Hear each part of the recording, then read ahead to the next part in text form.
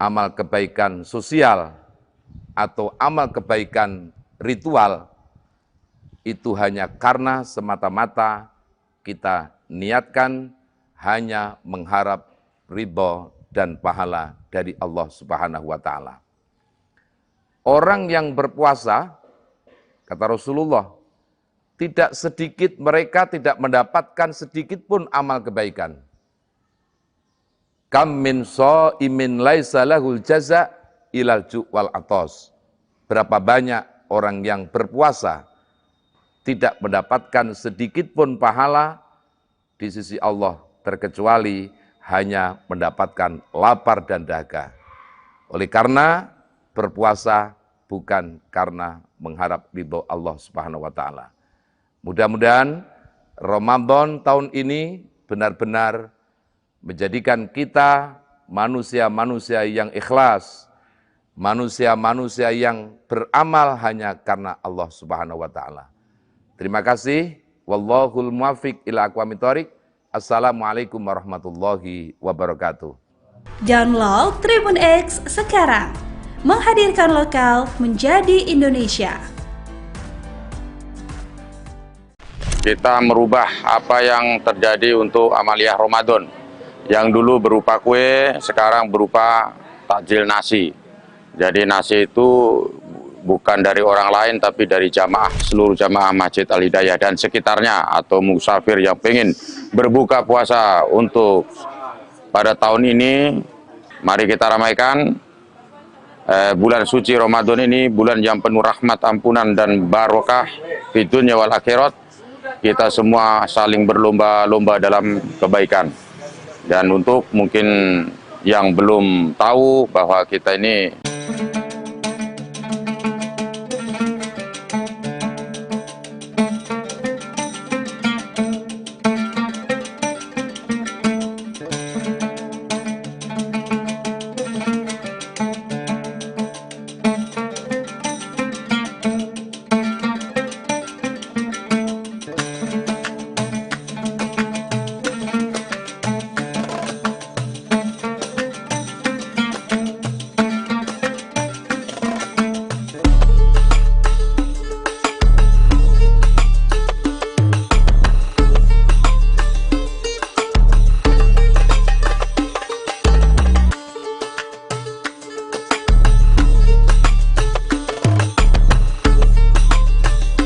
Assalamualaikum warahmatullahi ta'ala wabarakatuh.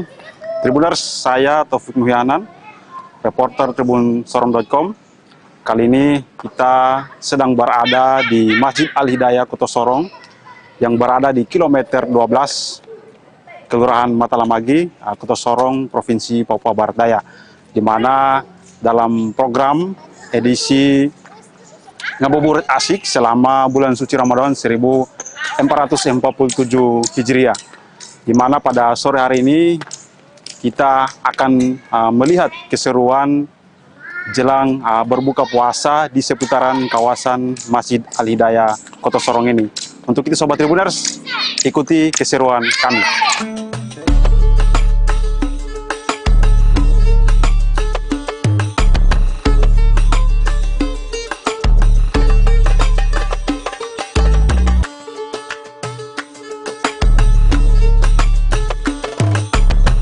Di tengah hiruk pikuk kehidupan Kota Sorong, berdiri megah Masjid Al-Hidayah di kilometer 12 Kota Sorong, Provinsi Papua Barat Daya. Sebuah rumah ibadah yang tak hanya menjadi tempat bersujud, tetapi juga pusat kebersamaan dan kepedulian sosial bagi warga sekitar. Memasuki bulan suci Ramadan 1447 Hijriah, suasana masjid ini terasa semakin hidup. Sejak sore hari, halaman masjid mulai dipenuhi jamaah dan warga yang datang dengan penuh harap menanti waktu berbuka puasa.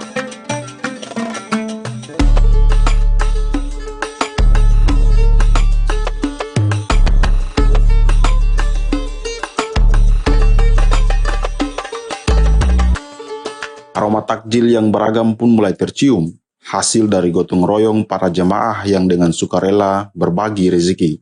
Keunikan Ramadan tahun ini terasa lebih istimewa jika sebelumnya hanya tersedia kue-kue dan minuman ringan, kini para pengurus dan jemaah menghadirkan hidangan yang lebih lengkap, termasuk makanan berat untuk berbuka puasa. Semua disajikan dengan penuh keikhlasan, mencerminkan nilai kebersamaan dan solidaritas yang kuat.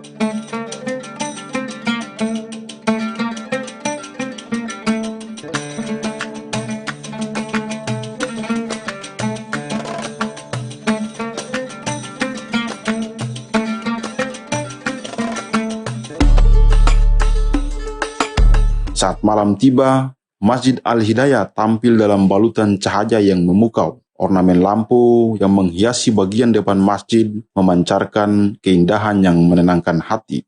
Cahaya-cahaya itu seolah menjadi simbol semangat umat dalam menjalankan ibadah di bulan penuh berkah ini. Lebih dari sekedar tempat ibadah, Masjid Al-Hidayah juga menjelma menjadi ruang pertemuan spiritual dan sosial. Di pelatarannya, warga berkumpul, berbuka puasa bersama, berbagi cerita dan mempererat tali silaturahmi.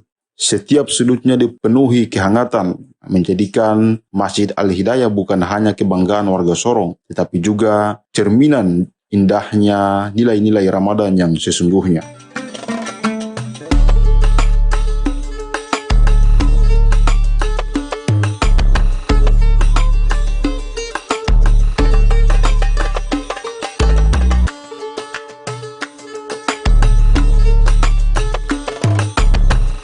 Insya Allah nanti kegiatan ini berlangsung 4 tahun ke depan sampai masa jabatan 2026 sampai 30. Mudah-mudahan kita nanti tahun-tahun berikutnya bisa bertemu dalam keadaan yang sangat meriah di bulan suci yang penuh rahmat ini. Barakallah. Kita merubah apa yang terjadi untuk amaliyah Ramadan yang dulu berupa kue, sekarang berupa takjil nasi. Jadi nasi itu bukan dari orang lain tapi dari jamaah Masjid Al-Hidayah sendiri. Masing-masing kepala keluarga 10 bungkus atau 10 kotak. Mudah-mudahan bisa berkah barokah fi dunya wal akhirat, dan juga kepada jamaah, seluruh jamaah Masjid Al-Hidayah dan sekitarnya atau musafir yang pengen berbuka puasa untuk pada tahun ini 1447 Hijrah, mudah-mudahan bisa nyampe.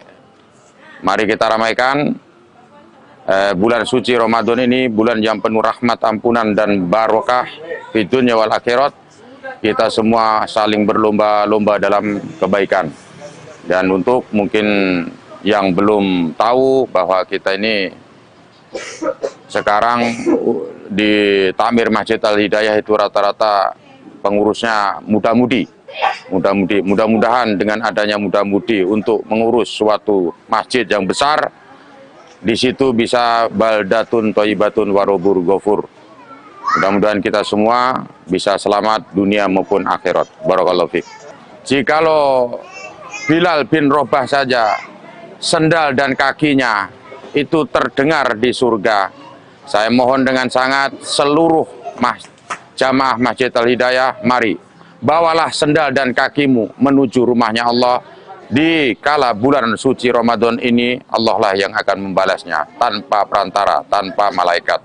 Jadi Allah sendiri yang membalas pahalanya. Insya Allah, Allah sendiri akan melimpahkan rahmat taufik hidayahnya kepada kita semua, baik yang hadir maupun yang hanya mendoakan atau yang hanya melihat live atau dan di sosial media. Mudah-mudahan keberkahan kita selalu di dunia dan di akhirat. Barakallahu fiik.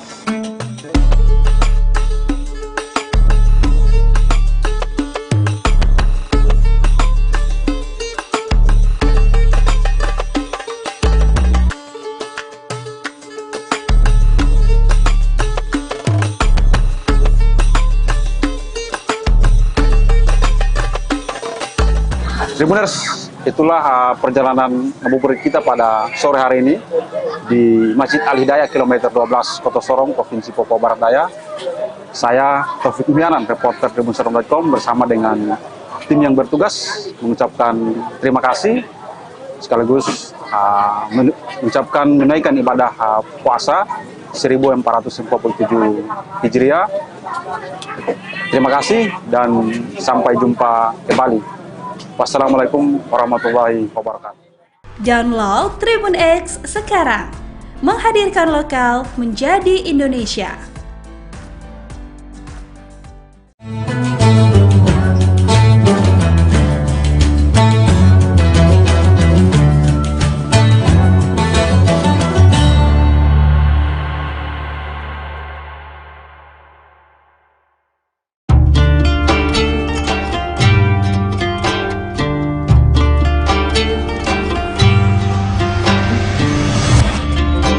Syukur alhamdulillah, tahun ini kita masih dipertemukan dengan bulan suci Ramadan. Ramadan bukan sekedar menahan lapar dan dahaga, tetapi waktu untuk memperbaiki kualitas diri, baik ibadah maupun menata akhlak.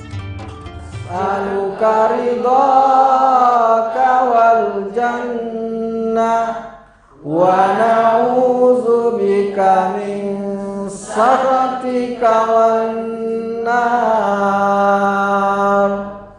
Asyhadu an la ilaha illallah wa nastaghfirullah, nas'aluka ridhaka wal jannah wa na'udzubika min sakhatika wan nar. Nashhadu an la ilaha illallah wa nastaghfirullah, nas'aluka ridhaka wal jannah wa na'udzubika min sakhatika wan nar. Allahumma innaka afuwun karim, tuhibbul afwa fa'fu anna ya karim. Allahumma innaka afuwun karim, tuhibbul afwa fa'fu anna ya karim. Amin. Allahumma innaka afuwun karim,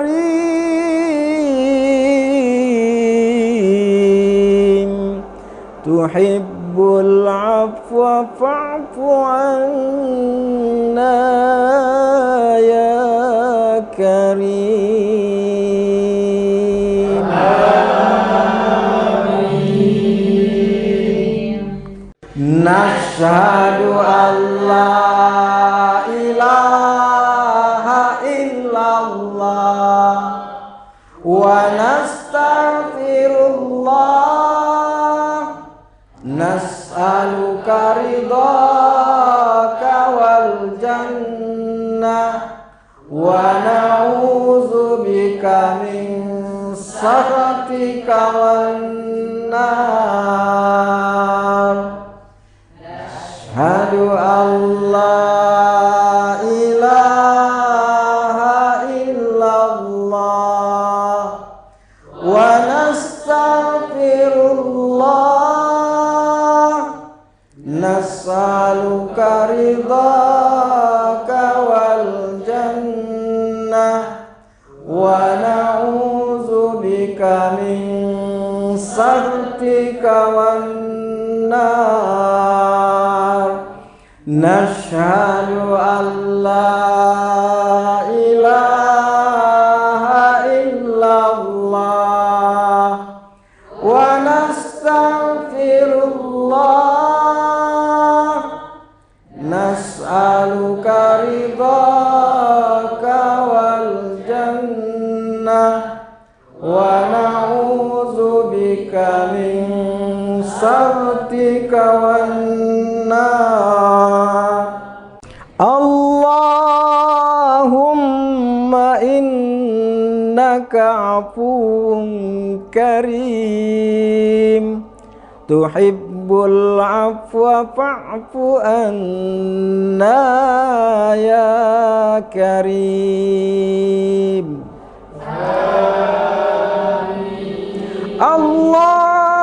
اللهم إنك عفو كريم تحب العفو فاعف عنا يا كريم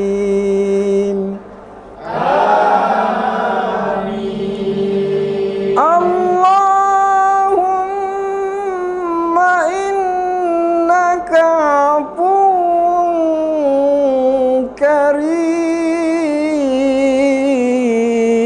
كريم تحب العفو فاعف عنا يا كريم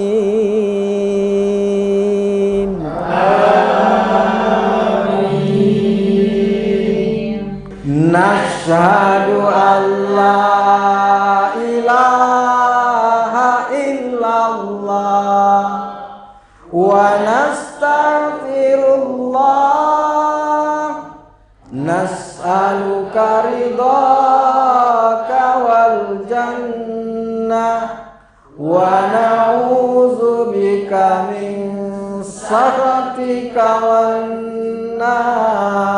والنار أشهد أن لا إله إلا الله ونستغفر الله نسألك رضاك والجنة ونعوذ بك من سخطك والنار نشهد أن لا إله إلا الله ونستغفر الله نسألك رضاك والجنة ونعوذ بك من سخطك والنار اللهم إنك عفو كريم تحب العفو فاعف عنا يا كريم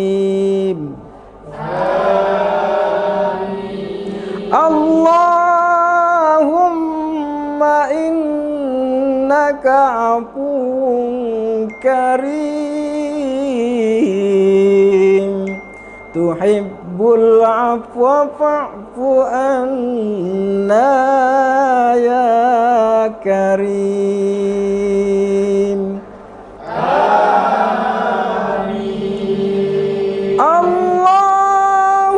اللهم إنك عفو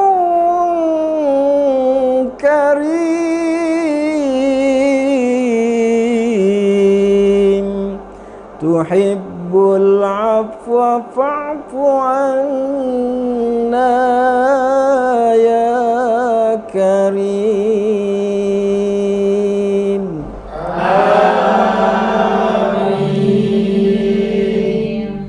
نشهد أن لا إله إلا الله ونستغفر الله نسألك رضاك والجنة ونعوذ بك من سخطك والنار أشهد أن لا إله إلا الله ونستغفر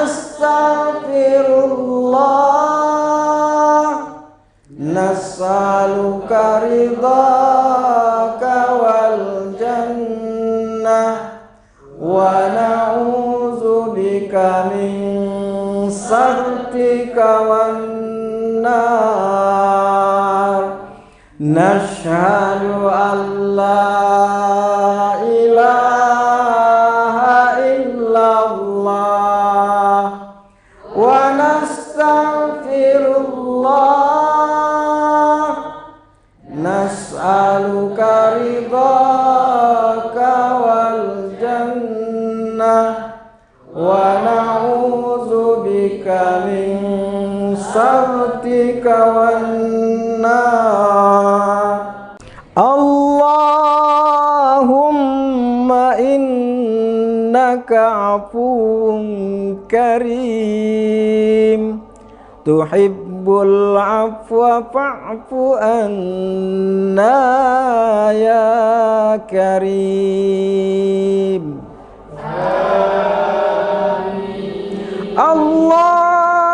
Allahumma innaka afuwun karim tuhibbul afwa fa'fu anna ya karim. Amin. Allahumma innaka afuwun karim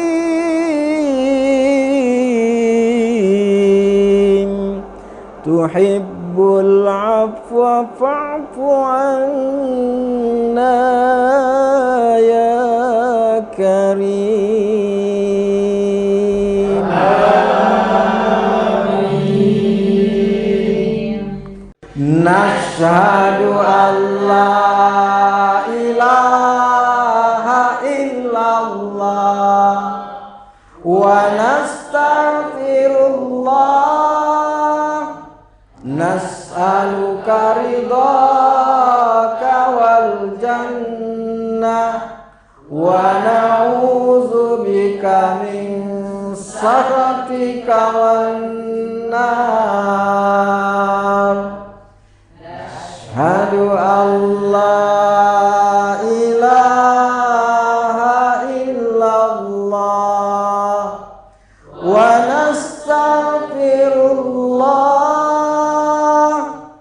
Nas'aluka ridhaka wal jannah wa na'udzubika min sakhatika wan nar.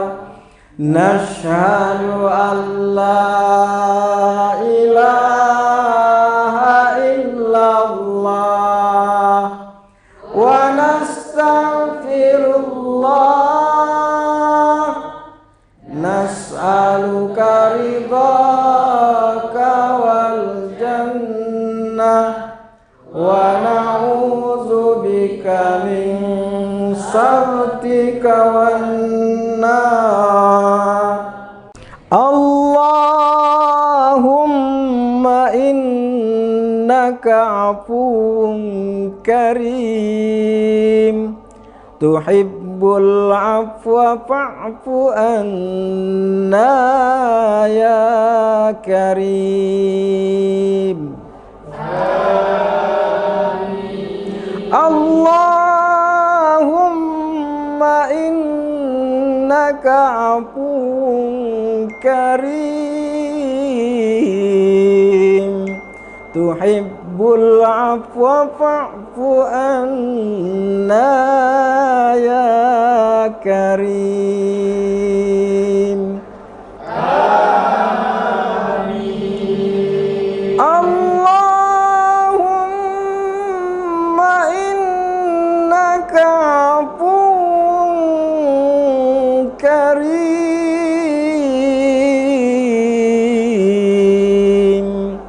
tuhibbul afwa fa'fu anna ya karim. Amin.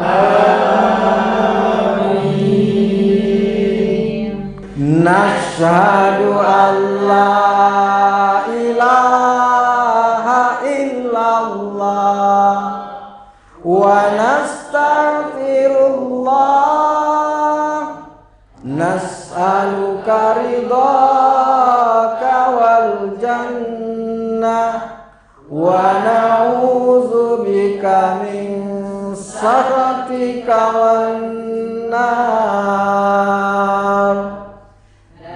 Asyhadu an la ilaha illallah wa nastaghfirullah nas'aluka ridhaka wal jannah wa na'udzubika min sakhatika wan nar. Nashhadu an la ilaha illallah wa nastaghfirullah nas'aluka ridhaka wal jannah wa na'udzubika min sakhatika wan nar. Allahumma innaka afuwun karim tuhibbul afwa fa'fu anna ya karim. Allahumma innaka afuwun karim tuhibbul afwa fa'fu anna ya karim.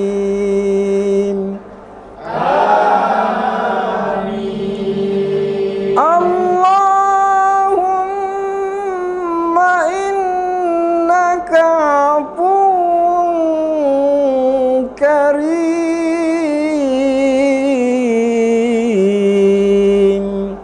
tuhibbul afwa fa'fu anna ya karim.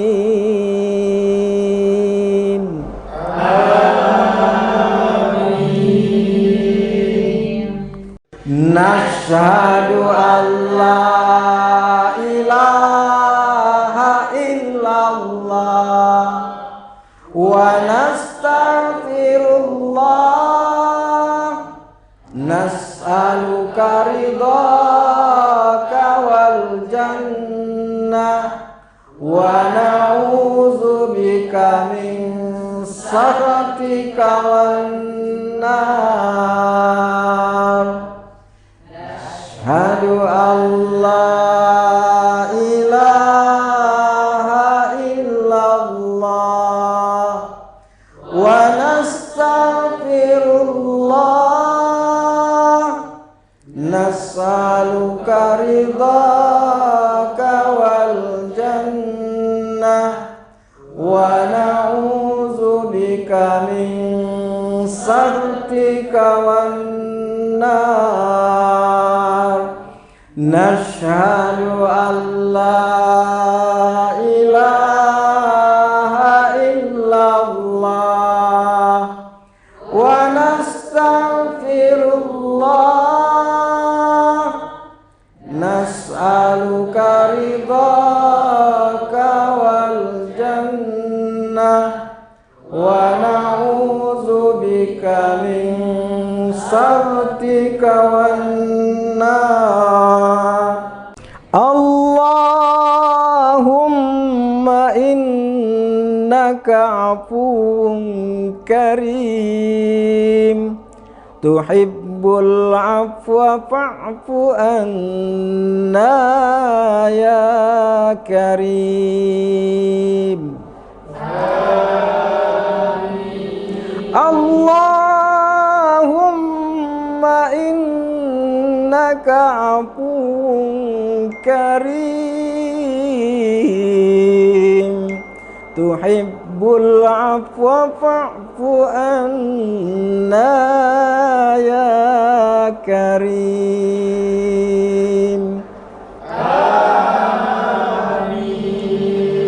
Allahumma innaka afuwun karim,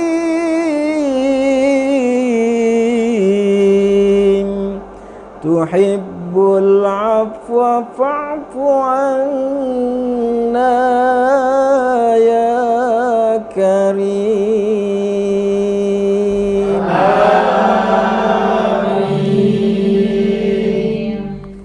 Nashhadu an la ilaha illallah wa nastaghfirullah, nas'aluka ridhaka wal jannah wa na'udzubika min sakhatika wan nar.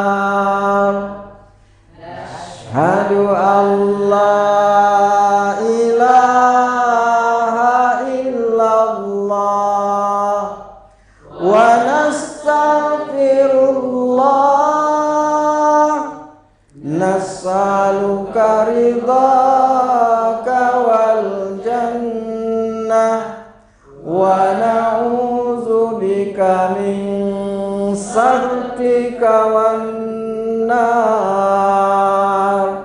Nashhadu an la ilaha illallah wa nastaghfirullah, nas'aluka ridhaka wal jannah wa na'udzubika min sakhatika wan nar.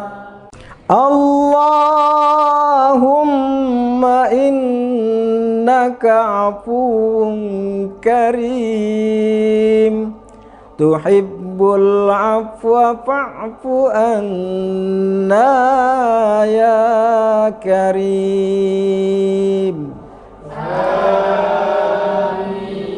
Allahumma innaka afuwun karim, tuhibbul afwa fa'fu anna ya karim.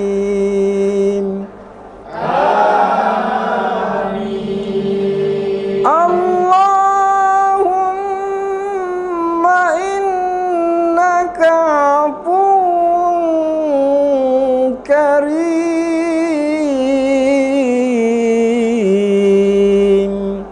tuhibbul afwa fa'fu anna ya karim.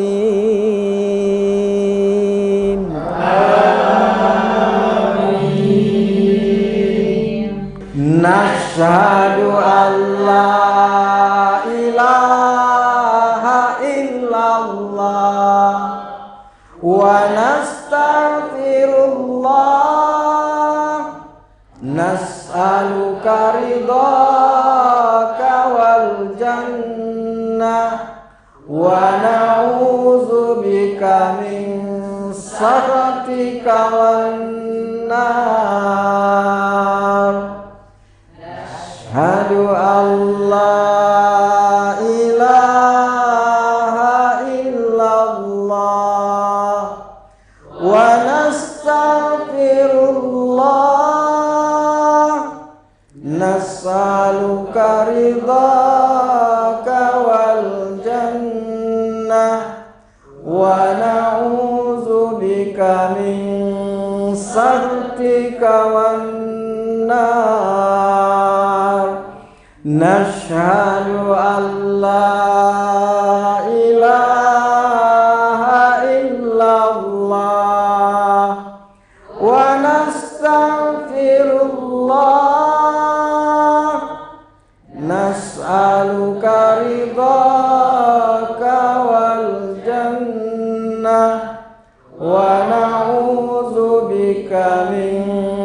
saktika wan nar. Allahumma innaka afuwun karim tuhibbul afwa fa'fu anna ya karim. Allahumma innaka afuwun karim tuhibbul afwa fa'fu anna ya karim.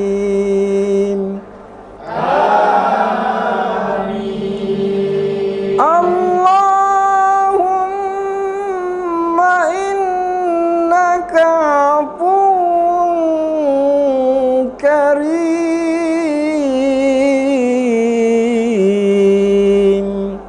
tuhibbul afwa fa'fu anna ya karim.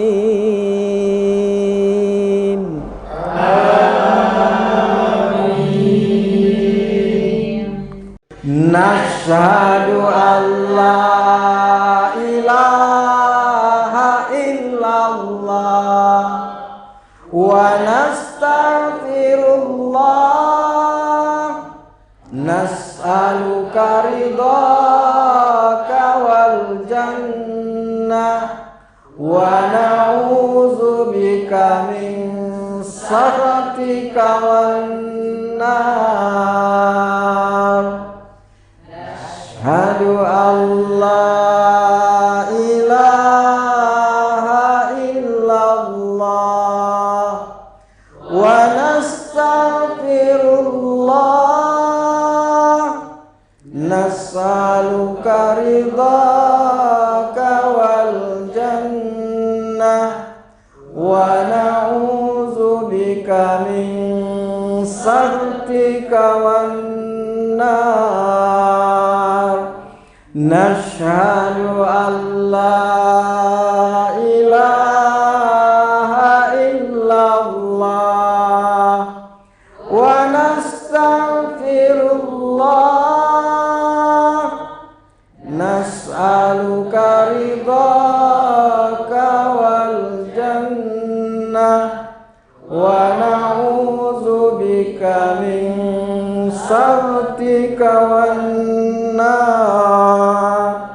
Allahumma innaka afuwun karim tuhibbul afwa fa'fu anna ya karim.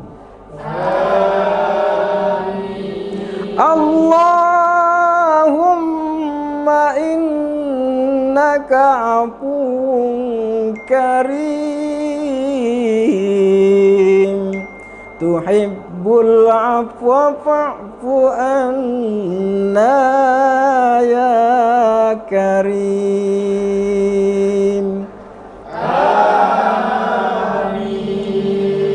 Allahumma innaka afuwun karim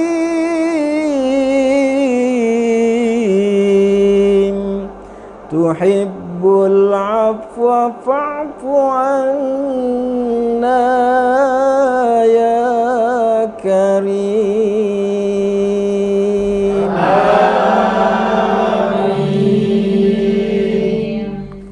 Nashhadu an la ilaha illallah wa nastaghfiruh. Allahumma laka sumna wa ala rizqika aftarna zahabat dam'u wa batallatil uruq wa thabatal ajru insyaallah. Allahu akbar, Allahu akbar. الله أكبر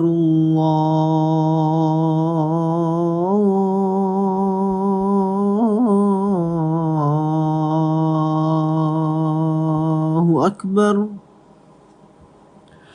أشهد أن لا إله إلا الله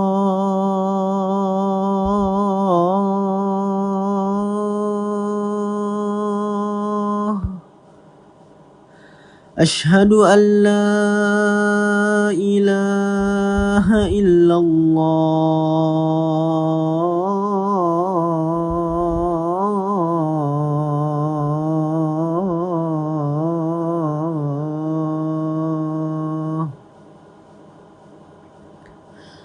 أشهد أن محمد رسول الله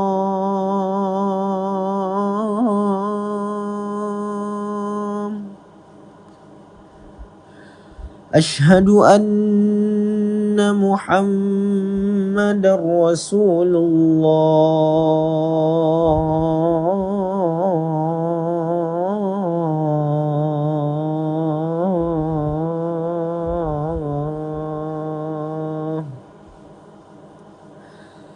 حي على الصلاة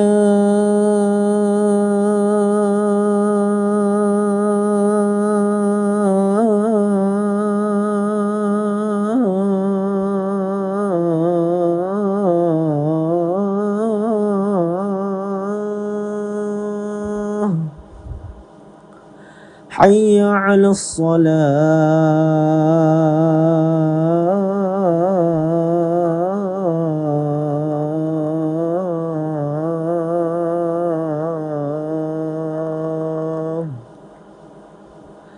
حي على الفلاح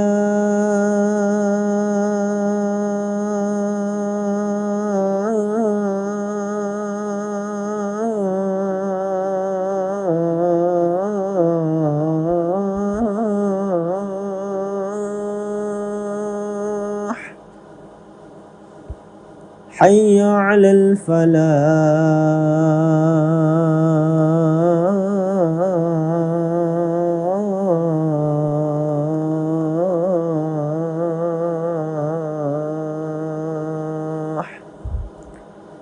الله أكبر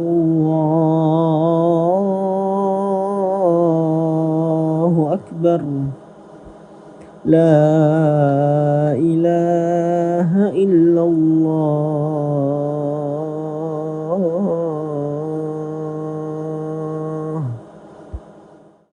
اللهم رب هذه الدعوة التامة والصلاة القائمة آت محمدا الوسيلة والفضيلة والشرف والدرجة العالية الرفيعة وبعثه مقاما محمودا الذي وعدته إنك لا تخلف الميعاد.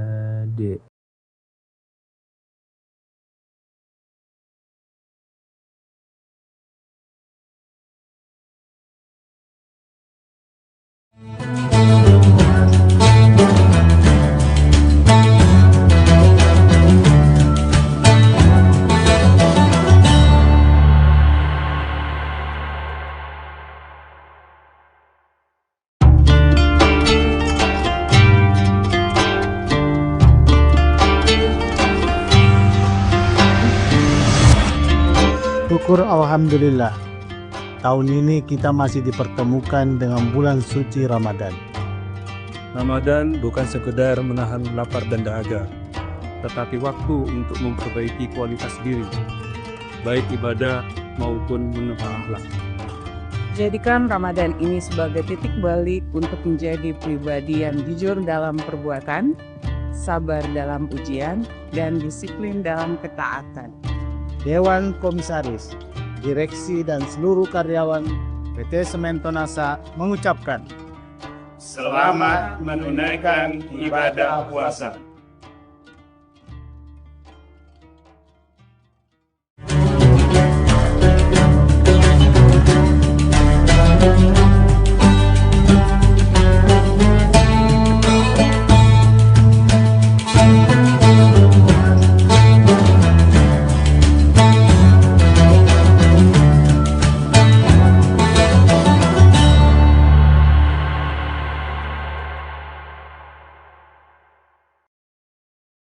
Assalamualaikum warahmatullahi wabarakatuh. Tribuners, seperti apa kabar Anda pada hari ini? Senang sekali tentunya saya Ilu dapat kembali menyapa Tribuners dalam Syiar Ramadan yang akan terus memberikan inspirasi dan juga pembahasan menarik seputar seluruh ibadah kita di bulan suci Ramadan ini. Dan tentunya hari ini tema kita adalah doa di tengah budaya serba instan. Untuk itu kita sudah bersama dengan Bapak Ustadz Kiai Haji Sabarudin LC yang akan menemani kita di beberapa menit ke depan. Assalamualaikum Pak Ustadz. Waalaikumsalam warahmatullahi wabarakatuh. Baik, seperti apa kabarnya Pak? Iya, alhamdulillah wa syukurillah. Alhamdulillah, puasa masih terus lancar juga ya Pak ya. Baik, nah Pak, ini tema kita adalah doa di tengah budaya yang serba instan. Kalau sekarang kita lihat bahwa pesan makan instan, berkirim pesan instan, semuanya serba instan begitu ya. Apakah doa kita juga ketika kita berdoa kepada Allah Subhanahu wa taala, mungkin kita juga ingin dikabulkannya secara instan? Ya. Seperti apa Pak Ustadz, silahkan.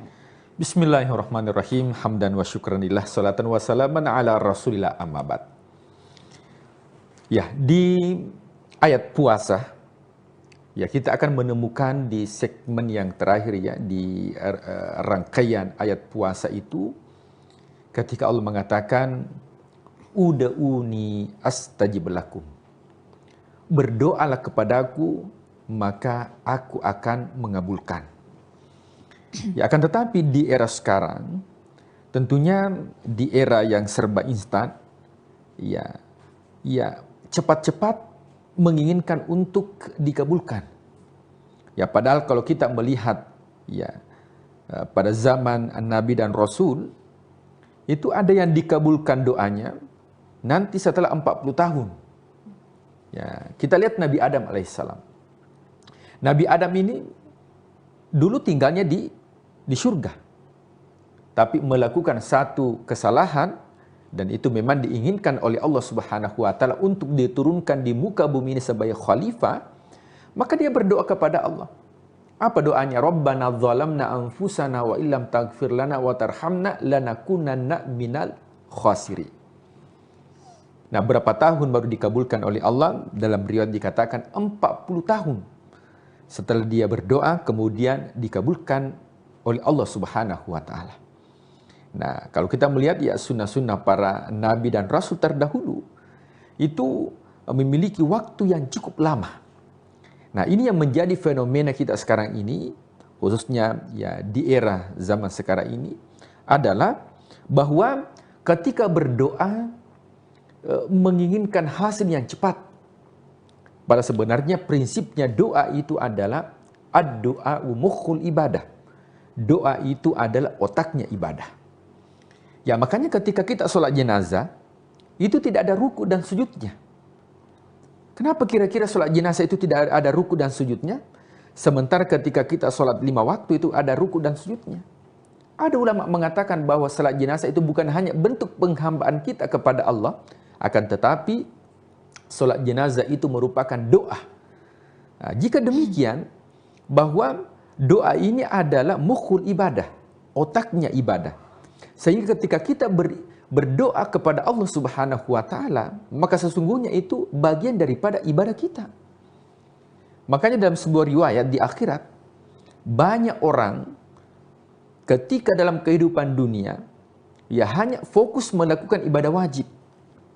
Akan tetapi di akhirat dia kaget. Kenapa dia kaget? Dia lihat catatan amalnya begitu banyak amalan yang menurutnya tidak dilakukan, tapi ternyata timbangan amalnya itu berat. Maka Allah mengatakan, itulah doa-doa yang engkau panjatkan di dunia, yang engkau merasa tidak dikabulkan karena engkau tidak melihat, akan tetapi karena engkau sering berdoa, maka itu menjadi ladang kebaikan di akhirat. Nah, apa yang menjadi fenomena kita saat sekarang ini yang serba instan? Yang pertama, ketika berdoa menginginkan hasil yang cepat. Yang kedua, ya terkadang tidak fokus. Artinya tidak fokus, ini terburu-buru ketika dia berdoa. Padahal ketika kita ingin meminta sesuatu kepada pejabat, ya kepada orang tua, ya itu beda ya cara memberikan itu ketika kita minta dengan buru-buru dibandingkan ketika kita minta dengan penuh kekhusyuan.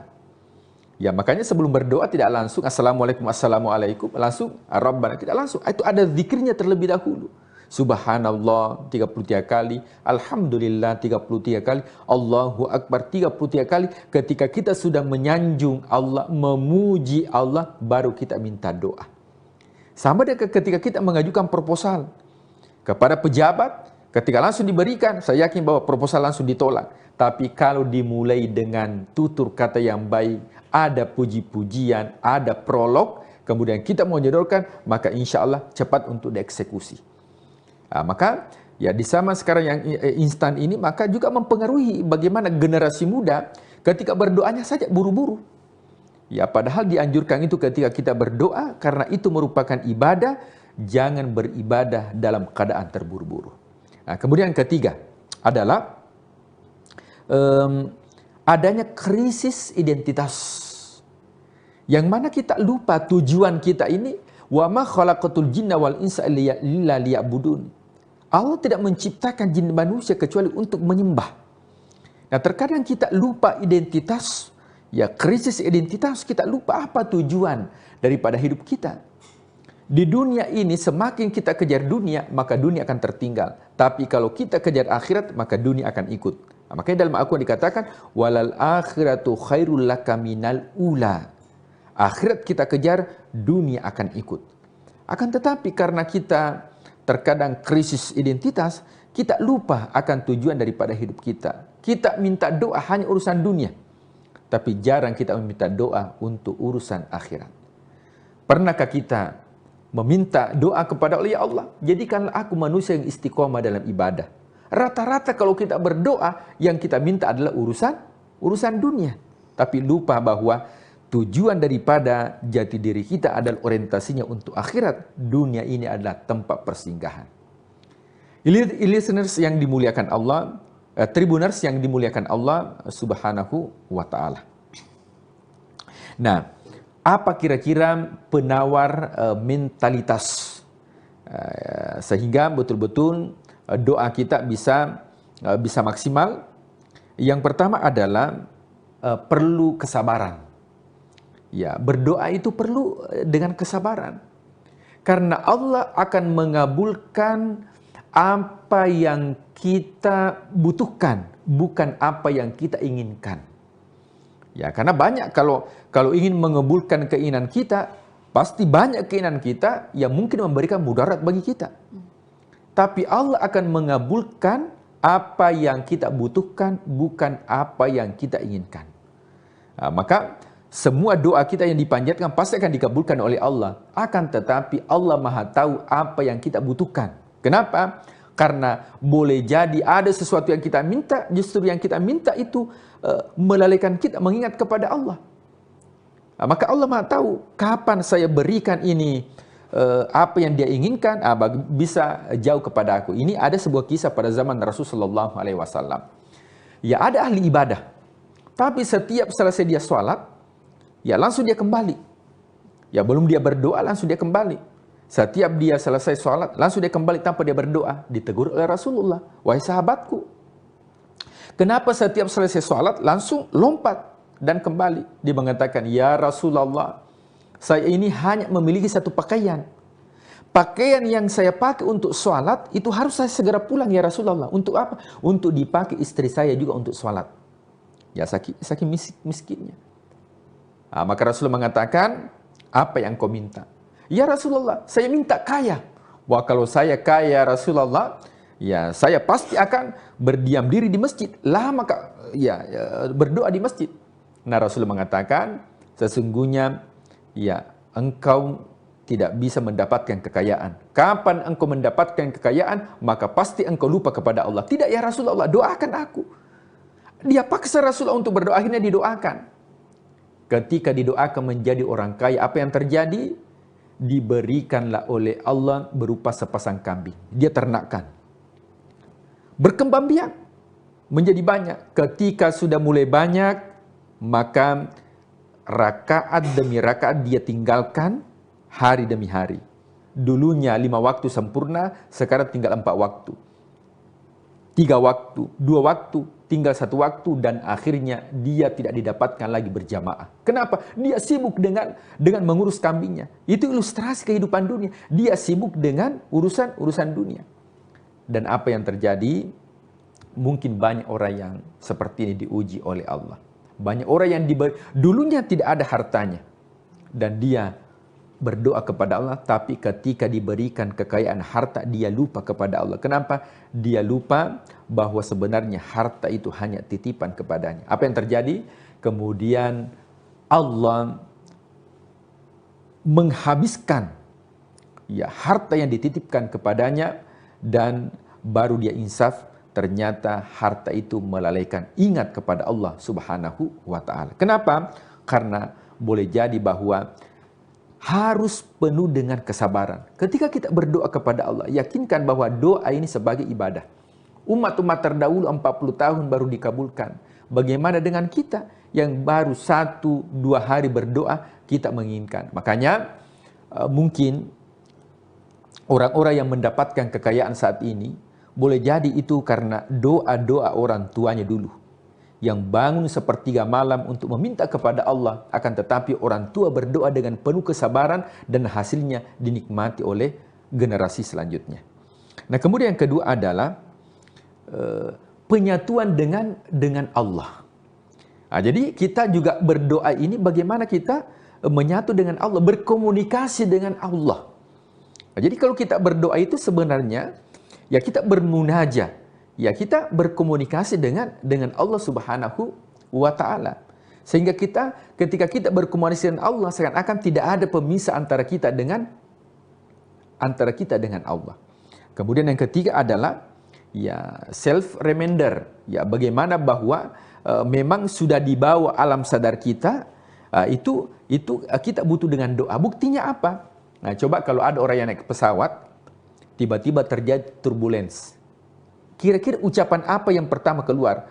Kalau ucapan yang keluar itu adalah Allah, Allah, Allah, astagfirullah, ya Allah, tolong kami ya Allah. Kalau itu yang keluar, berarti itu sudah terself di alam bawah sadar bahwa betul-betul ini doa ini sudah bagian dari dirinya.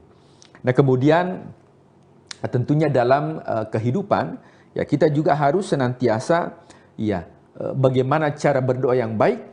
Yang pertama, ketika kita berdoa, yaitu usahakan doa yang singkat-singkat saja. Fokus. Kadang kita berdoa tapi tidak memahami. Coba ada dinamakan dengan doa sapu jagat. Apa itu doa sapu jagat? Kalau kita berdoa ini, alam semesta sudah kita minta.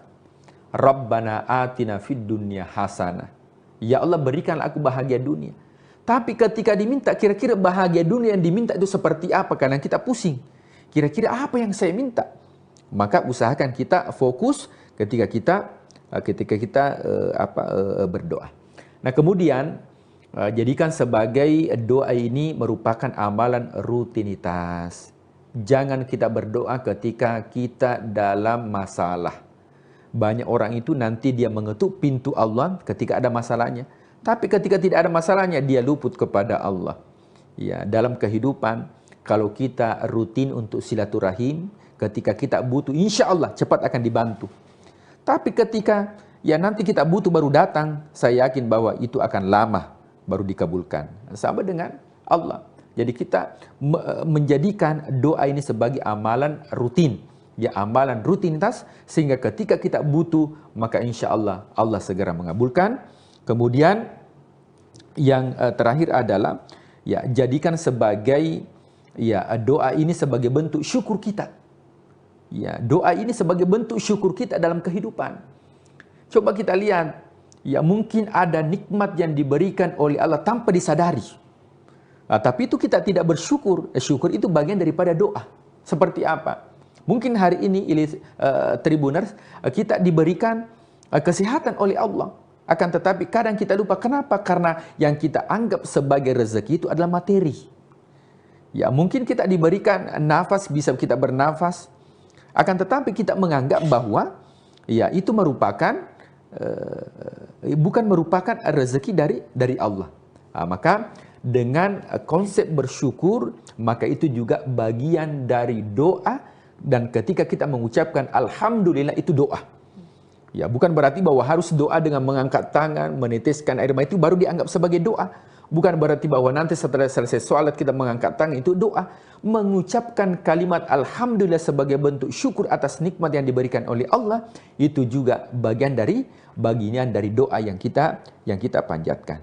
Ya, saya kira itu beberapa tips dan juga amalan sehingga doa itu yang kita panjatkan meskipun di zaman sekarang ini secara serba instan, akan tetapi dengan memahami konsep ini kita pahami bersama bahwa ada tips dan cara bagaimana kita berdoa kepada Allah sebagai kewajiban kita, karena itulah sebenarnya tujuan hidup kita. Wa ma khalaqatul jinna wal insa illa liya'budun. Tidak diciptakan jin dan manusia kecuali untuk beribadah kepada Allah, dan sesungguhnya mukhul ibadah ad-doa, dan otaknya ibadah itu adalah doa. Iya, baik. Jadi kita berdoa itu bukan pada saat masa sulit saja ya Pak Ustadz ya, berharap sesuatu ataupun juga mungkin ingin semuanya cepat dikabulkan, mau cepat punya mobil, punya rumah, punya hal-hal duniawi. Tetapi berdoa itu kita mengucapkan alhamdulillah dan juga bismillah, apapun itu yang kita niatkan dengan tulus dan ikhlas itu adalah berdoa dengan tidak menitik beratkan pada hasilnya ya Pak Ustadz ya, apalagi pengen semuanya serba instan. Ini doa kita ini juga tentunya akan dikabulkan oleh Allah Subhanahu wa taala sesuai dengan kesiapan kita menerima kondisi yang kita harapkan ataupun juga kita doakan. Semoga kita semua dapat terus banyak belajar dan juga terus bertawakal begitu ya Tribuners, dan semoga puasa kali ini menjadi momen kita berdoa dengan baik, mendekatkan diri kepada Allah Subhanahu wa taala dengan baik, dan juga menjadi momentum bukan hanya sekadar istilahnya rutinitas begitu ya Pak Ustadz ya, tetapi juga menjadi momentum bagi kita untuk lebih berserah diri. Dan semoga teman-teman semua Tribuners bisa menjalankan ibadah puasa dengan baik. Terima kasih Pak Ustadz sudah menuntun kita bersama untuk tetap berada di jalan Allah, dan semoga Tribuners juga tetap senantiasa beribadah dengan baik. Dan saya Ilu Devi Sania mengucapkan terima kasih dan pamit undur diri beserta narasumber dan juga seluruh kerabat kerja.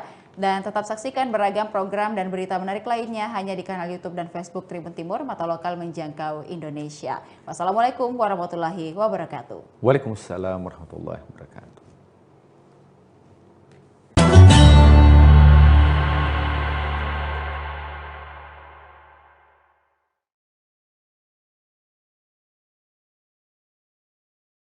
Nah, ya mohon maaf, lingkungan ini dulu tempatnya maling-maling loh. Jangan akan bangun, diambil sama maling, diambil sama maling, diambil sama maling. Alhamdulillah sekarang sudah ada masjid, ada musola. Alhamdulillah masyarakat, ada kematian selalu ke pondok pesantren. Ada pengajian pondok pesantren. Alhamdulillah untuk ibu-ibu yang ngaji Al-Quran diasuh oleh Ustadz Anwar. Nah alhamdulillah sekarang, Masya Allah, ikutlah bangga saya, ikut senang saya. Setiap maghrib, ibu-ibu lingkungan ngaji Al-Quran di sini sama Ustadz Anwar. Pagi-pagi, alhamdulillah pengajian praktek ibadah yang diasuh oleh Ustadz Firdaus dan guru-guru lainnya. Alhamdulillah. Pada dasarnya di tengah masyarakat, pesan dari Abah sendiri itu, santri itu harus bisa bersinergi antara ulama, umaro, TNI Polri itu harus bersinergi, karena itu bagian daripada dasar sebuah negara. Assalamualaikum warahmatullahi wabarakatuh. Kembali lagi bersama saya Beta Misutra, reporter tribunmuglo.com. Kali ini kita dalam program Kisah Para Kiai. Di tengah arus modernisasi dan juga perubahan sosial, di mana peran kiai tetap menjadi penopang moral dan juga spiritual bagi masyarakat. Di mana pada video ini kita akan mengulas terkait dengan perjalanan hidup, pendidikan, perjuangan dakwah, serta kontribusi sosial sang kiai dalam membina umat. Dan kali ini kita akan berbincang dengan Kiai Abdul Mutakim Ahmad selaku pengasuh dari Pondok Pesantren Salafiyah Hidayatul Mubtadi'in, dan juga Ustadz Anwar selaku pengurus pesantren. Bagaimana terkait dengan kisah dari Kiai tersebut? Mari kita simak video berikut ini. Kiai Abdul Muntakim Ahmad, pengasuh Pondok Pesantren Salafiyah Hidayatul Mubtadain, telah melewati perjalanan panjang dalam mengembangkan lembaga pendidikan Islam yang kini menjadi kebanggaan masyarakat di Provinsi Bengkulu. Pondok Pesantren Salafiyah Hidayatul Mubtadain didirikan pada tahun 2000 atas inisiatif Kiai Abdul Muntakim Ahmad yang mendapat amanat dari Lembaga Ittihadul Mubalikin yang dipimpin oleh Kiai Haji Ahmad Syaihu di Jakarta. Assalamualaikum warahmatullahi wabarakatuh. Nama saya Abdul Muntakim Ahmad BA, Banyuwangi asli. Alhamdulillah, saya diutus oleh Lembaga Ittihadul Mubalikin yang dipimpin oleh Kiai Ahmad Syaihu Jakarta, diutus ke Provinsi Bengkulu, ke daerah Tran. Alhamdulillah, kemudian di daerah Tran dicari oleh tokoh-tokoh masyarakat di sini, gubernur, wali kota, kakanwil agama. Akhirnya saya diletakkan di Pondok Pesantren Pancasila. Cerita singkat, di Pancasila, kemudian kurang lebih 6 tahun, alhamdulillah, Allah Subhanahu wa Ta'ala, saya diberi amanat oleh Allah Subhanahu wa Ta'ala beli tanah di sini. Tanah ini adalah tanahnya orang terkaya di Provinsi Bengkulu. Lewat, alhamdulillah, buat rumah. Akhirnya belum ada kamar, kedatanganlah santri dari Jakarta. Santrinya itu aneh, yaitu adalah anak kecanduan narkoba berat. Alhamdulillah, saya urusi 1 tahun, pada saat itu tahun 2000. Setelah dia pulang, kemudian datanglah murid pertama yang bernama Haji Ustadz Anwar MPD. Alhamdulillah, 1 tahun saya mempunyai santri. Kemudian tahun berikutnya 15. Tahun berikutnya lumayan berkembang. Alhamdulillah, sekarang santri sudah 350 putra-putri. Alhamdulillah. Nah, berdirinya pondok pesantren ini pada saat itu tahun 2000. Kemudian dapat SK dari Departemen Agama, disahkan benar-benar pondok pesantren pas Kiai Abdurrahman Wahid turun jabatan dari presiden. Sekarang alhamdulillah.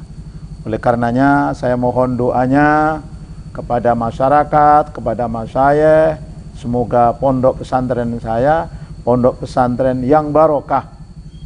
Itu yang saya harapkan. Alumninya ilmunya manfaat, barokah. Tapi alhamdulillah sekarang sudah banyak alumni di sini, sudah ada yang punya pondok pesantren, sudah mempunyai, ada yang jadi kepala desa, ada yang jadi TNI. Kalau Ustadz Anwar ini sudah alhamdulillah untuk di sini. Alhamdulillah sudah haji, sudah sudah S2, nah, mungkin sebentar lagi akan meneruskan S3. Karena cita-cita saya pondok pesantren HM ini ke depan mempunyai perguruan sendiri. Alhamdulillah, termasuk sumber daya manusianya sudah lumayan. Sudah ada yang doktor, alhamdulillah.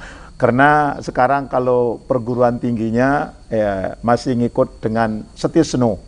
Jadi anak-anak alumni di sini itu masih kuliahnya di sini, dosen-dosen Setisno, alhamdulillah di sini. Saya sebetulnya nggak ada minat membuat pondok pesantren. Saya ingat saya keluar dari pesantren Pancasila amanat Mbah Maimun Juber. Kata Mbah Maimun, dikira kiai punya pondok pesantren itu mulia, dikira kiai nggak punya pondok pesantren itu hina. Ya gimana lagi, karena santri datang, ini santri yang pertama tadi datang, tapi tantangannya ya bukan main. Kalau yang namanya orang berjuang nggak ada tantangan ya bukan berjuang namanya. Nah, ya mohon maaf, lingkungan ini dulu tempatnya maling-maling loh. Jangan akan bangun, diambil sama maling. Diambil sama maling. Tapi alhamdulillah, saya ini kata orang keras, ekstrim, tapi alhamdulillah saya terus terang aja. Alhamdulillah kata guru saya, ditoto atine. Alhamdulillah sekarang sudah ada masjid, ada musola, ada lingkungan-lingkungan. Masjid ini sekarang Pak Imamnya yaitu adalah Ustadz Haji Anwar Husain MPD. Kebetulan di belakang sana saya membuat Taman Pendidikan Al-Quran Tilawati Mardotillah. Karena guru-guru yang namanya guru-guru tahfidz yang di Provinsi Bengkulu, di Kota Bengkulu, itu ngajinya setiap Kamis Sabtu. Hari Kamis dan Sabtu. Jadi pesantren-pesantren tahfidz itu di Provinsi Bengkulu, di Kota Bengkulu, itu ngajinya setiap Sabtu dan Kamis. Kemudian yang ngajari beliau ini, saya tempatkan di sana nanti kajian Al-Quran Kota Bengkulu, yaitu adalah tilawati, yaitu adalah cabang dari Surabaya, itu nanti di Pondok Pesantren HM. Mohon doanya, itu di belakang masjid itu saya sedang bangun. Mohon doanya, semoga cepat selesai. Ya Alhamdulillah, kalau dulu maaf aja gitu terbuka. Kalau dulu dimusuhin gitu kan, katanya Rasulullah itu gimana? Bagaimana? Pabima rahmatim minallahi lintalahum. Kalau dulu dimusuhi, kalau sekarang Alhamdulillah masyarakat ada kematian selalu ke pondok pesantren. Ada pengajian pondok pesantren. Alhamdulillah untuk ibu-ibu yang ngaji Al-Quran diasuh oleh Ustaz Anwar. Nah Alhamdulillah sekarang, Masya Allah, ikutlah bangga saya, ikut senang saya sekarang. Kalau dulu ya harus apa? Harus sabar. Gitu. Tadi itu pabima rahmatim minallahi lintalahum walau kunta faddon ghalid. Nah, andai kata kekerasan saya, aduh, insya Allah masyarakat. Sekarang sudah alhamdulillah. Setiap maghrib ibu-ibu lingkungan ngaji Al-Quran di sini sama Ustadz Anwar. Pagi-pagi alhamdulillah pengajian praktek ibadah yang diasuh oleh Ustadz Firdaus dan guru-guru lainnya. Alhamdulillah. Kalau di pondok pesantren saya ini kan salafiyah murni kayak Lirboyo. Tapi meskipun salafiyah, alhamdulillah manajemennya manajemen yang apa itu namanya modernisasi. Dulu Ustadz Anwar nggak bisa, sekarang alhamdulillah lumayan lah. Nah, coba tanya sama beliau tuh. Jadi kalau pondok pesantren kita memang dari dulu menggunakan metodologi salafiyah. Dalam artian pembelajarannya masih tradisional. Tapi di sisi lain, administrasi harus mengikuti kekinian. Jadi modernisasi administrasi itu mesti harus. Ya. Tantangannya ya memang ya SDM. Tapi alhamdulillah SDM sekarang sebagian besar anak-anak santri-santri sini melanjutkan di perkuliahan. Ada jurusan perbankan syariah, ekonomi syariah, pendidikan, dan lain sebagainya. Sehingga nanti bisa mengangkat marwah pondok pesantren ini melalui jalur-jalurnya sendiri-sendiri. Mudah-mudahan diberi keberkahan lah, insya Allah. Ya, di pesantren ini untuk pendanaan kita sedikit ada kebun. Jadi santri-santri juga diajari berkebun, kemudian pertukangan, kemudian kesenian, bela diri, hadroh, dan lain sebagainya yang menjadi ciri khas pondok pesantren. Yang menjadi ciri khas pondok pesantren. Sehingga itu tetap kita pertahankan, dan mudah-mudahan akan menjadi bagian daripada keterampilan santri-santri dari pondok pesantren. Harapan saya, pokoknya anak-anak harapan saya tamat dari sini jangan hanya selesai, teruskan kuliah.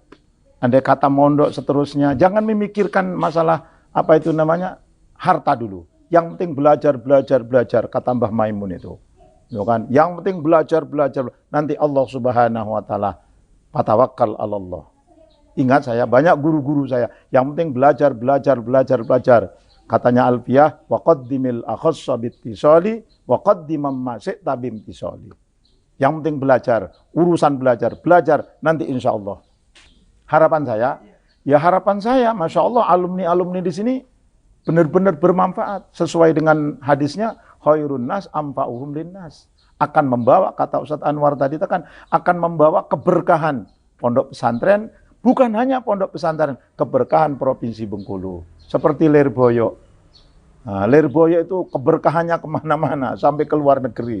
Itulah saya mengharapkan, bukan mendoakan Bayi Abdul Karim saya, tapi keberkahan para pendiri-pendiri pondok pesantren yang saya tempat ngaji. Saya bukan mendoakan beliau, tapi saya mengharapkan keberkahan, keramat beliau itu datang ke pondok pesantren Hidayatul Mubtadiin, agar supaya alumninya Masya Allah bermanfaat fid dunya hasanah wabil akhirati hasanah wa qina adzabannar.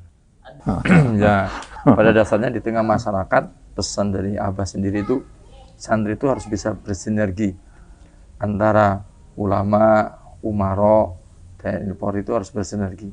Karena itu bagian daripada dasar sebuah negara. Maka harapannya di sini santri bisa mewarnai daripada kehidupan bernegara itu. Di dakwahnya seperti itu. Program unggulannya seperti biasa. Pondok Pesantren Salafiyah Murni itu biasanya dan sudah menjadi bagian daripada unggulan kami itu adalah kajian kitab kuning. Jadi kajian kitab kuning itu menjadi ciri khas sekaligus unggulan daripada pesantren yang tidak dimiliki oleh lembaga-lembaga pendidikan yang selain Salafiyah. Saya kira itu. Nama Muhammad Agus dari Muko-Muko. Kalau pesantren kurang lebih 4 tahun. Kalau perubahan banyak, Mas. Tentang cara kita berpolitik, bermasyarakat, maupun ketika bernegara. Itu sebenarnya banyak. Cuman kalau mau dirinci kayaknya panjang. Terutama dalam hal berideologi agama. Itu yang paling terasa. Kelebihannya adalah kita ini berjalan dalam satu jalan. Nah, jadi apapun metode yang kita gunakan, tetap kita mengacu pada satu kebijakan. Yang mana penentu kebijakan tersebut adalah dari Abah Yai. Gitu. Walaupun nanti di bawahnya itu punya pendapat, visi misalkan. Cuman tetap nanti di akhir yang menentukan itu adalah dari Abah Yai. Gitu. Sosok Kiai tentu memiliki banyak peran. Di antaranya satu adalah penentu dari kebijakan dan arah dari pesantren. Itu mutlak di situ. Mengapa demikian? Karena ya boleh jadi perannya ini mirip seperti Nabi. Seolah-olah seperti itu. Gitu. Jadi nanti arahnya mau kemana, tetap patokannya adalah Abah Yai. Kalau santri ingin meminta nasihat atau saran, nah itu biasanya melalui jajaran pengurus biasanya. Pengurus yang paling bawah. Semisal pengurus yang paling bawah ini kurang bisa memberikan ini, baru naik ke jajaran yang di atasnya, dzuriyah ataupun para sesepuh. Gitu. Biasanya seperti itu. Biasanya pihak wali kelasnya. Ya baik Tribuners, itulah tadi bincang kita dengan Kiai Abdul Muntaqim Ahmad selaku pengasuh Pondok Pesantren Salafiyah Hidayatul Mubtadi'in dan juga Ustadz Anwar selaku pengurus pesantren. Demikian dulu untuk video kita kali ini, sampai jumpa di episode berikutnya. Assalamualaikum warahmatullahi wabarakatuh. Download Tribun X sekarang, menghadirkan lokal menjadi Indonesia.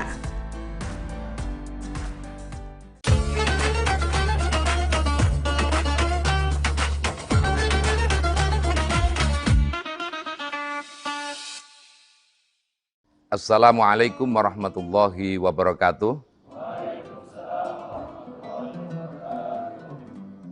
Bismillah, alhamdulillah, assalatu wassalamu ala rasulillah, Muhammad ibni Abdillah, amma ba'd. Tribuners yang dirahmati Allah Subhanahu wa ta'ala, ibadah puasa di bulan suci Ramadan merupakan satu madrasah untuk mendidik kita, utama khususnya kaum muslimin dan muslimat, untuk menjadi hamba-hamba Allah Subhanahu wa ta'ala yang mukhlasin, yang ikhlas hanya karena Allah Subhanahu wa ta'ala. Di dalam Al-Quran, Allah Subhanahu wa ta'ala berfirman, A'udzubillahi minasyaitonir rajim.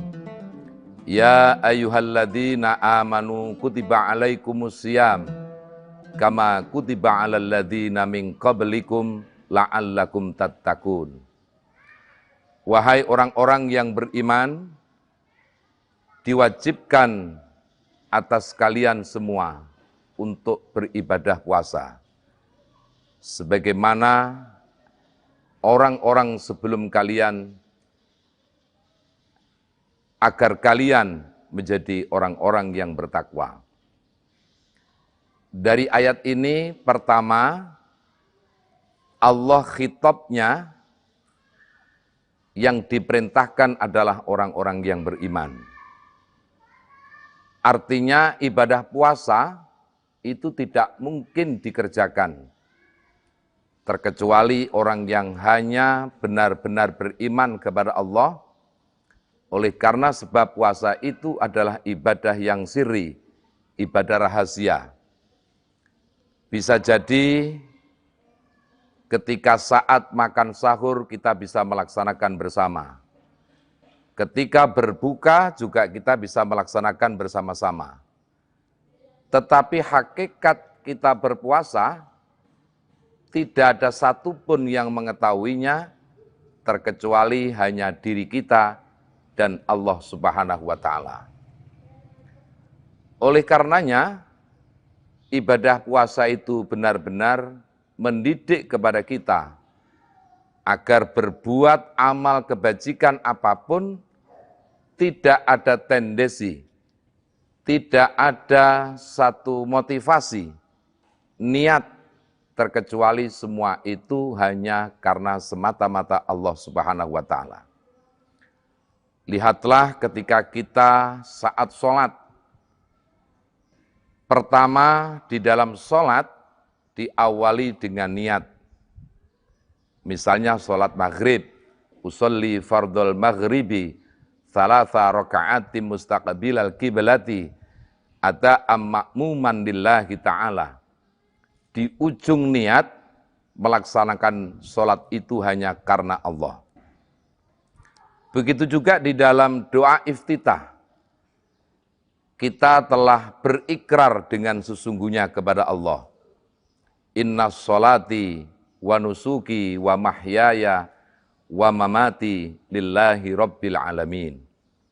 Sesungguhnya sholatku ini ya Allah, ibadahku, hidupku dan matiku, itu hanya semata-mata karena Allah Subhanahu wa Ta'ala. Amal ibadah, amal kebaikan, amal soleh yang dilakukan tidak karena Allah, berarti di dalamnya ada unsur syirik. Walaupun kategori syiriknya adalah syirkul asghar, syirik yang kecil. Orang yang melakukan amal kebaikan, punya satu niat, orientasi bukan karena Allah, hanya karena ingin mendapatkan pujian, ingin mendapatkan pengakuan, ingin menjadi eksis di dalam melakukan amal kebaikan, maka sungguh merupakan perbuatan yang sia-sia. Berarti orang itu takut dan khawatir jika amal kebaikannya itu tidak dapat pengakuan dari orang lain. Padahal Rasulullah SAW di dalam riwayat hadis Imam Bukhari Muslim, beliau bersabda, "Lau anna ahadakum ya'malu fi sakhratin somma," andai kata sesungguhnya di antara kalian semua itu melakukan amal kebaikan di dalam satu gua, laisa laha babun wala kawwabun, yang gua itu tidak ada pintu dan jendelanya, tidak ada sedikit pun lubang untuk akses ke dalam ataupun keluar.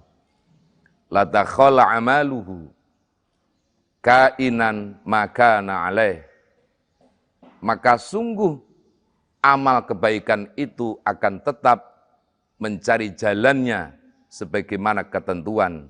Artinya dia akan tetap mendapatkan catatan amal kebaikan di hadapan Allah Subhanahu wa Ta'ala.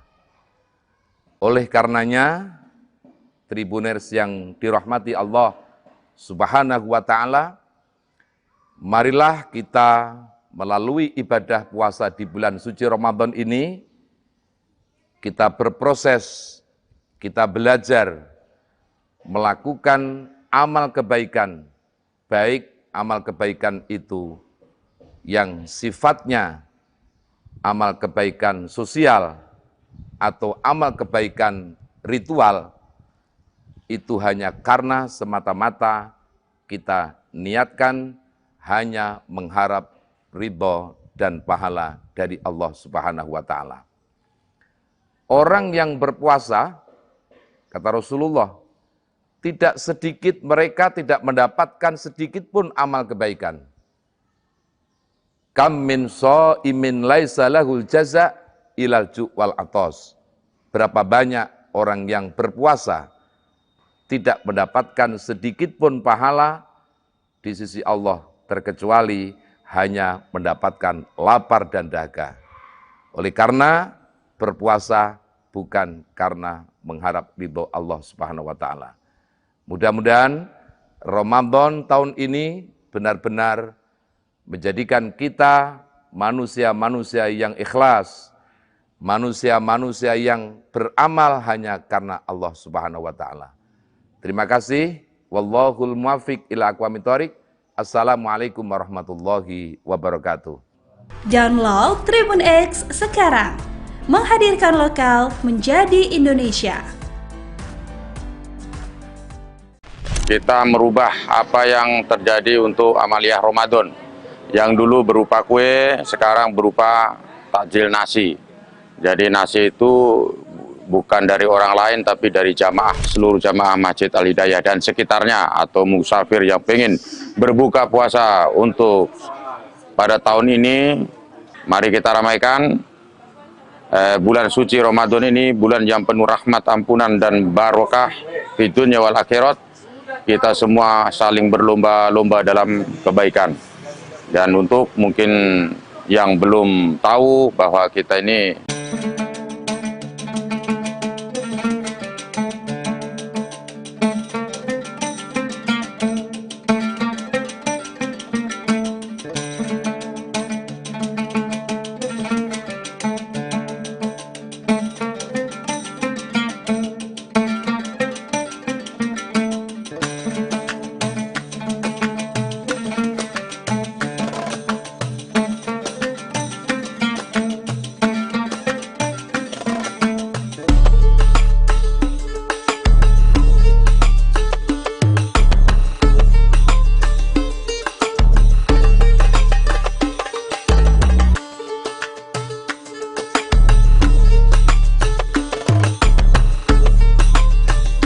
Assalamualaikum warahmatullahi taala wabarakatuh.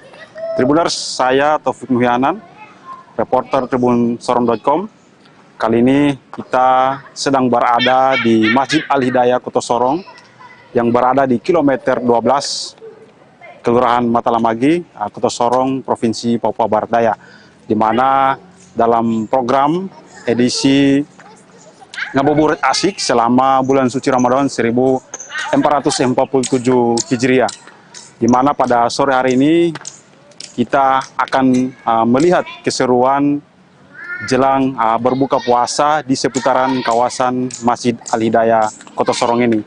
Untuk itu Sobat Tribuners, ikuti keseruan kami.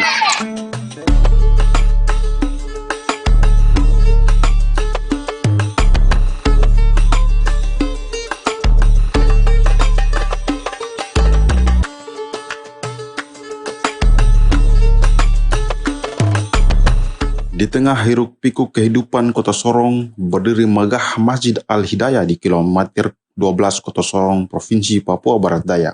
Sebuah rumah ibadah yang tak hanya menjadi tempat bersujud, tetapi juga pusat kebersamaan dan kepedulian sosial bagi warga sekitar.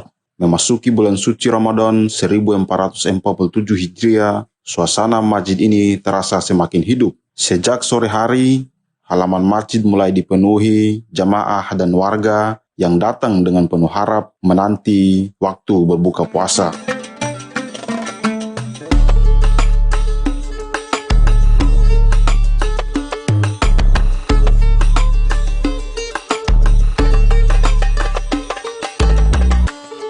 Aroma takjil yang beragam pun mulai tercium, hasil dari gotong royong para jamaah yang dengan sukarela berbagi rezeki. Keunikan Ramadan tahun ini terasa lebih istimewa. Jika sebelumnya hanya tersedia kue-kue dan minuman ringan, kini para pengurus dan jemaah menghadirkan hidangan yang lebih lengkap, termasuk makanan berat untuk berbuka puasa. Semua disajikan dengan penuh keikhlasan, mencerminkan nilai kebersamaan dan solidaritas yang kuat.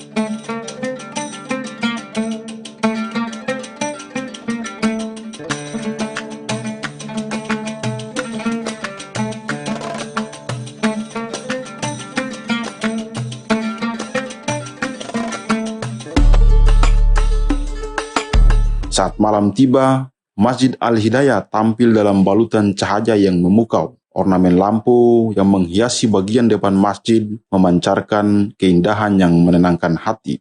Cahaya-cahaya itu seolah menjadi simbol semangat umat dalam menjalankan ibadah di bulan penuh berkah ini. Lebih dari sekedar tempat ibadah, Masjid Al-Hidayah juga menjelma menjadi ruang pertemuan spiritual dan sosial.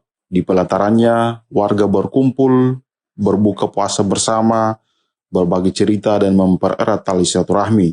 Setiap sudutnya dipenuhi kehangatan, menjadikan Masjid Al-Hidayah bukan hanya kebanggaan warga Sorong, tetapi juga cerminan indahnya nilai-nilai Ramadan yang sesungguhnya.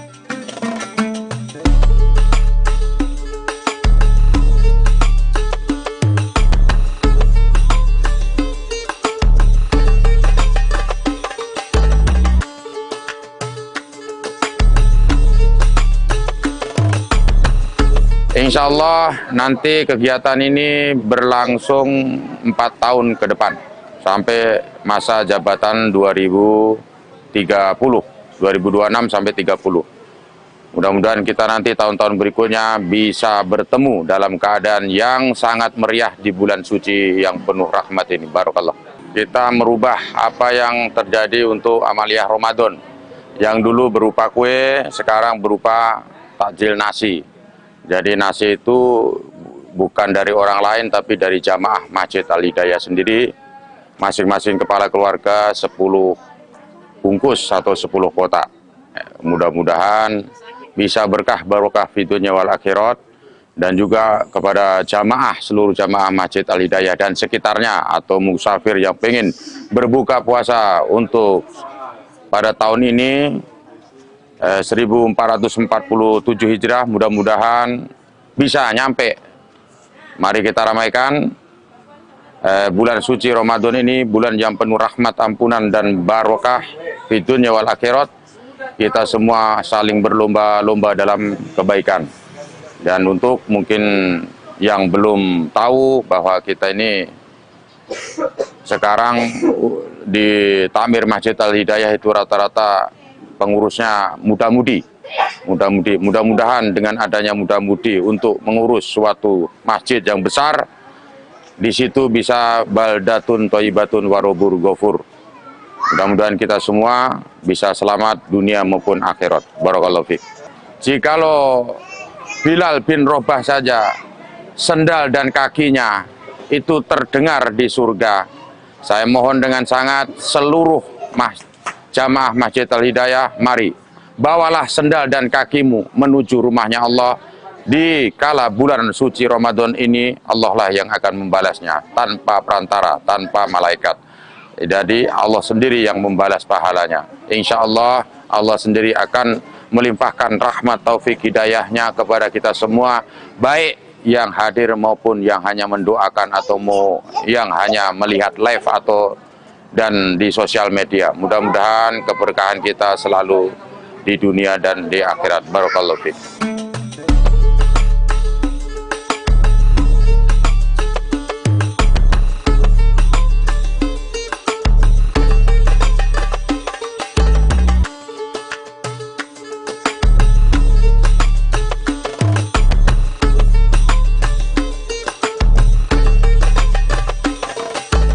Tribuners, itulah perjalanan ngabuburit kita pada sore hari ini di Masjid Al-Hidayah kilometer 12 Kota Sorong, Provinsi Papua Barat Daya. Saya Taufik Muhyanan, reporter tribunsorong.com bersama dengan tim yang bertugas mengucapkan terima kasih sekaligus menunaikan ibadah puasa 1447 Hijriah. Terima kasih dan sampai jumpa kembali. Wassalamualaikum warahmatullahi wabarakatuh. Download Tribun X sekarang, menghadirkan lokal menjadi Indonesia.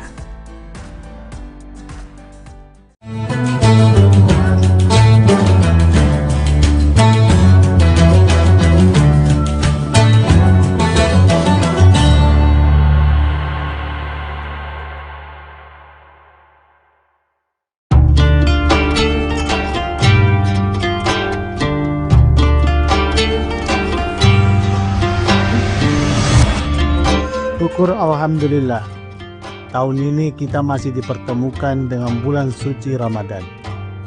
Ramadan bukan sekedar menahan lapar dan dahaga, tetapi waktu untuk memperbaiki kualitas diri, baik ibadah maupun menata akhlak. Jadikan Ramadan ini sebagai titik balik untuk menjadi pribadi yang jujur dalam perbuatan, sabar dalam ujian, dan disiplin dalam ketaatan. Dewan Komisaris, Direksi dan seluruh karyawan PT Semen Tonasa mengucapkan Selamat menunaikan ibadah puasa.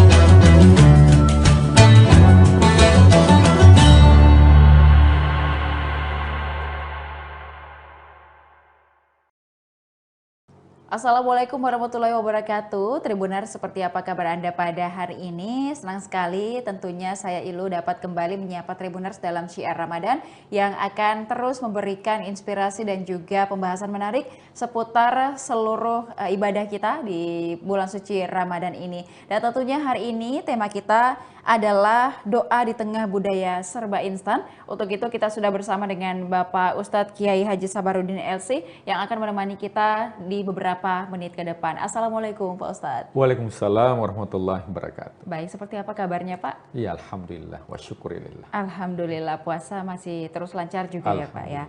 Baik, nah Pak, ini tema kita adalah doa di tengah budaya yang serba instan. Kalau sekarang kita lihat bahwa pesan makan instan, berkirim pesan instan, semuanya serba instan begitu ya. Apakah doa kita juga ketika kita berdoa kepada Allah Subhanahu wa taala, mungkin kita juga ingin dikabulkannya secara instan? Ya. Seperti apa Pak Ustadz, silahkan. Bismillahirrahmanirrahim. Hamdan wa syukranillah, salatan wa salaman ala rasulillah amma ba'd. Ya, di ayat puasa ya, kita akan menemukan di segmen yang terakhir ya, di rangkaian ayat puasa itu, ketika Allah mengatakan, Uda'uni astajib lakum. Berdoalah kepadaku, maka aku akan mengabulkan.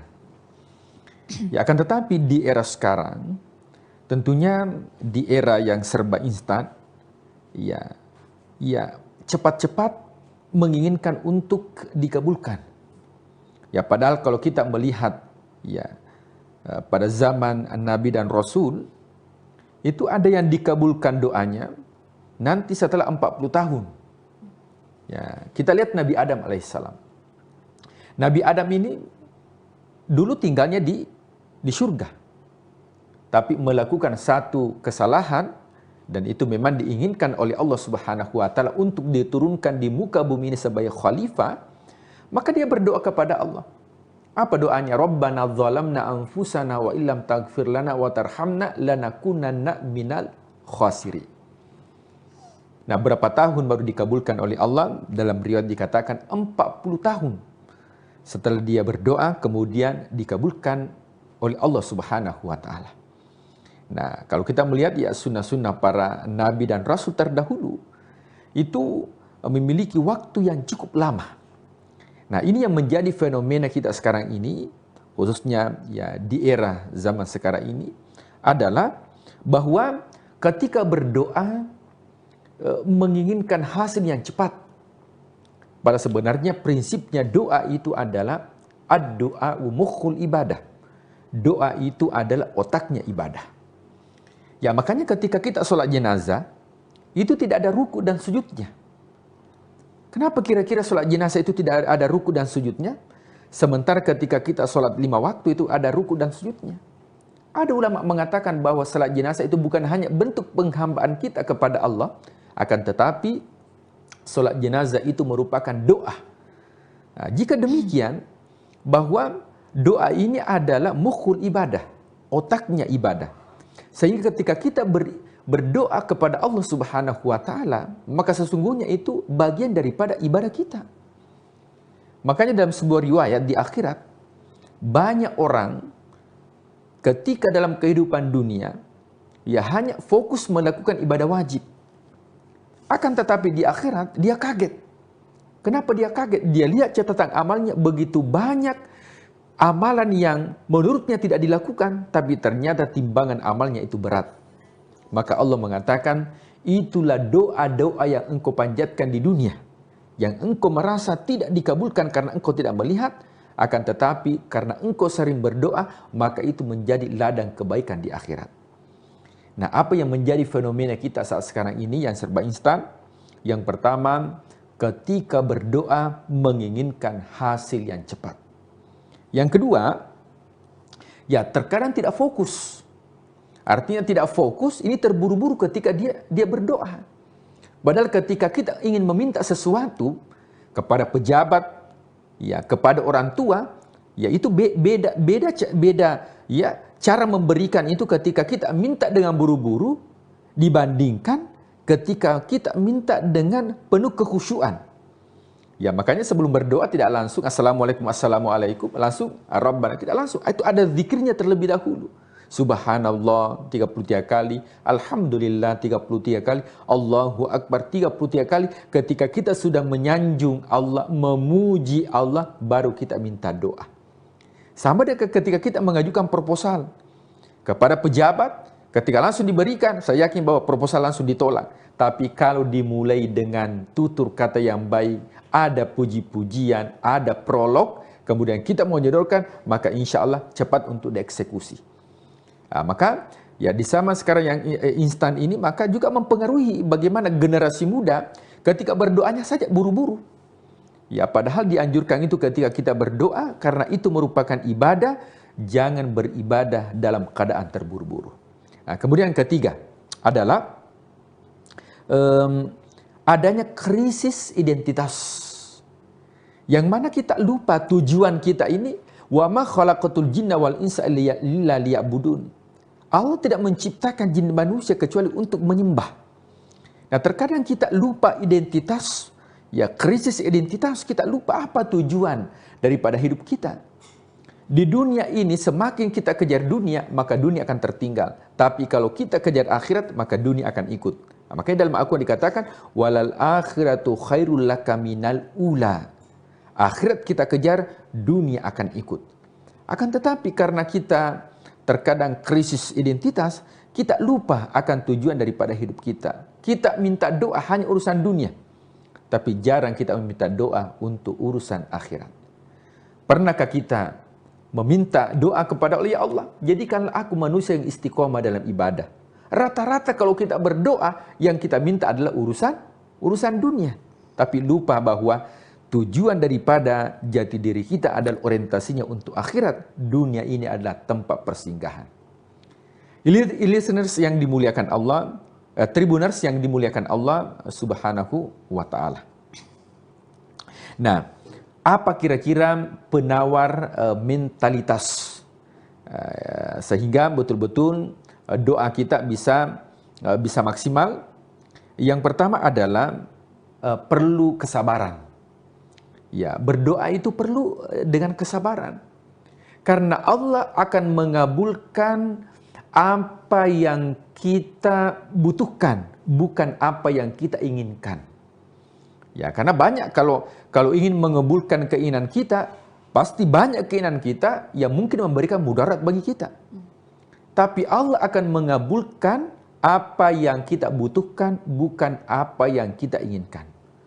Nah, maka semua doa kita yang dipanjatkan pasti akan dikabulkan oleh Allah. Akan tetapi Allah Maha tahu apa yang kita butuhkan. Kenapa?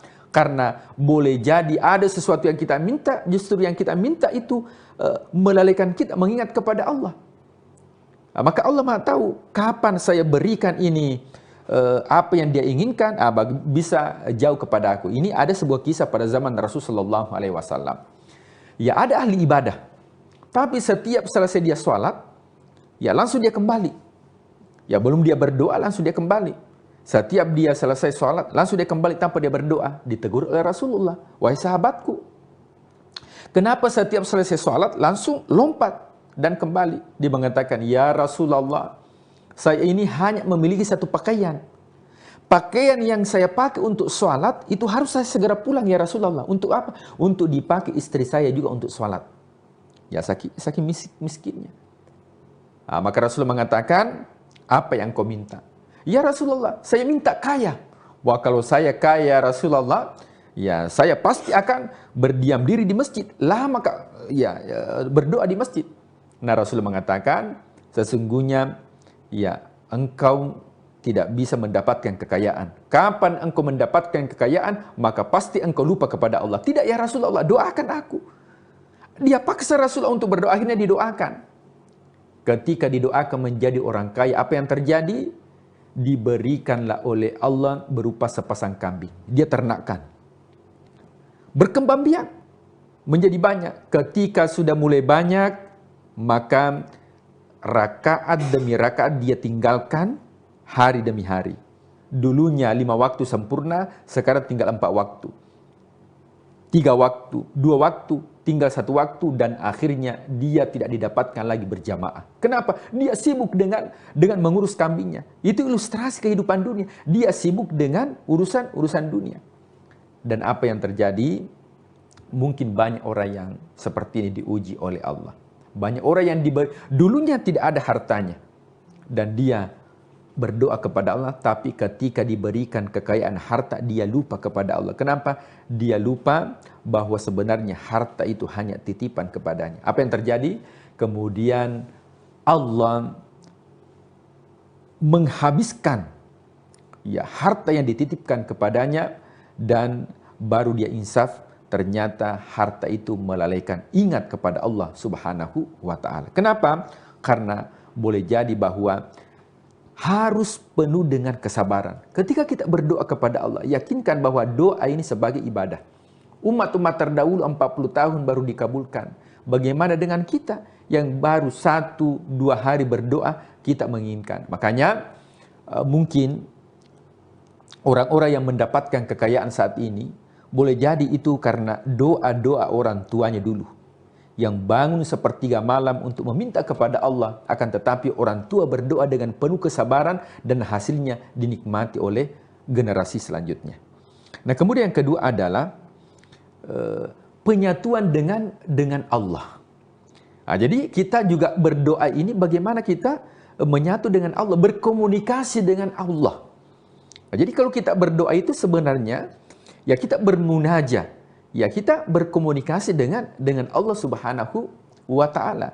Sehingga ketika kita berkomunikasi dengan Allah, seakan-akan tidak ada pemisah antara kita dengan Allah. Kemudian yang ketiga adalah ya self reminder. Ya bagaimana bahwa memang sudah dibawa alam sadar kita, itu kita butuh dengan doa. Buktinya apa? Nah, coba kalau ada orang yang naik pesawat, tiba-tiba terjadi turbulence. Kira-kira ucapan apa yang pertama keluar? Kalau ucapan yang keluar itu adalah Allah, Allah, Allah, astagfirullah, ya Allah, tolong kami ya Allah. Kalau itu yang keluar, berarti itu sudah terself di alam bawah sadar bahwa betul-betul ini ya doa ini sudah bagian dari dirinya. Nah, kemudian tentunya dalam kehidupan ya kita juga harus senantiasa ya bagaimana cara berdoa yang baik. Yang pertama, ya ketika kita berdoa, yaitu usahakan doa yang singkat-singkat saja. Fokus. Kadang kita berdoa tapi tidak memahami. Coba ada dinamakan dengan doa sapu jagat. Apa itu doa sapu jagat? Kalau kita berdoa ini, alam semesta sudah kita minta. Rabbana atina fid dunya hasanah. Ya Allah, berikan aku bahagia dunia. Tapi ketika diminta, kira-kira bahagia dunia yang diminta itu seperti apa? Karena kita pusing. Kira-kira apa yang saya minta? Maka usahakan kita fokus ketika kita berdoa. Nah, kemudian jadikan sebagai doa ini merupakan amalan rutinitas. Jangan kita berdoa ketika kita dalam masalah. Banyak orang itu nanti dia mengetuk pintu Allah ketika ada masalahnya. Tapi ketika tidak ada masalahnya, dia luput kepada Allah. Ya, dalam kehidupan, kalau kita rutin untuk silaturahim, ketika kita butuh, insya Allah cepat akan dibantu. Tapi ketika ya nanti kita butuh baru datang, saya yakin bahwa itu akan lama baru dikabulkan. Sama dengan Allah. Jadi kita menjadikan doa ini sebagai amalan rutin, ya amalan rutinitas, sehingga ketika kita butuh maka insya Allah Allah segera mengabulkan. Kemudian yang terakhir adalah ya jadikan sebagai ya doa ini sebagai bentuk syukur kita. Ya, doa ini sebagai bentuk syukur kita dalam kehidupan. Coba kita lihat, ya mungkin ada nikmat yang diberikan oleh Allah tanpa disadari. Tapi itu kita tidak bersyukur. Syukur itu bagian daripada doa. Seperti apa? Mungkin hari ini Tribuners kita diberikan kesehatan oleh Allah. Akan tetapi kadang kita lupa. Kenapa? Karena yang kita anggap sebagai rezeki itu adalah materi. Ya mungkin kita diberikan nafas, bisa kita bernafas. Akan tetapi kita menganggap bahwa ya itu merupakan bukan merupakan rezeki dari Allah. Maka dengan konsep bersyukur, maka itu juga bagian dari doa, dan ketika kita mengucapkan alhamdulillah itu doa. Ya, bukan berarti bahwa harus doa dengan mengangkat tangan, meneteskan air mata itu baru dianggap sebagai doa. Bukan berarti bahwa nanti setelah selesai sholat kita mengangkat tangan itu doa. Mengucapkan kalimat alhamdulillah sebagai bentuk syukur atas nikmat yang diberikan oleh Allah, itu juga bagian dari doa yang kita panjatkan. Ya, saya kira itu beberapa tips dan juga amalan sehingga doa itu yang kita panjatkan meskipun di zaman sekarang ini secara serba instan, akan tetapi dengan memahami konsep ini kita pahami bersama bahwa ada tips dan cara bagaimana kita berdoa kepada Allah sebagai kewajiban kita, karena itulah sebenarnya tujuan hidup kita. Wa ma khalaqatul jinna wal insa illa liya'budun. Tidak diciptakan jin dan manusia kecuali untuk beribadah kepada Allah, dan sesungguhnya mukhul ibadah ad-doa, dan otaknya ibadah itu adalah doa. Iya, baik. Jadi kita berdoa itu bukan pada saat masa sulit saja ya Pak Ustadz ya, berharap sesuatu ataupun juga mungkin ingin semuanya cepat dikabulkan, mau cepat punya mobil, punya rumah, punya hal-hal duniawi. Tetapi berdoa itu kita mengucapkan alhamdulillah dan juga bismillah, apapun itu yang kita niatkan dengan tulus dan ikhlas itu adalah berdoa dengan tidak menitik beratkan pada hasilnya ya Pak Ustadz ya, apalagi pengen semuanya serba instan. Ini doa kita ini juga tentunya akan dikabulkan oleh Allah Subhanahu wa taala sesuai dengan kesiapan kita menerima kondisi yang kita harapkan ataupun juga kita doakan. Semoga kita semua dapat terus banyak belajar dan juga terus bertawakal begitu ya Tribuners, dan semoga puasa kali ini menjadi momen kita berdoa dengan baik, mendekatkan diri kepada Allah Subhanahu wa taala dengan baik, dan juga menjadi momentum bukan hanya sekadar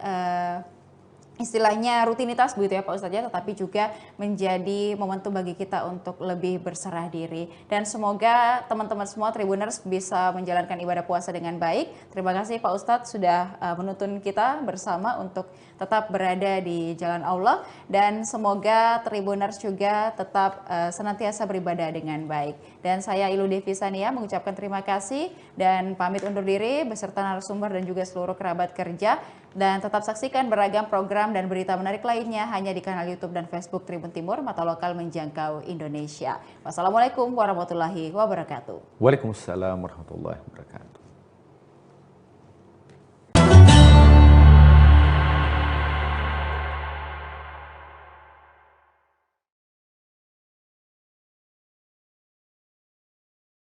Nah, ya mohon maaf, lingkungan ini dulu tempatnya maling-maling loh.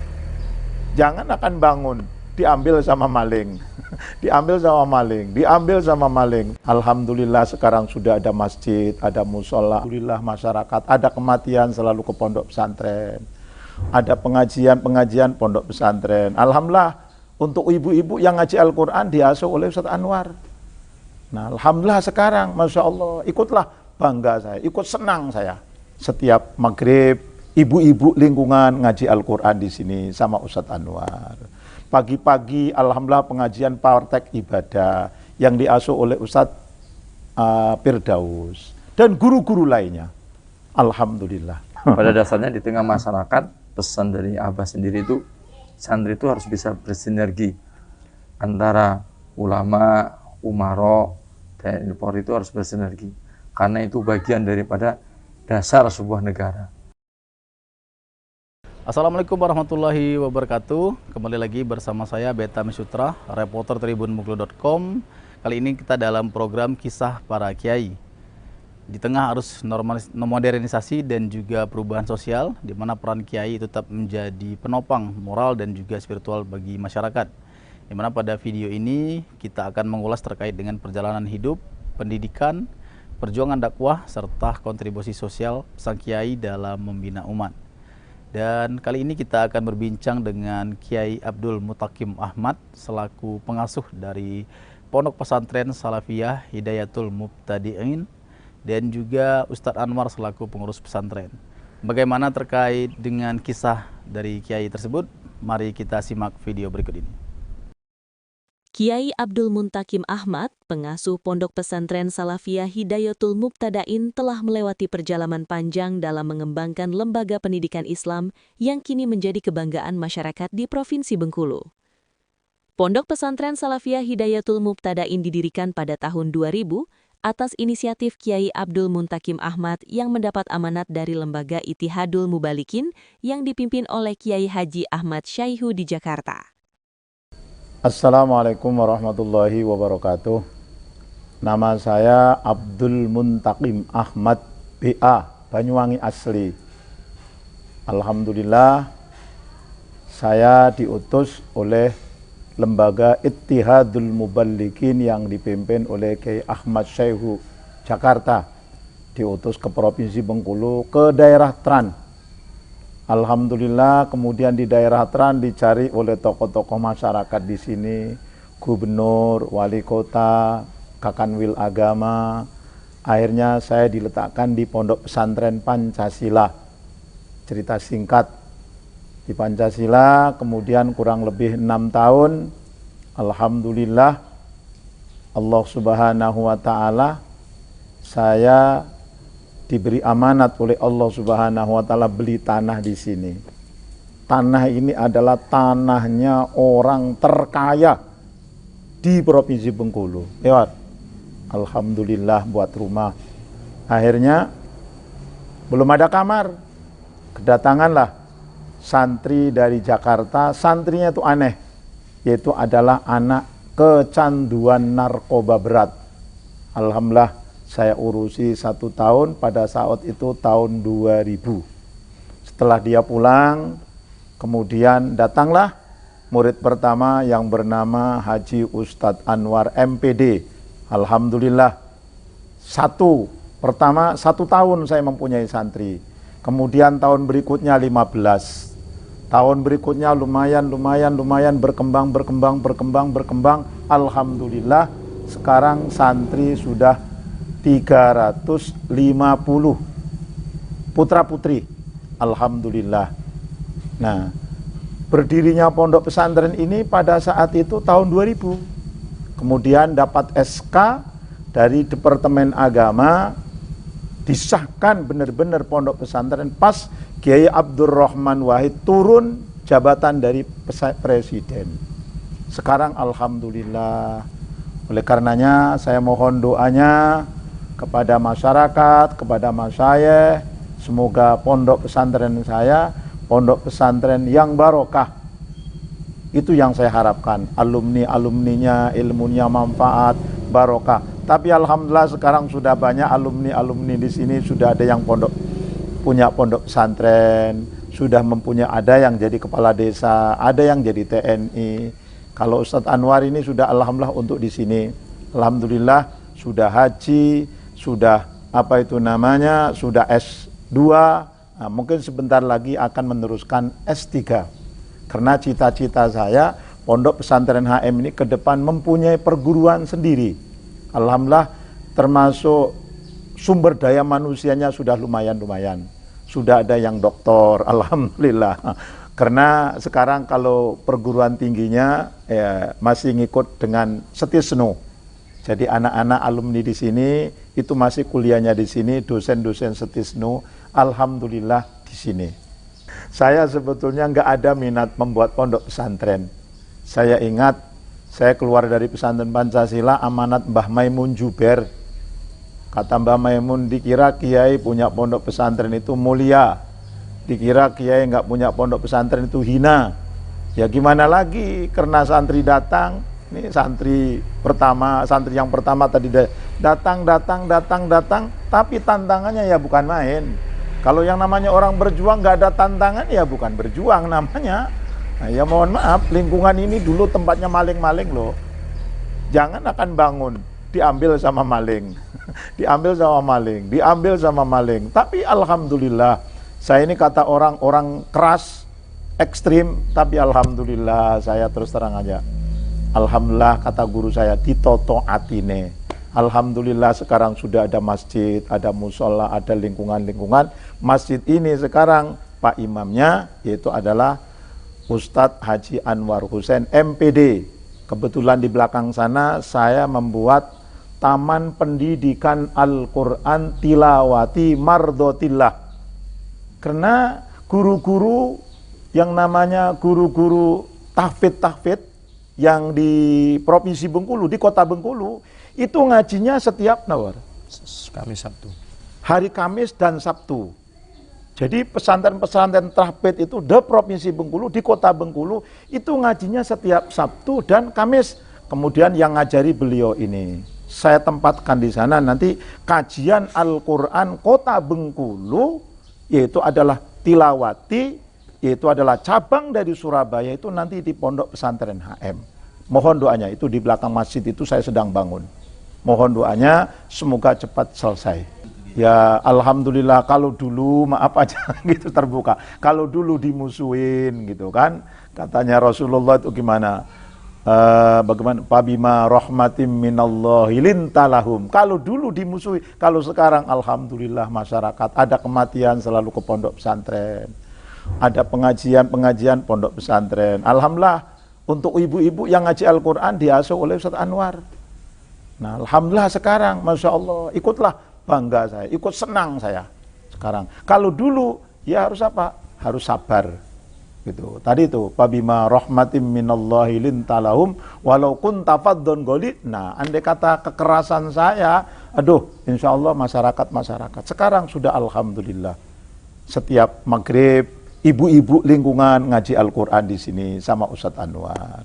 Pagi-pagi alhamdulillah pengajian praktek ibadah yang diasuh oleh Ustadz Firdaus dan guru-guru lainnya. Alhamdulillah. Kalau di pondok pesantren saya ini kan salafiyah murni kayak Lirboyo. Tapi meskipun salafiyah, alhamdulillah manajemennya manajemen yang apa itu namanya modernisasi. Dulu Ustadz Anwar nggak bisa, sekarang alhamdulillah lumayan lah. Nah, coba tanya sama beliau tuh. Jadi kalau pondok pesantren kita memang dari dulu menggunakan metodologi salafiyah. Dalam artian pembelajarannya masih tradisional. Tapi di sisi lain, administrasi harus mengikuti kekinian. Jadi modernisasi administrasi itu mesti harus. Ya. Tantangannya memang ya SDM. Tapi alhamdulillah SDM sekarang sebagian besar anak-anak santri-santri sini melanjutkan di perkuliahan. Ada jurusan perbankan syariah, ekonomi syariah, pendidikan dan lain sebagainya, sehingga nanti bisa mengangkat marwah pondok pesantren ini melalui jalurnya sendiri-sendiri. Mudah-mudahan diberi keberkahan lah, insyaallah. Ya, di pesantren ini untuk pendanaan kita sedikit ada kebun. Jadi santri-santri juga diajari berkebun, kemudian pertukangan, kemudian kesenian, bela diri, hadroh dan lain sebagainya yang menjadi ciri khas pondok pesantren. Yang menjadi ciri khas pondok pesantren. Sehingga itu tetap kita pertahankan dan mudah-mudahan akan menjadi bagian daripada keterampilan santri-santri dari pondok pesantren. Harapan saya, pokoknya anak-anak harapan saya tamat dari sini jangan hanya selesai, teruskan kuliah. Andai kata mondok seterusnya, jangan memikirkan masalah apa itu namanya harta dulu. Yang penting belajar, kata Mbah Maimun itu. Ya kan? Yang penting belajar. Nanti Allah Subhanahu wa taala fatawakkal 'alallah. Ingat saya, banyak guru-guru saya, yang penting belajar. Katanya Alfiyah, wa qaddimil akhassa bittisali wa qaddimam ma syi'ta bimtisali. Yang penting belajar, urusan belajar, nanti insya Allah. Harapan saya, Ya harapan saya, Masya Allah alumni-alumni di sini benar-benar bermanfaat. Sesuai dengan hadisnya, khairun nas amfa'uhum linnas. Akan membawa, kata Ustadz Anwar tadi kan, akan membawa keberkahan pondok pesantren, bukan hanya pondok pesantren, keberkahan Provinsi Bengkulu. Seperti Lirboyo. Nah, Lirboyo itu keberkahannya kemana-mana, sampai ke luar negeri. Itulah saya mengharapkan, bukan mendoakan Bayi Abdul Karim saya, tapi keberkahan para pendiri-pendiri pondok pesantren yang saya tempat ngaji. Saya bukan mendoakan beliau, tapi saya mengharapkan keberkahan, keramat beliau-beliau itu datang ke pondok pesantren Hidayatul Mubtadiin, agar supaya alumninya, Masya Allah, bermanfaat fid dunya hasanah wabil akhirati hasanah wa qina adzabannar. Ya, pada dasarnya di tengah masyarakat, pesan dari Abah sendiri itu, santri itu harus bisa bersinergi antara ulama, umaro, TNI Polri itu harus bersinergi, karena itu bagian daripada dasar sebuah negara. Maka harapannya di sini santri bisa mewarnai daripada kehidupan bernegara itu. Di dakwahnya seperti itu. Program unggulannya seperti biasa, Pondok Pesantren Salafiyah Murni itu biasanya dan sudah menjadi bagian daripada unggulan kami itu adalah kajian kitab kuning. Jadi itu menjadi ciri khas sekaligus unggulan daripada pesantren yang tidak dimiliki oleh lembaga-lembaga pendidikan yang selain Salafiyah. Saya kira itu. Nama Muhammad Agus dari Muko-Muko. Kalau pesantren kurang lebih 4 tahun. Kalau perubahan banyak, Mas. Tentang cara kita berpolitik, bermasyarakat, maupun ketika bernegara, itu sebenarnya banyak. Cuman kalau mau dirinci kayaknya panjang. Terutama dalam hal berideologi agama. Itu yang paling terasa. Kelebihannya adalah kita ini berjalan dalam satu jalan. Nah, jadi apapun metode yang kita gunakan, tetap kita mengacu pada satu kebijakan. Yang mana penentu kebijakan tersebut adalah dari Abah Yai. Gitu. Walaupun nanti di bawahnya itu punya pendapat, FBC misalkan. Cuman tetap nanti di akhir yang menentukan itu adalah dari Abah Yai. Gitu. Sosok Kiai tentu memiliki banyak peran. Di antaranya satu adalah penentu dari kebijakan dan arah dari pesantren. Itu mutlak di situ. Mengapa demikian? Karena ya boleh jadi perannya ini mirip seperti Nabi. Seolah-olah seperti itu. Gitu. Jadi nanti arahnya mau kemana, tetap patokannya adalah Abah Yai. Kalau santri ingin meminta nasihat atau saran, nah itu biasanya melalui jajaran pengurus biasanya. Pengurus yang paling bawah.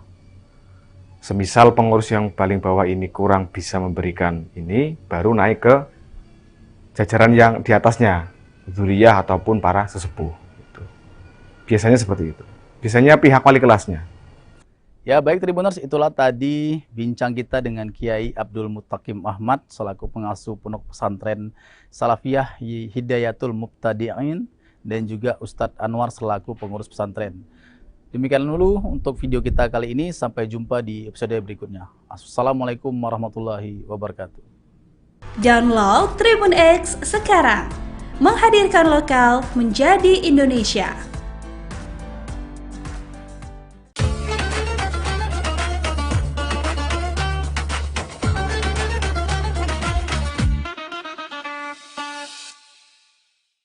Assalamualaikum warahmatullahi wabarakatuh.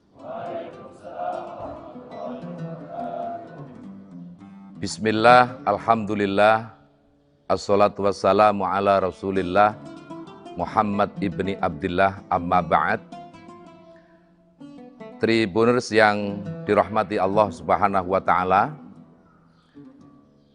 ibadah puasa di bulan suci Ramadan merupakan satu madrasah untuk mendidik kita, utama khususnya kaum muslimin dan muslimat, untuk menjadi hamba-hamba Allah subhanahu wa ta'ala yang mukhlasin, yang ikhlas hanya karena Allah subhanahu wa ta'ala. Di dalam Al-Quran, Allah Subhanahu wa Ta'ala berfirman, A'udzubillahi minasyaitonir rajim. Ya ayyuhalladzina amanu kutiba alaikumusiyam kama kutiba alal ladzina min qablikum la'allakum tattaqun. Wahai orang-orang yang beriman, diwajibkan atas kalian semua untuk beribadah puasa, sebagaimana orang-orang sebelum kalian, agar kalian menjadi orang-orang yang bertakwa. Dari ayat ini, pertama, Allah khitabnya yang diperintahkan adalah orang-orang yang beriman. Artinya ibadah puasa itu tidak mungkin dikerjakan terkecuali orang yang hanya benar-benar beriman kepada Allah. Oleh karena sebab puasa itu adalah ibadah yang sirri, ibadah rahasia. Bisa jadi ketika saat makan sahur kita bisa melaksanakan bersama. Ketika berbuka juga kita bisa melaksanakan bersama-sama. Tetapi hakikat kita berpuasa, tidak ada satupun yang mengetahuinya, terkecuali hanya diri kita dan Allah Subhanahu wa Ta'ala. Oleh karenanya, ibadah puasa itu benar-benar mendidik kepada kita agar berbuat amal kebajikan apapun, tidak ada tendensi, tidak ada satu motivasi, niat, terkecuali semua itu hanya karena semata-mata Allah Subhanahu wa Ta'ala. Lihatlah ketika kita saat sholat. Pertama, di dalam sholat diawali dengan niat.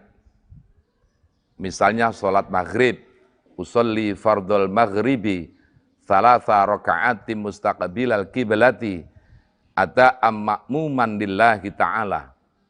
Di ujung niat, melaksanakan sholat itu hanya karena Allah. Begitu juga di dalam doa iftitah. Kita telah berikrar dengan sesungguhnya kepada Allah. Inna sholati wa nusuki wa mahyaya wa mamati lillahi rabbil alamin. Sesungguhnya sholatku ini ya Allah, ibadahku, hidupku dan matiku, itu hanya semata-mata karena Allah Subhanahu wa Ta'ala. Amal ibadah, amal kebaikan, amal soleh yang dilakukan tidak karena Allah, berarti di dalamnya ada unsur syirik. Walaupun kategori syiriknya adalah syirkul asghar, syirik yang kecil. Orang yang melakukan amal kebaikan, punya satu niat, orientasi bukan karena Allah, hanya karena ingin mendapatkan pujian, ingin mendapatkan pengakuan, ingin menjadi eksis di dalam melakukan amal kebaikan, maka sungguh merupakan perbuatan yang sia-sia. Berarti orang itu takut dan khawatir jika amal kebaikannya itu tidak dapat pengakuan dari orang lain.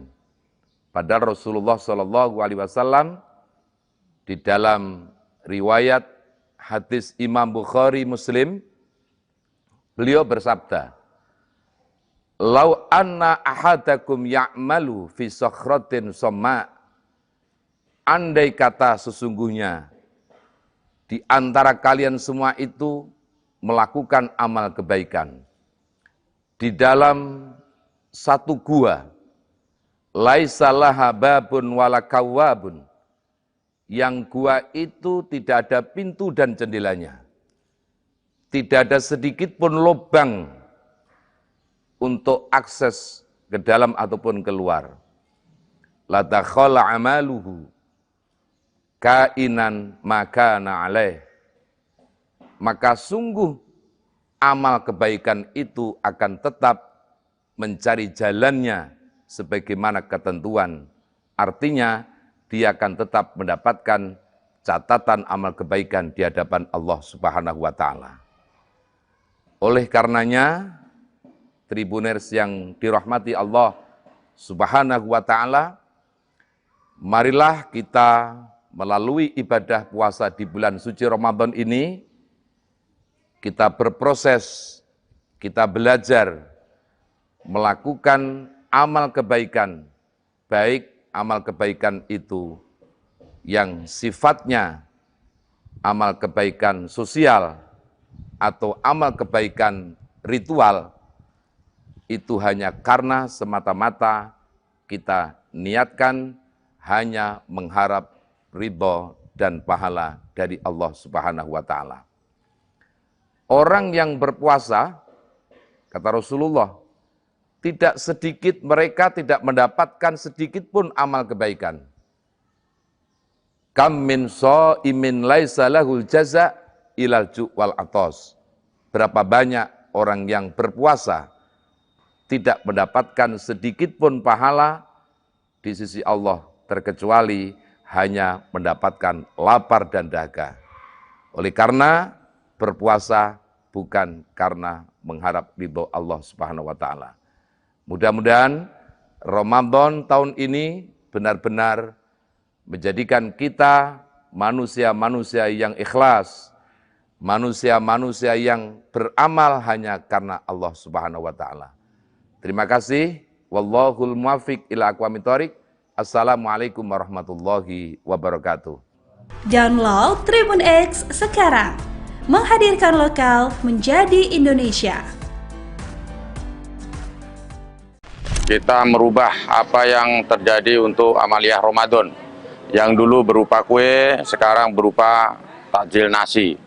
Jadi nasi itu bukan dari orang lain, tapi dari jamaah, seluruh jamaah Masjid Al-Hidayah dan sekitarnya, atau musafir yang pengen berbuka puasa untuk pada tahun ini.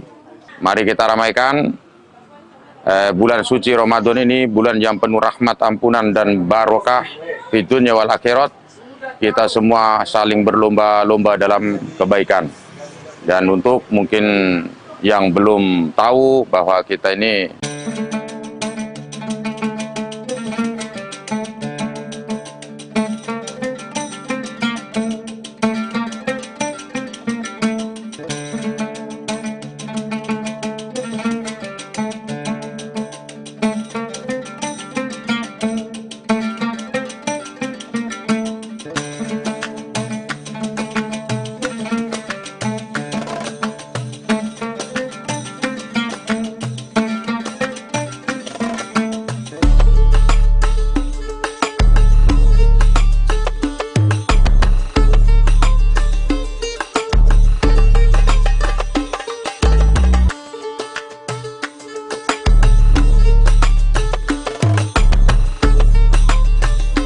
Assalamualaikum warahmatullahi taala wabarakatuh. Tribuners, saya Taufik Muhyanan, reporter tribunsorong.com. Kali ini kita sedang berada di Masjid Al-Hidayah Kota Sorong yang berada di kilometer 12 Kelurahan Matalamagi, Kota Sorong, Provinsi Papua Barat Daya, di mana dalam program edisi Ngabuburit Asik selama bulan suci Ramadan 1447 Hijriah, di mana pada sore hari ini kita akan melihat keseruan jelang berbuka puasa di seputaran kawasan Masjid Al-Hidayah Kota Sorong ini. Untuk itu Sobat Tribuners, ikuti keseruan kami.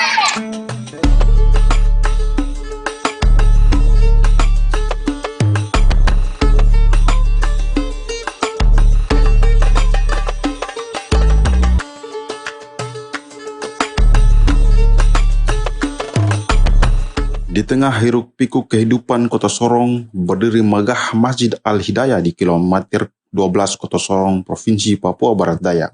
Sebuah rumah ibadah yang tak hanya menjadi tempat bersujud, tetapi juga pusat kebersamaan dan kepedulian sosial bagi warga sekitar.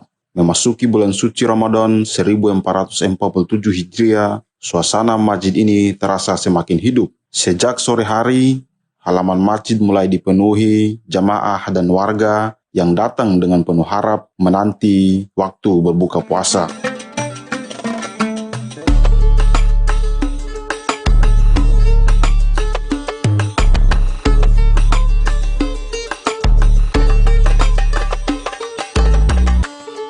Aroma takjil yang beragam pun mulai tercium, hasil dari gotong royong para jemaah yang dengan sukarela berbagi rezeki.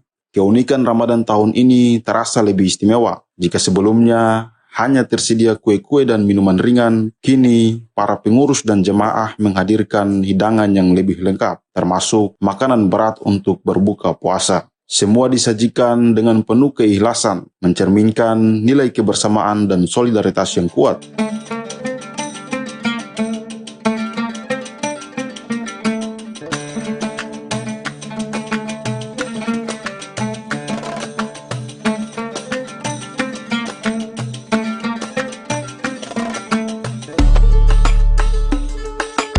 Saat malam tiba, Masjid Al-Hidayah tampil dalam balutan cahaya yang memukau. Ornamen lampu yang menghiasi bagian depan masjid memancarkan keindahan yang menenangkan hati. Cahaya-cahaya itu seolah menjadi simbol semangat umat dalam menjalankan ibadah di bulan penuh berkah ini. Lebih dari sekedar tempat ibadah, Masjid Al-Hidayah juga menjelma menjadi ruang pertemuan spiritual dan sosial. Di pelatarannya, warga berkumpul, berbuka puasa bersama, berbagi cerita dan mempererat tali silaturahmi. Setiap sudutnya dipenuhi kehangatan, menjadikan Masjid Al-Hidayah bukan hanya kebanggaan warga Sorong, tetapi juga cerminan indahnya nilai-nilai Ramadan yang sesungguhnya.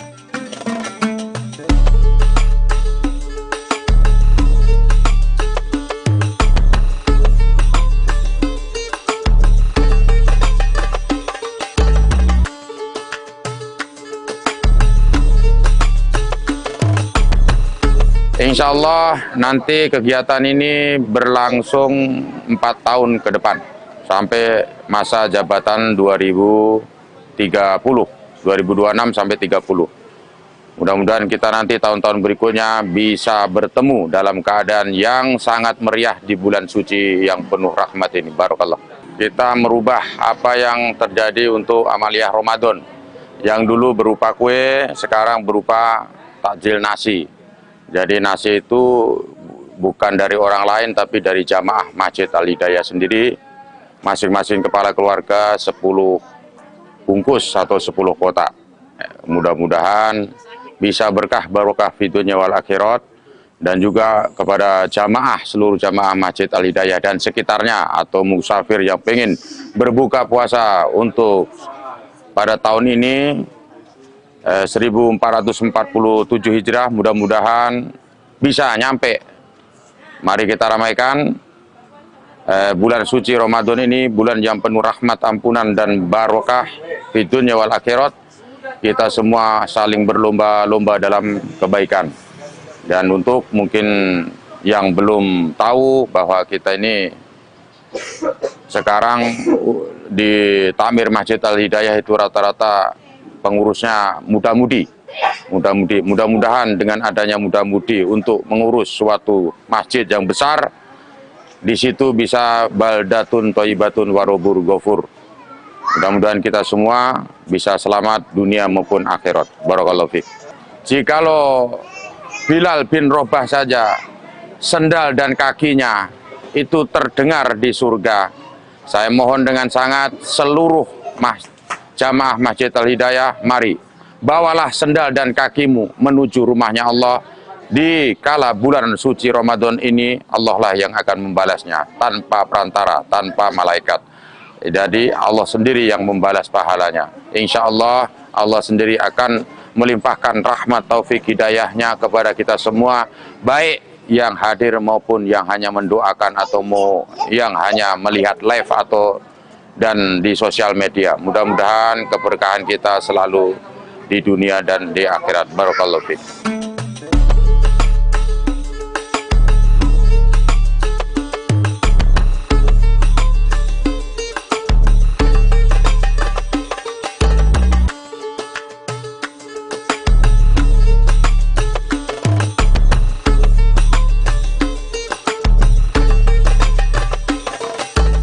Tribuners, itulah perjalanan ngabuburit kita pada sore hari ini di Masjid Al-Hidayah kilometer 12 Kota Sorong, Provinsi Papua Barat Daya.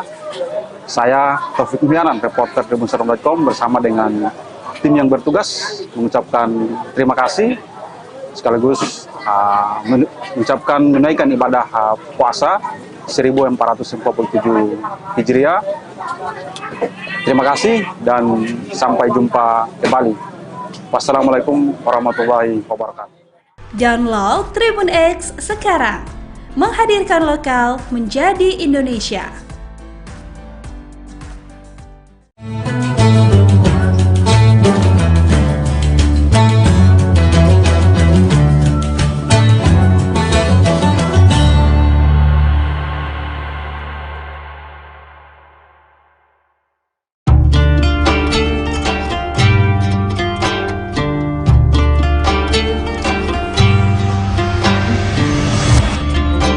Syukur alhamdulillah, tahun ini kita masih dipertemukan dengan bulan suci Ramadan. Ramadan bukan sekedar menahan lapar dan dahaga, tetapi waktu untuk memperbaiki kualitas diri, baik ibadah maupun menata akhlak. Jadikan Ramadan ini sebagai titik balik untuk menjadi pribadi yang jujur dalam perbuatan, sabar dalam ujian, dan disiplin dalam ketaatan. Dewan Komisaris, Direksi dan seluruh karyawan PT Semen Tonasa mengucapkan selamat menunaikan ibadah puasa.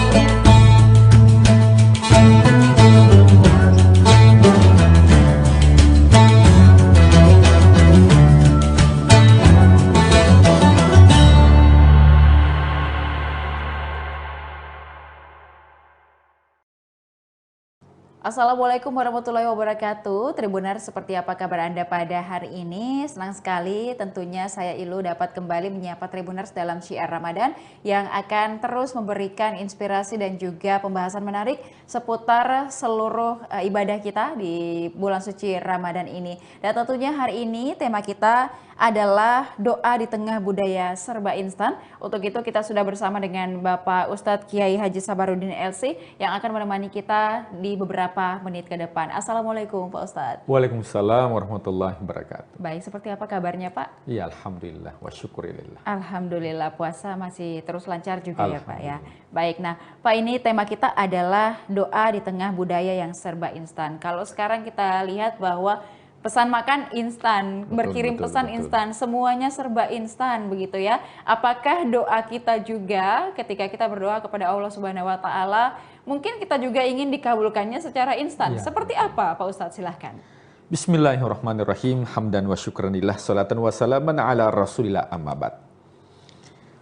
Ya, di ayat puasa ya, kita akan menemukan di segmen yang terakhir ya, di rangkaian ayat puasa itu, ketika Allah mengatakan, Uda'uni astajib lakum. Berdoalah kepadaku, maka aku akan mengabulkan. Ya, akan tetapi di era sekarang, tentunya di era yang serba instan, ya cepat-cepat menginginkan untuk dikabulkan. Ya, padahal kalau kita melihat ya pada zaman Nabi dan Rasul itu ada yang dikabulkan doanya nanti setelah 40 tahun. Ya, kita lihat Nabi Adam alaihissalam. Nabi Adam ini dulu tinggalnya di surga. Tapi melakukan satu kesalahan, dan itu memang diinginkan oleh Allah Subhanahu wa taala untuk diturunkan di muka bumi ini sebagai khalifah, maka dia berdoa kepada Allah. Apa doanya? Rabbana dzalamna anfusana wa illam taghfir lana wa tarhamna lanakunanna minal khasirin. Nah, berapa tahun baru dikabulkan oleh Allah? Dalam riwayat dikatakan 40 tahun. Setelah dia berdoa, kemudian dikabulkan oleh Allah Subhanahu wa taala. Nah, kalau kita melihat ya sunnah-sunnah para nabi dan rasul terdahulu itu memiliki waktu yang cukup lama.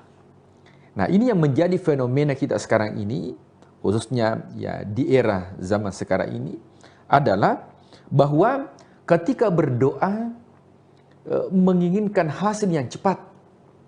Pada sebenarnya prinsipnya doa itu adalah ad-doa mukhul ibadah. Doa itu adalah otaknya ibadah. Ya, makanya ketika kita sholat jenazah, itu tidak ada ruku dan sujudnya. Kenapa kira-kira sholat jenazah itu tidak ada ruku dan sujudnya? Sementara ketika kita sholat 5 waktu itu ada ruku dan sujudnya. Ada ulama mengatakan bahwa sholat jenazah itu bukan hanya bentuk penghambaan kita kepada Allah, akan tetapi sholat jenazah itu merupakan doa. Nah, jika demikian, bahwa doa ini adalah mukhul ibadah, otaknya ibadah. Sehingga ketika kita berdoa kepada Allah Subhanahu wa Ta'ala, maka sesungguhnya itu bagian daripada ibadah kita. Makanya dalam sebuah riwayat di akhirat, banyak orang ketika dalam kehidupan dunia ya hanya fokus melakukan ibadah wajib. Akan tetapi di akhirat dia kaget. Kenapa dia kaget? Dia lihat catatan amalnya begitu banyak amalan yang menurutnya tidak dilakukan, tapi ternyata timbangan amalnya itu berat. Maka Allah mengatakan, itulah doa-doa yang engkau panjatkan di dunia, yang engkau merasa tidak dikabulkan karena engkau tidak melihat, akan tetapi karena engkau sering berdoa, maka itu menjadi ladang kebaikan di akhirat. Nah, apa yang menjadi fenomena kita saat sekarang ini yang serba instan? Yang pertama, ketika berdoa menginginkan hasil yang cepat. Yang kedua, ya terkadang tidak fokus. Artinya tidak fokus, ini terburu-buru ketika dia berdoa. Padahal ketika kita ingin meminta sesuatu kepada pejabat, ya kepada orang tua, ya itu beda ya cara memberikan itu ketika kita minta dengan buru-buru dibandingkan ketika kita minta dengan penuh kekhusyuan. Ya, makanya sebelum berdoa tidak langsung assalamualaikum, langsung Rabbana, tidak langsung. Itu ada zikirnya terlebih dahulu. Subhanallah 33 kali, Alhamdulillah 33 kali, Allahu Akbar 33 kali. Ketika kita sudah menyanjung Allah, memuji Allah, baru kita minta doa. Sama dengan ketika kita mengajukan proposal kepada pejabat, ketika langsung diberikan, saya yakin bahwa proposal langsung ditolak. Tapi kalau dimulai dengan tutur kata yang baik, ada puji-pujian, ada prolog, kemudian kita menyodorkan, maka insya Allah cepat untuk dieksekusi. Nah, maka ya di zaman sekarang yang instan ini, maka juga mempengaruhi bagaimana generasi muda ketika berdoanya saja buru-buru. Ya, padahal dianjurkan itu ketika kita berdoa, karena itu merupakan ibadah, jangan beribadah dalam keadaan terburu-buru. Nah, kemudian yang ketiga adalah adanya krisis identitas. Yang mana kita lupa tujuan kita ini, wa ma khalaqatul jinna wal insa illa liya'budun. Allah tidak menciptakan jin manusia kecuali untuk menyembah. Nah, terkadang kita lupa identitas, ya krisis identitas, kita lupa apa tujuan daripada hidup kita. Di dunia ini semakin kita kejar dunia, maka dunia akan tertinggal. Tapi kalau kita kejar akhirat, maka dunia akan ikut. Nah, makanya dalam Al-Quran dikatakan, walal akhiratu khairul laka minal ula. Akhirat kita kejar, dunia akan ikut. Akan tetapi karena kita terkadang krisis identitas, kita lupa akan tujuan daripada hidup kita. Kita minta doa hanya urusan dunia, tapi jarang kita meminta doa untuk urusan akhirat. Pernahkah kita meminta doa kepada Allah, ya Allah, jadikanlah aku manusia yang istiqomah dalam ibadah. Rata-rata kalau kita berdoa, yang kita minta adalah urusan dunia. Tapi lupa bahwa tujuan daripada jati diri kita adalah orientasinya untuk akhirat. Dunia ini adalah tempat persinggahan. Listeners yang dimuliakan Allah, Tribuners yang dimuliakan Allah Subhanahu wa Ta'ala. Nah, apa kira-kira penawar mentalitas sehingga betul-betul doa kita bisa maksimal? Yang pertama adalah perlu kesabaran. Ya, berdoa itu perlu dengan kesabaran. Karena Allah akan mengabulkan apa yang kita butuhkan, bukan apa yang kita inginkan. Ya, karena banyak kalau ingin mengabulkan keinginan kita, pasti banyak keinginan kita yang mungkin memberikan mudarat bagi kita. Tapi Allah akan mengabulkan apa yang kita butuhkan, bukan apa yang kita inginkan. Maka semua doa kita yang dipanjatkan pasti akan dikabulkan oleh Allah. Akan tetapi Allah Maha tahu apa yang kita butuhkan. Kenapa? Karena boleh jadi ada sesuatu yang kita minta, justru yang kita minta itu melalaikan kita mengingat kepada Allah.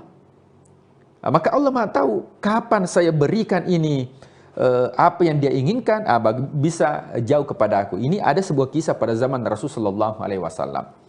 Ya, ada ahli ibadah, tapi setiap selesai dia sholat, ya langsung dia kembali. Ya, belum dia berdoa langsung dia kembali. Setiap dia selesai sholat, langsung dia kembali tanpa dia berdoa. Ditegur oleh Rasulullah, wahai sahabatku, kenapa setiap selesai sholat langsung lompat dan kembali? Dia mengatakan, ya Rasulullah, saya ini hanya memiliki satu pakaian. Pakaian yang saya pakai untuk sholat, itu harus saya segera pulang ya Rasulullah. Untuk apa? Untuk dipakai istri saya juga untuk sholat. Ya, saking miskinnya. Maka Rasulullah mengatakan, apa yang kau minta? Ya Rasulullah, saya minta kaya. Wah, kalau saya kaya Rasulullah, ya saya pasti akan berdiam diri di masjid. Lama berdoa di masjid. Nah, Rasulullah mengatakan, sesungguhnya ya engkau tidak bisa mendapatkan kekayaan. Kapan engkau mendapatkan kekayaan, maka pasti engkau lupa kepada Allah. Tidak ya Rasulullah, doakan aku. Dia paksa Rasulullah untuk berdoa, akhirnya didoakan. Ketika didoakan menjadi orang kaya, apa yang terjadi? Diberikanlah oleh Allah berupa sepasang kambing. Dia ternakkan. Berkembang biak. Menjadi banyak. Ketika sudah mulai banyak, maka rakaat demi rakaat dia tinggalkan hari demi hari. Dulunya 5 waktu sempurna, sekarang tinggal 4 waktu. 3 waktu, 2 waktu, tinggal 1 waktu, dan akhirnya dia tidak didapatkan lagi berjamaah. Kenapa? Dia sibuk dengan mengurus kambingnya. Itu ilustrasi kehidupan dunia. Dia sibuk dengan urusan dunia. Dan apa yang terjadi? Mungkin banyak orang yang seperti ini diuji oleh Allah.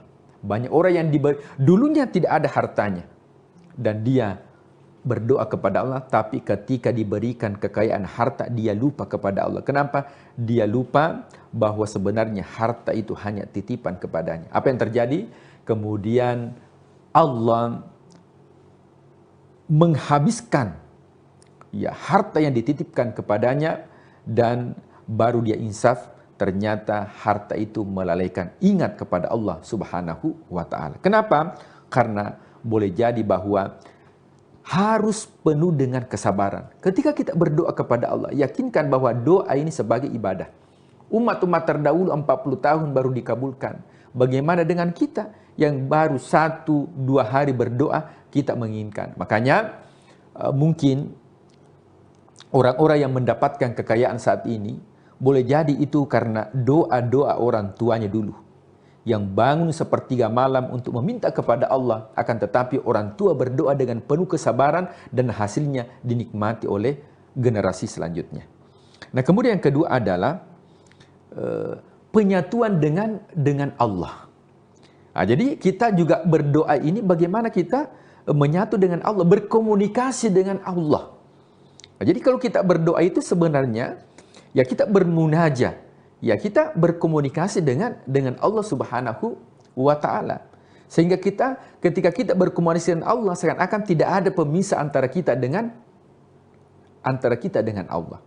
Kemudian yang ketiga adalah ya self reminder. Ya, bagaimana bahwa memang sudah dibawa alam sadar kita, itu kita butuh dengan doa. Buktinya apa? Nah, coba kalau ada orang yang naik pesawat, tiba-tiba terjadi turbulence. Kira-kira ucapan apa yang pertama keluar? Kalau ucapan yang keluar itu adalah Allah, Allah, Allah, astagfirullah, ya Allah, tolong kami ya Allah. Kalau itu yang keluar, berarti itu sudah terself di alam bawah sadar bahwa betul-betul ini ya doa ini sudah bagian dari dirinya. Nah, kemudian tentunya dalam kehidupan ya kita juga harus senantiasa ya bagaimana cara berdoa yang baik. Yang pertama, ya ketika kita berdoa, yaitu usahakan doa yang singkat-singkat saja. Fokus. Kadang kita berdoa tapi tidak memahami. Coba ada dinamakan dengan doa sapu jagat. Apa itu doa sapu jagat? Kalau kita berdoa ini, alam semesta sudah kita minta. Rabbana atina fid dunya hasanah. Ya Allah, berikan aku bahagia dunia. Tapi ketika diminta, kira-kira bahagia dunia yang diminta itu seperti apa? Karena kita pusing. Kira-kira apa yang saya minta? Maka usahakan kita fokus ketika kita berdoa. Nah, kemudian jadikan sebagai doa ini merupakan amalan rutinitas. Jangan kita berdoa ketika kita dalam masalah. Banyak orang itu nanti dia mengetuk pintu Allah ketika ada masalahnya. Tapi ketika tidak ada masalahnya, dia luput kepada Allah. Ya, dalam kehidupan, kalau kita rutin untuk silaturahim, ketika kita butuh, insya Allah cepat akan dibantu. Tapi ketika nanti kita butuh baru datang, saya yakin bahwa itu akan lama baru dikabulkan. Sama dengan Allah. Jadi kita menjadikan doa ini sebagai amalan rutin. Ya, amalan rutinitas, sehingga ketika kita butuh, maka insya Allah Allah segera mengabulkan. Kemudian yang terakhir adalah jadikan sebagai doa ini sebagai bentuk syukur kita. Ya, doa ini sebagai bentuk syukur kita dalam kehidupan. Coba kita lihat, mungkin ada nikmat yang diberikan oleh Allah tanpa disadari. Tapi itu kita tidak bersyukur. Syukur itu bagian daripada doa. Seperti apa? Mungkin hari ini Tribuners kita diberikan kesehatan oleh Allah. Akan tetapi kadang kita lupa. Kenapa? Karena yang kita anggap sebagai rezeki itu adalah materi. Ya, mungkin kita diberikan nafas, bisa kita bernafas. Akan tetapi kita menganggap bahwa itu merupakan bukan merupakan rezeki dari Allah. Maka dengan konsep bersyukur, maka itu juga bagian dari doa. Dan ketika kita mengucapkan alhamdulillah, itu doa. Ya, bukan berarti bahwa harus doa dengan mengangkat tangan, meneteskan air mata itu baru dianggap sebagai doa. Bukan berarti bahwa nanti setelah selesai sholat kita mengangkat tangan itu doa. Mengucapkan kalimat alhamdulillah sebagai bentuk syukur atas nikmat yang diberikan oleh Allah, itu juga bagian dari doa yang kita panjatkan. Ya, saya kira itu beberapa tips dan juga amalan, sehingga doa itu yang kita panjatkan meskipun di zaman sekarang ini secara serba instan, akan tetapi dengan memahami konsep ini, kita pahami bersama bahwa ada tips dan cara bagaimana kita berdoa kepada Allah sebagai kewajiban kita, karena itulah sebenarnya tujuan hidup kita. Wa ma khalaqatul jinna wal insa illa liya'budun. Tidak diciptakan jin dan manusia kecuali untuk beribadah kepada Allah. Dan sesungguhnya mukhul ibadah ad-doa, dan otaknya ibadah itu adalah doa. Iya, baik. Jadi kita berdoa itu bukan pada saat masa sulit saja ya Pak Ustadz ya. Berharap sesuatu ataupun juga mungkin ingin semuanya cepat dikabulkan, mau cepat punya mobil, punya rumah, punya hal-hal duniawi. Tetapi berdoa itu kita mengucapkan alhamdulillah dan juga bismillah, apapun itu yang kita niatkan dengan tulus dan ikhlas itu adalah berdoa dengan tidak menitik beratkan pada hasilnya ya Pak Ustadz ya, apalagi pengen semuanya serba instan. Ini doa kita ini juga tentunya akan dikabulkan oleh Allah Subhanahu wa taala sesuai dengan kesiapan kita menerima kondisi yang kita harapkan ataupun juga kita doakan. Semoga kita semua dapat terus banyak belajar dan juga terus bertawakal begitu ya Tribuners, dan semoga puasa kali ini menjadi momen kita berdoa dengan baik, mendekatkan diri kepada Allah Subhanahu wa taala dengan baik, dan juga menjadi momentum bukan hanya sekadar istilahnya rutinitas begitu ya Pak Ustadz ya, tetapi juga menjadi momentum bagi kita untuk lebih berserah diri. Dan semoga teman-teman semua Tribuners bisa menjalankan ibadah puasa dengan baik. Terima kasih Pak Ustadz sudah menuntun kita bersama untuk tetap berada di jalan Allah, dan semoga Tribuners juga tetap senantiasa beribadah dengan baik. Dan saya Ilu Devisania mengucapkan terima kasih dan pamit undur diri beserta narasumber dan juga seluruh kerabat kerja. Dan tetap saksikan beragam program dan berita menarik lainnya hanya di kanal YouTube dan Facebook Tribun Timur, mata lokal menjangkau Indonesia. Wassalamualaikum warahmatullahi wabarakatuh. Waalaikumsalam warahmatullahi wabarakatuh.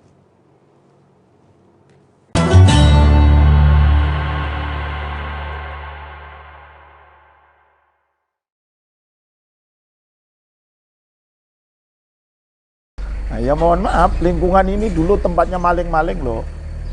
Jangan akan bangun, diambil sama maling. Diambil sama maling, diambil sama maling. Alhamdulillah sekarang sudah ada masjid, ada musola. Alhamdulillah masyarakat, ada kematian selalu ke pondok pesantren. Ada pengajian pondok pesantren. Alhamdulillah untuk ibu-ibu yang ngaji Al-Quran diasuh oleh Ustaz Anwar. Nah, alhamdulillah sekarang, Masya Allah, ikutlah bangga saya, ikut senang saya. Setiap maghrib, ibu-ibu lingkungan ngaji Al-Quran di sini sama Ustaz Anwar. Pagi-pagi, alhamdulillah pengajian praktek ibadah yang diasuh oleh Ustaz Firdaus dan guru-guru lainnya. Alhamdulillah. Pada dasarnya di tengah masyarakat, pesan dari Abah sendiri itu, santri itu harus bisa bersinergi antara ulama, umaro, TNI Polri itu harus bersinergi. Karena itu bagian daripada dasar sebuah negara. Assalamualaikum warahmatullahi wabarakatuh. Kembali lagi bersama saya Beta Misutra, reporter tribunmuglo.com. Kali ini kita dalam program Kisah Para Kiai. Di tengah arus modernisasi dan juga perubahan sosial, di mana peran kiai tetap menjadi penopang moral dan juga spiritual bagi masyarakat. Di mana pada video ini kita akan mengulas terkait dengan perjalanan hidup, pendidikan, perjuangan dakwah, serta kontribusi sosial sang kiai dalam membina umat. Dan kali ini kita akan berbincang dengan Kiai Abdul Muntakim Ahmad selaku pengasuh dari Pondok Pesantren Salafiyah Hidayatul Mubtadi'in dan juga Ustadz Anwar selaku pengurus pesantren. Bagaimana terkait dengan kisah dari Kiai tersebut? Mari kita simak video berikut ini. Kiai Abdul Muntakim Ahmad, pengasuh Pondok Pesantren Salafiyah Hidayatul Mubtadi'in telah melewati perjalanan panjang dalam mengembangkan lembaga pendidikan Islam yang kini menjadi kebanggaan masyarakat di Provinsi Bengkulu. Pondok Pesantren Salafiyah Hidayatul Mubtadi'in didirikan pada tahun 2000 atas inisiatif Kiai Abdul Muntakim Ahmad yang mendapat amanat dari lembaga Ittihadul Mubalikin yang dipimpin oleh Kiai Haji Ahmad Syaihu di Jakarta. Assalamualaikum warahmatullahi wabarakatuh. Nama saya Abdul Muntakim Ahmad BA, Banyuwangi asli. Alhamdulillah saya diutus oleh lembaga Ittihadul Mubalikin yang dipimpin oleh Kiai Ahmad Syaihu Jakarta, diutus ke Provinsi Bengkulu ke daerah Tran. Alhamdulillah kemudian di daerah Tran dicari oleh tokoh-tokoh masyarakat di sini, gubernur, wali kota, kakanwil agama. Akhirnya saya diletakkan di Pondok Pesantren Pancasila. Cerita singkat, di Pancasila kemudian kurang lebih 6 tahun. Alhamdulillah Allah Subhanahu wa Ta'ala, saya diberi amanat oleh Allah Subhanahu wa Ta'ala beli tanah di sini. Tanah ini adalah tanahnya orang terkaya di Provinsi Bengkulu. Lewat alhamdulillah buat rumah. Akhirnya belum ada kamar, kedatanganlah santri dari Jakarta. Santrinya itu aneh, yaitu adalah anak kecanduan narkoba berat. Alhamdulillah saya urusi 1 tahun, pada saat itu tahun 2000. Setelah dia pulang, kemudian datanglah murid pertama yang bernama Haji Ustadz Anwar MPD. Alhamdulillah 1 tahun saya mempunyai santri. Kemudian tahun berikutnya 15. Tahun berikutnya lumayan berkembang. Alhamdulillah sekarang santri sudah 350 putra putri. Alhamdulillah. Nah, berdirinya pondok pesantren ini pada saat itu tahun 2000. Kemudian dapat SK dari Departemen Agama, disahkan benar-benar pondok pesantren pas Kiai Abdurrahman Wahid turun jabatan dari presiden. Sekarang alhamdulillah. Oleh karenanya saya mohon doanya kepada masyarakat, kepada masyayikh, semoga pondok pesantren saya pondok pesantren yang barokah. Itu yang saya harapkan, alumninya ilmunya manfaat, barokah. Tapi alhamdulillah sekarang sudah banyak alumni di sini, sudah ada yang pondok punya pondok pesantren, sudah mempunyai, ada yang jadi kepala desa, ada yang jadi TNI. Kalau Ustadz Anwar ini sudah alhamdulillah untuk di sini. Alhamdulillah sudah haji, sudah sudah S2, nah, mungkin sebentar lagi akan meneruskan S3. Karena cita-cita saya pondok pesantren HM ini ke depan mempunyai perguruan sendiri. Alhamdulillah termasuk sumber daya manusianya sudah lumayan-lumayan. Sudah ada yang doktor, alhamdulillah. Karena sekarang kalau perguruan tingginya masih ngikut dengan Setisnu. Jadi anak-anak alumni di sini itu masih kuliahnya di sini, dosen-dosen Setisnu, alhamdulillah di sini. Saya sebetulnya nggak ada minat membuat pondok pesantren. Saya ingat saya keluar dari pesantren Pancasila amanat Mbah Maimun Juber. Kata Mbah Maimun, dikira kiai punya pondok pesantren itu mulia, dikira kiai nggak punya pondok pesantren itu hina. Ya gimana lagi, karena santri datang. Ini santri yang pertama tadi datang, tapi tantangannya ya bukan main. Kalau yang namanya orang berjuang nggak ada tantangan ya bukan berjuang namanya. Nah, ya mohon maaf, lingkungan ini dulu tempatnya maling-maling loh. Jangan akan bangun, diambil sama maling, diambil sama maling. Tapi alhamdulillah, saya ini kata orang keras, ekstrim, tapi alhamdulillah saya terus terang aja. Alhamdulillah kata guru saya, ditoto atine. Alhamdulillah sekarang sudah ada masjid, ada musola, ada lingkungan-lingkungan. Masjid ini sekarang Pak Imamnya yaitu adalah Ustadz Haji Anwar Husain MPD. Kebetulan di belakang sana saya membuat Taman Pendidikan Al-Quran Tilawati Mardotillah. Karena guru-guru yang namanya guru-guru tahfidz yang di Provinsi Bengkulu, di Kota Bengkulu, itu ngajinya setiap Kamis Sabtu. Hari Kamis dan Sabtu. Jadi pesantren-pesantren tahfidz itu di Provinsi Bengkulu, di Kota Bengkulu, itu ngajinya setiap Sabtu dan Kamis. Kemudian yang ngajari beliau ini, saya tempatkan di sana nanti kajian Al-Quran Kota Bengkulu, yaitu adalah Tilawati, yaitu adalah cabang dari Surabaya itu nanti di Pondok Pesantren HM. Mohon doanya, itu di belakang masjid itu saya sedang bangun. Mohon doanya semoga cepat selesai. Ya alhamdulillah, kalau dulu maaf aja gitu terbuka. Kalau dulu dimusuhin gitu kan, katanya Rasulullah itu gimana? Bagaimana? Pabima rahmatim minallahi lintalahum. Kalau dulu dimusuhi, kalau sekarang alhamdulillah masyarakat ada kematian selalu ke pondok pesantren. Ada pengajian pondok pesantren. Alhamdulillah untuk ibu-ibu yang ngaji Al-Quran diasuh oleh Ustadz Anwar. Nah alhamdulillah sekarang, Masya Allah, ikutlah bangga saya, ikut senang saya sekarang. Kalau dulu ya harus apa? Harus sabar. Gitu. Tadi itu pabima rahmatim minallahi lintalahum walau kunta faddon ghalid. Nah, andai kata kekerasan saya, aduh, insya Allah masyarakat. Sekarang sudah alhamdulillah.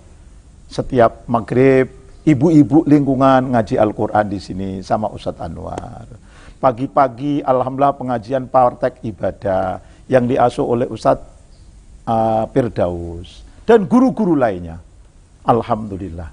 Kalau di pondok pesantren saya ini kan salafiyah murni kayak Lirboyo.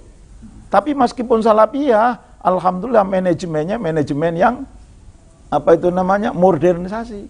Dulu Ustadz Anwar nggak bisa, sekarang alhamdulillah lumayan lah.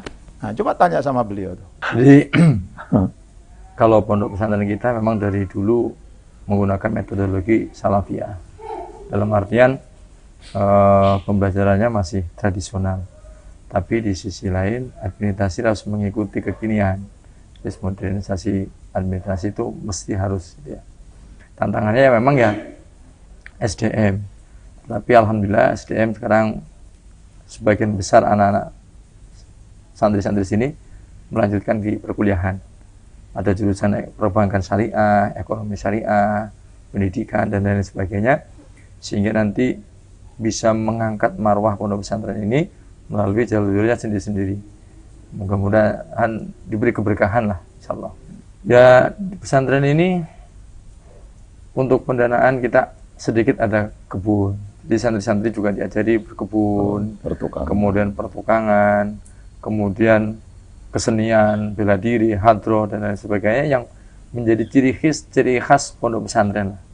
Yang menjadi ciri khas pondok pesantren. Sehingga itu tetap kita pertahankan dan mudah-mudahan akan menjadi bagian daripada keterampilan santri-santri dari pondok pesantren. Harapan saya, pokoknya anak-anak harapan saya tamat dari sini jangan hanya selesai, teruskan kuliah.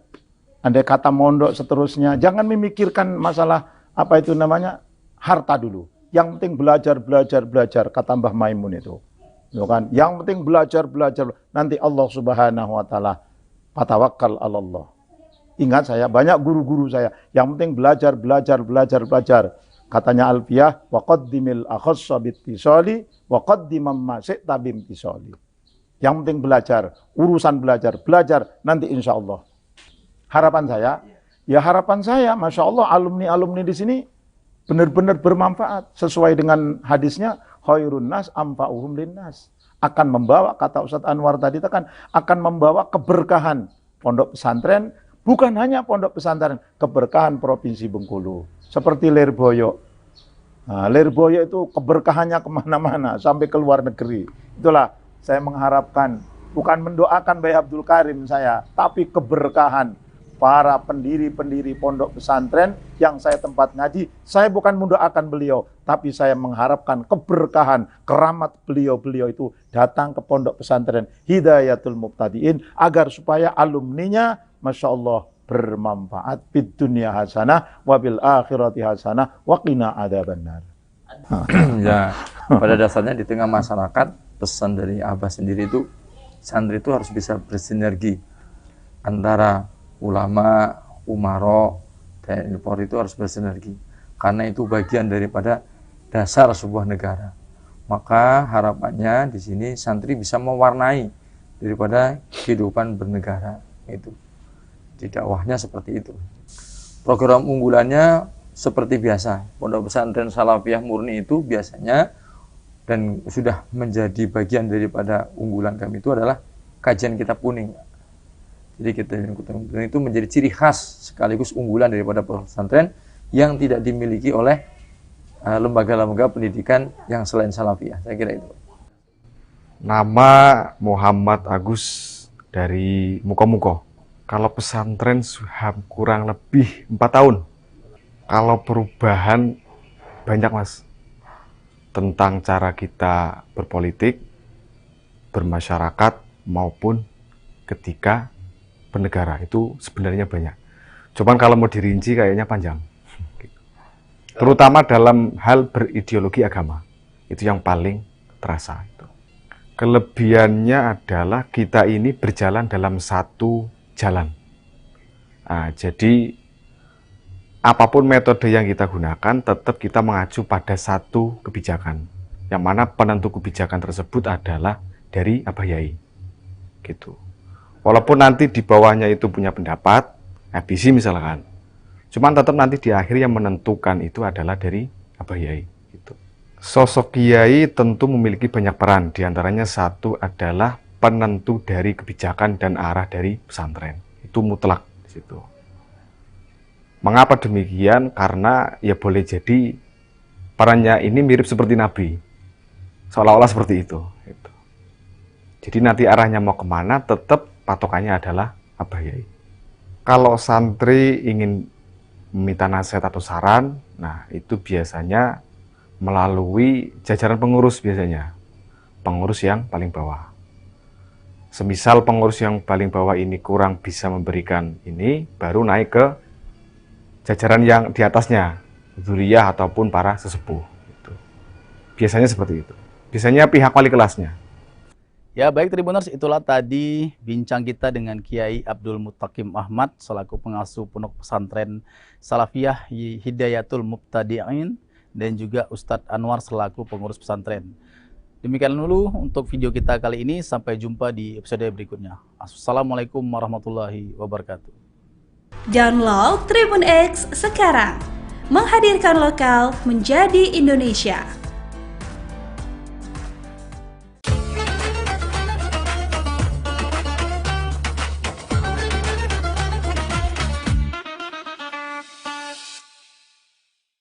Assalamualaikum warahmatullahi wabarakatuh. Bismillah, alhamdulillah, assalatu wassalamu ala rasulillah, Muhammad ibni Abdillah, amma ba'd. Tribuners yang dirahmati Allah Subhanahu wa Ta'ala,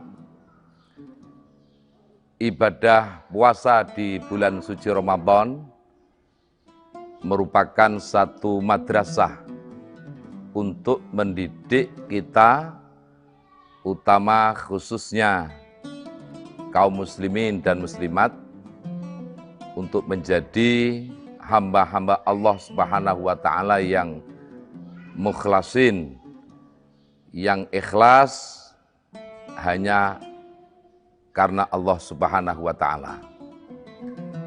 Di dalam Al-Quran, Allah Subhanahu wa Ta'ala berfirman, A'udzubillahi minasyaitonir rajim. Ya ayyuhalladzina amanu kutiba alaikumusiyam kama kutiba alal ladzina min qablikum la'allakum tattaqun. Wahai orang-orang yang beriman, diwajibkan atas kalian semua untuk beribadah puasa, sebagaimana orang-orang sebelum kalian, agar kalian menjadi orang-orang yang bertakwa. Dari ayat ini, pertama, Allah khitabnya yang diperintahkan adalah orang-orang yang beriman. Artinya ibadah puasa itu tidak mungkin dikerjakan terkecuali orang yang hanya benar-benar beriman kepada Allah. Oleh karena sebab puasa itu adalah ibadah yang sirri, ibadah rahasia. Bisa jadi ketika saat makan sahur kita bisa melaksanakan bersama. Ketika berbuka juga kita bisa melaksanakan bersama-sama.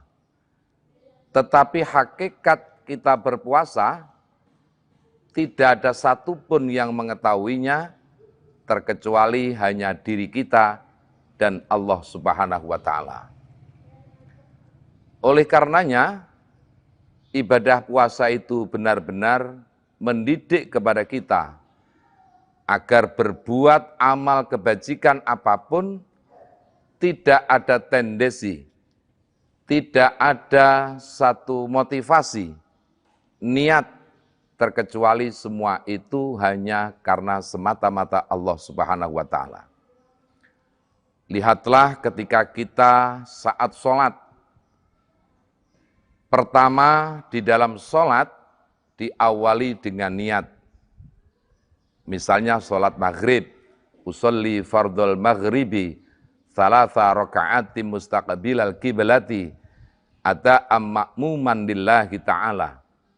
Di ujung niat, melaksanakan sholat itu hanya karena Allah. Begitu juga di dalam doa iftitah. Kita telah berikrar dengan sesungguhnya kepada Allah. Inna sholati wa nusuki wa mahyaya wa mamati lillahi rabbil alamin. Sesungguhnya sholatku ini ya Allah, ibadahku, hidupku dan matiku, itu hanya semata-mata karena Allah Subhanahu wa Ta'ala. Amal ibadah, amal kebaikan, amal soleh, yang dilakukan tidak karena Allah, berarti di dalamnya ada unsur syirik. Walaupun kategori syiriknya adalah syirkul asghar, syirik yang kecil. Orang yang melakukan amal kebaikan, punya satu niat, orientasi bukan karena Allah, hanya karena ingin mendapatkan pujian, ingin mendapatkan pengakuan, ingin menjadi eksis di dalam melakukan amal kebaikan, maka sungguh merupakan perbuatan yang sia-sia. Berarti orang itu takut dan khawatir jika amal kebaikannya itu tidak dapat pengakuan dari orang lain. Padahal Rasulullah SAW di dalam riwayat hadis Imam Bukhari Muslim, beliau bersabda, "Lau anna ahadakum ya'malu fi sakhratin somma," andai kata sesungguhnya di antara kalian semua itu melakukan amal kebaikan di dalam satu gua, laisa laha babun wala kawwabun, yang gua itu tidak ada pintu dan jendelanya, tidak ada sedikit pun lubang untuk akses ke dalam ataupun keluar. La dakhala amaluhu kainan makana alaih, maka sungguh amal kebaikan itu akan tetap mencari jalannya sebagaimana ketentuan. Artinya dia akan tetap mendapatkan catatan amal kebaikan di hadapan Allah Subhanahu wa taala.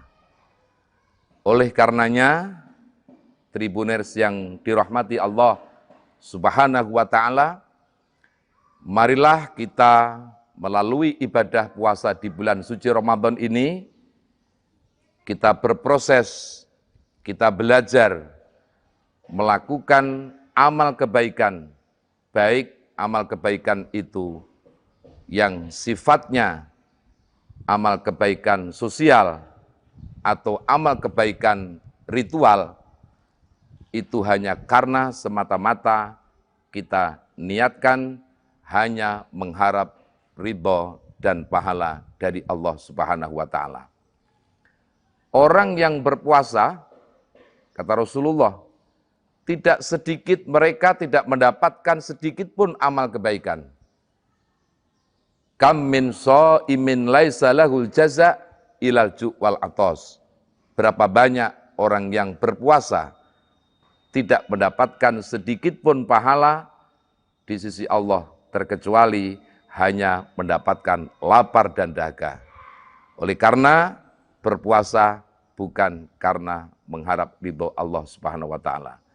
Mudah-mudahan Ramadan tahun ini benar-benar menjadikan kita manusia-manusia yang ikhlas, manusia-manusia yang beramal hanya karena Allah Subhanahu wa taala.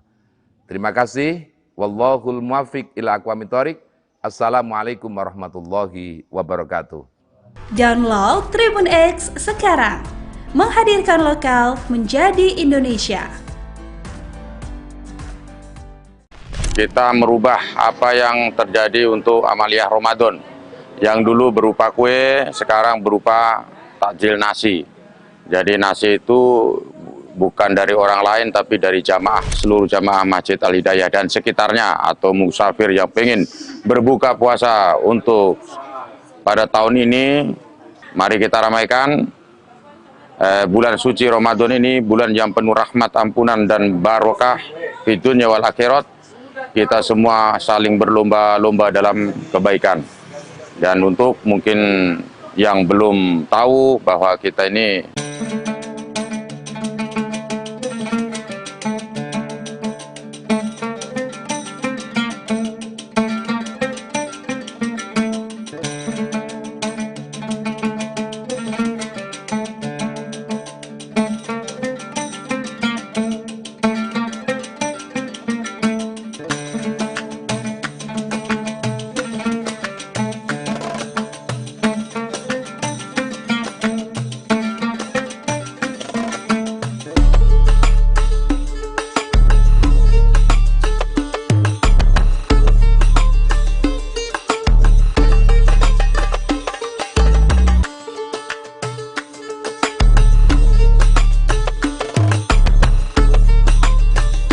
Assalamualaikum warahmatullahi taala wabarakatuh. Tribuners, saya Taufik Muhyanan, reporter tribunsorong.com. Kali ini kita sedang berada di Masjid Al-Hidayah Kota Sorong yang berada di kilometer 12 Kelurahan Matalamagi, Kota Sorong, Provinsi Papua Barat Daya, di mana dalam program edisi Ngabuburit Asyik selama bulan suci Ramadan 1447 Hijriah, di mana pada sore hari ini kita akan melihat keseruan jelang berbuka puasa di seputaran kawasan Masjid Al-Hidayah Kota Sorong ini. Untuk itu Sobat Tribuners, ikuti keseruan kami.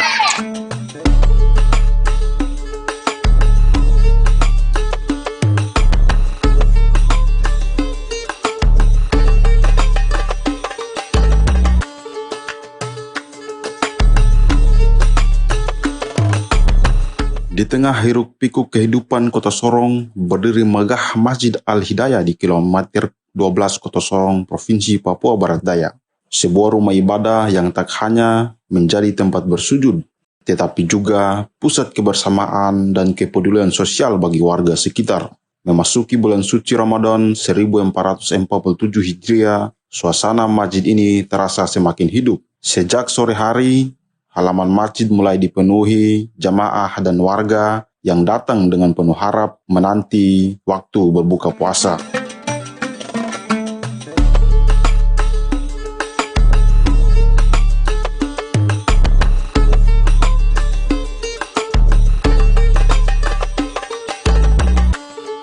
Aroma takjil yang beragam pun mulai tercium, hasil dari gotong royong para jemaah yang dengan sukarela berbagi rezeki.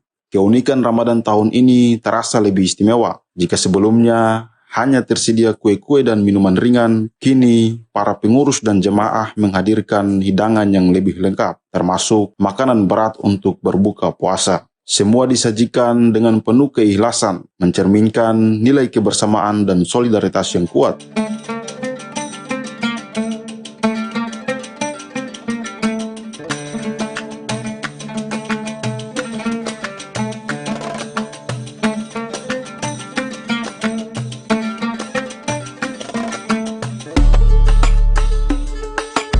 Saat malam tiba, Masjid Al-Hidayah tampil dalam balutan cahaya yang memukau. Ornamen lampu yang menghiasi bagian depan masjid memancarkan keindahan yang menenangkan hati. Cahaya-cahaya itu seolah menjadi simbol semangat umat dalam menjalankan ibadah di bulan penuh berkah ini. Lebih dari sekedar tempat ibadah, Masjid Al-Hidayah juga menjelma menjadi ruang pertemuan spiritual dan sosial. Di pelatarannya, warga berkumpul, berbuka puasa bersama, berbagi cerita dan mempererat tali silaturahmi. Setiap sudutnya dipenuhi kehangatan, menjadikan Masjid Al-Hidayah bukan hanya kebanggaan warga Sorong, tetapi juga cerminan indahnya nilai-nilai Ramadan yang sesungguhnya.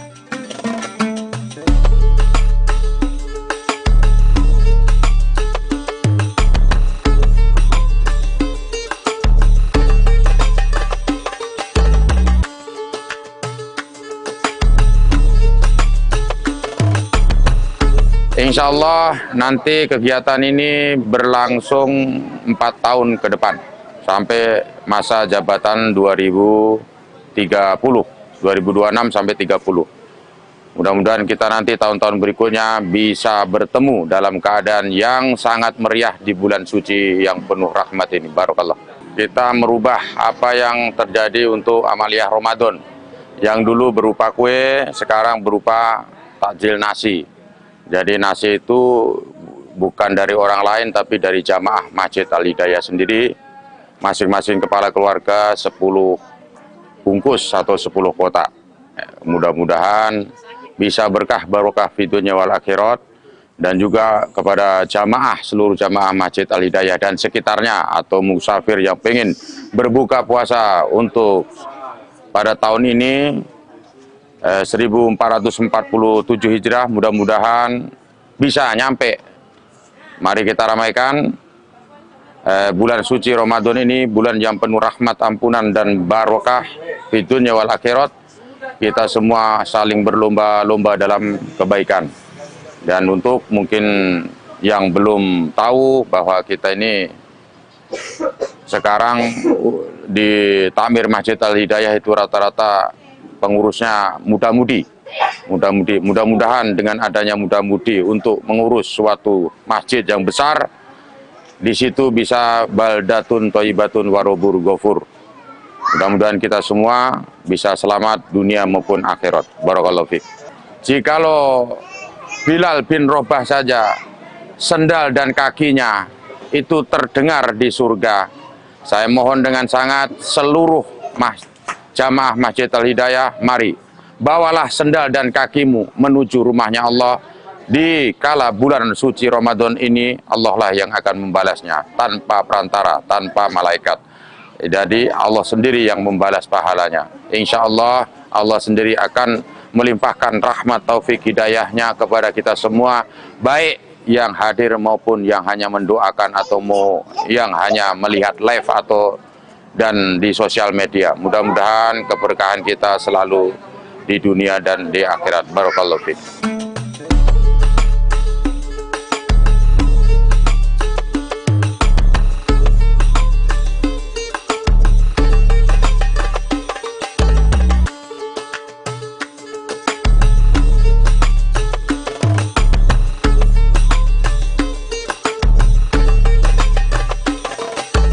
Tribuners, itulah perjalanan ngabuburit kita pada sore hari ini di Masjid Al-Hidayah kilometer 12 Kota Sorong, Provinsi Papua Barat Daya. Saya Taufik Muhyanan, reporter tribunsorong.com bersama dengan tim yang bertugas mengucapkan terima kasih sekaligus menunaikan ibadah puasa 1447 Hijriah. Terima kasih dan sampai jumpa kembali. Wassalamualaikum warahmatullahi wabarakatuh. Download Tribun X sekarang. Menghadirkan lokal menjadi Indonesia.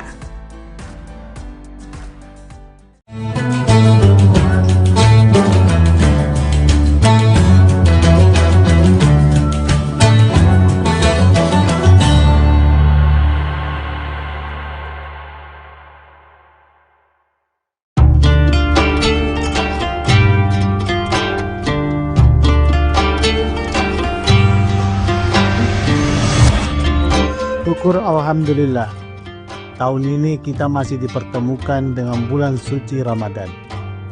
Ramadan bukan sekedar menahan lapar dan dahaga, tetapi waktu untuk memperbaiki kualitas diri, baik ibadah maupun menata akhlak. Jadikan Ramadan ini sebagai titik balik untuk menjadi pribadi yang jujur dalam perbuatan, sabar dalam ujian, dan disiplin dalam ketaatan. Dewan Komisaris, Direksi dan seluruh karyawan PT Semen Tonasa mengucapkan selamat menunaikan ibadah puasa.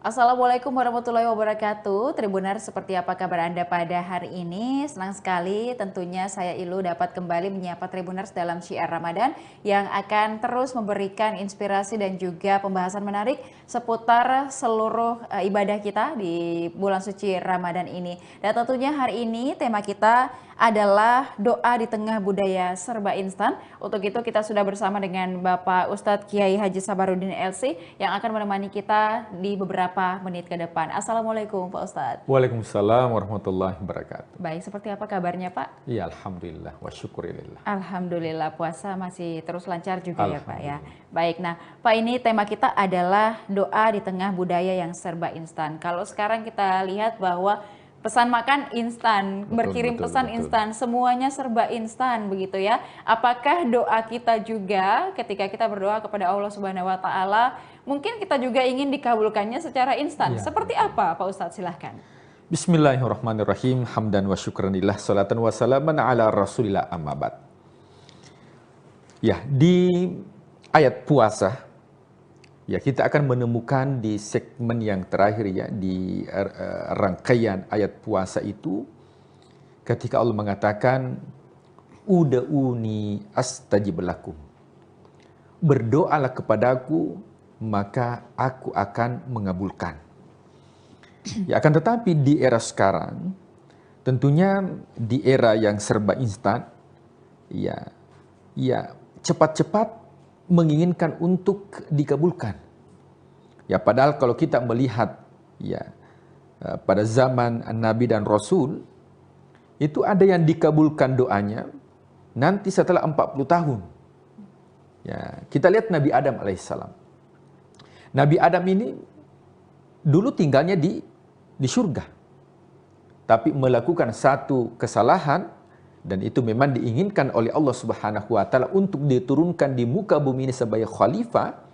Maka dia berdoa kepada Allah. Apa doanya? Rabbana zalamna anfusana wa illam taghfir lana wa tarhamna lanakunanna minal khasirin. Nah, berapa tahun baru dikabulkan oleh Allah? Dalam riwayat dikatakan 40 tahun. Setelah dia berdoa, kemudian dikabulkan oleh Allah Subhanahu wa taala. Nah, kalau kita melihat ya sunnah-sunnah para nabi dan rasul terdahulu itu memiliki waktu yang cukup lama. Nah, ini yang menjadi fenomena kita sekarang ini, khususnya ya di era zaman sekarang ini, adalah bahwa ketika berdoa menginginkan hasil yang cepat. Pada sebenarnya prinsipnya doa itu adalah ad-du'a mukhul ibadah. Doa itu adalah otaknya ibadah. Ya, makanya ketika kita sholat jenazah, itu tidak ada ruku dan sujudnya. Kenapa kira-kira sholat jenazah itu tidak ada ruku dan sujudnya? Sementara ketika kita sholat 5 waktu itu ada ruku dan sujudnya. Ada ulama mengatakan bahwa sholat jenazah itu bukan hanya bentuk penghambaan kita kepada Allah, akan tetapi sholat jenazah itu merupakan doa. Nah, jika demikian, bahwa doa ini adalah mukhul ibadah, otaknya ibadah. Sehingga ketika kita berdoa kepada Allah Subhanahu wa taala, maka sesungguhnya itu bagian daripada ibadah kita. Makanya dalam sebuah riwayat di akhirat, banyak orang ketika dalam kehidupan dunia ya hanya fokus melakukan ibadah wajib. Akan tetapi di akhirat dia kaget. Kenapa dia kaget? Dia lihat catatan amalnya begitu banyak amalan yang menurutnya tidak dilakukan, tapi ternyata timbangan amalnya itu berat.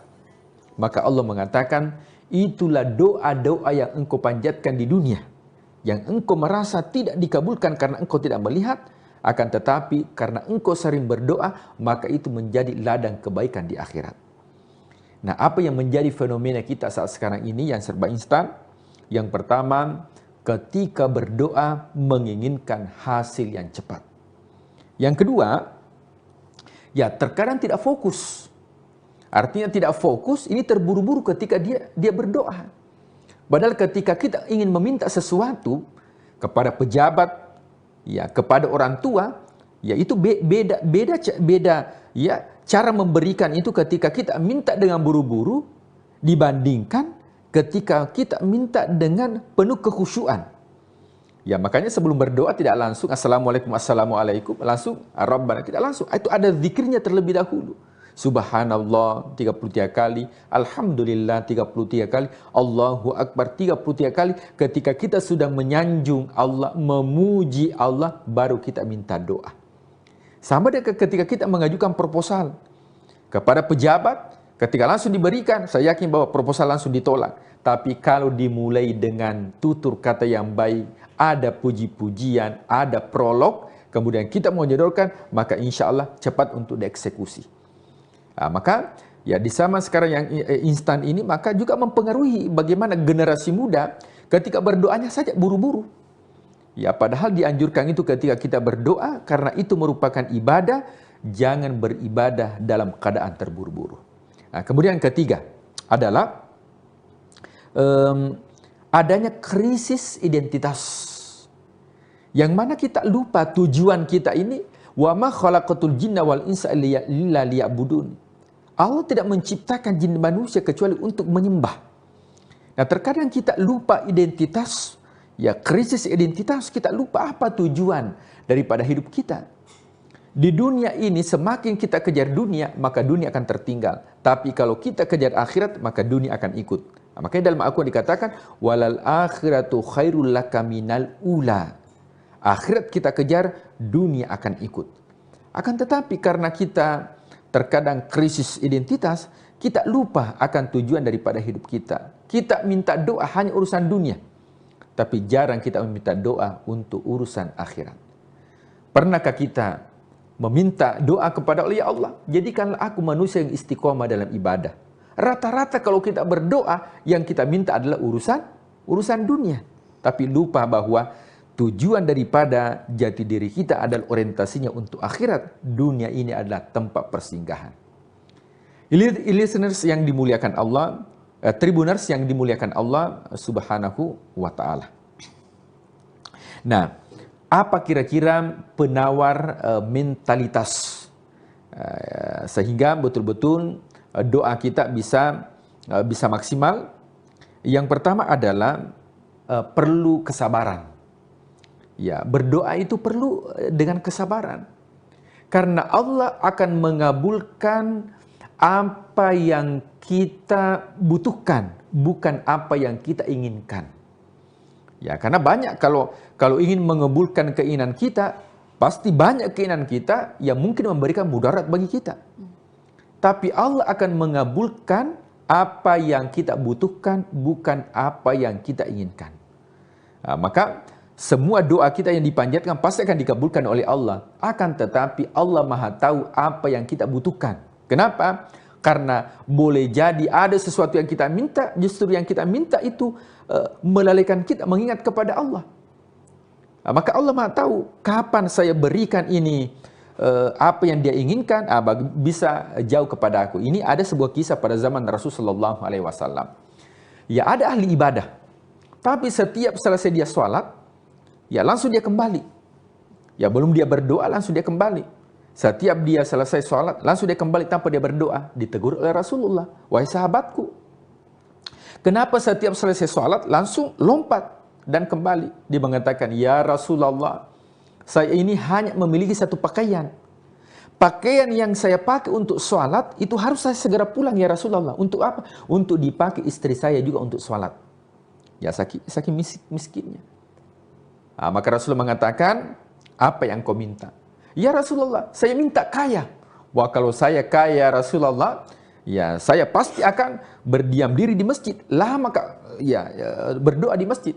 Nah, Rasulullah mengatakan, sesungguhnya ya engkau tidak bisa mendapatkan kekayaan. Kapan engkau mendapatkan kekayaan, maka pasti engkau lupa kepada Allah. Tidak ya Rasulullah, doakan aku. Dia paksa Rasulullah untuk berdoa, akhirnya didoakan. Ketika didoakan menjadi orang kaya, apa yang terjadi? Diberikanlah oleh Allah berupa sepasang kambing. Dia ternakkan. Berkembang biak menjadi banyak. Ketika sudah mulai banyak, maka rakaat demi rakaat dia tinggalkan hari demi hari. Dulunya 5 waktu sempurna, sekarang tinggal 4 waktu. 3 waktu, 2 waktu, tinggal 1 waktu, dan akhirnya dia tidak didapatkan lagi berjamaah. Kenapa? Dia sibuk dengan mengurus kambingnya. Itu ilustrasi kehidupan dunia. Dia sibuk dengan urusan dunia. Dan apa yang terjadi? Mungkin banyak orang yang seperti ini diuji oleh Allah. Banyak orang yang dulunya tidak ada hartanya, dan dia berdoa kepada Allah, tapi ketika diberikan kekayaan harta, dia lupa kepada Allah. Kenapa? Dia lupa bahwa sebenarnya harta itu hanya titipan kepadanya. Apa yang terjadi? Kemudian Allah menghabiskan ya harta yang dititipkan kepadanya, dan baru dia insaf, ternyata harta itu melalaikan ingat kepada Allah Subhanahu wa Ta'ala. Kenapa? Karena boleh jadi bahwa harus penuh dengan kesabaran. Ketika kita berdoa kepada Allah, yakinkan bahwa doa ini sebagai ibadah. Umat-umat terdahulu 40 tahun baru dikabulkan. Bagaimana dengan kita yang baru 1-2 hari berdoa, kita menginginkan. Makanya mungkin orang-orang yang mendapatkan kekayaan saat ini, boleh jadi itu karena doa-doa orang tuanya dulu, yang bangun sepertiga malam untuk meminta kepada Allah, akan tetapi orang tua berdoa dengan penuh kesabaran dan hasilnya dinikmati oleh generasi selanjutnya. Nah, kemudian yang kedua adalah penyatuan dengan Allah. Nah, jadi kita juga berdoa ini bagaimana kita menyatu dengan Allah, berkomunikasi dengan Allah. Nah, jadi kalau kita berdoa itu sebenarnya ya kita bermunajat, ya kita berkomunikasi dengan Allah Subhanahu wa Ta'ala. Sehingga ketika kita berkomunikasi dengan Allah, seakan-akan tidak ada pemisah antara kita dengan Allah. Kemudian yang ketiga adalah ya self reminder, ya bagaimana bahwa memang sudah dibawa alam sadar kita, itu kita butuh dengan doa. Buktinya apa? Nah, coba kalau ada orang yang naik pesawat, tiba-tiba terjadi turbulence. Kira-kira ucapan apa yang pertama keluar? Kalau ucapan yang keluar itu adalah Allah, Allah, Allah, astagfirullah, ya Allah, tolong kami ya Allah. Kalau itu yang keluar, berarti itu sudah terself di alam bawah sadar bahwa betul-betul ini, ya doa ini sudah bagian dari dirinya.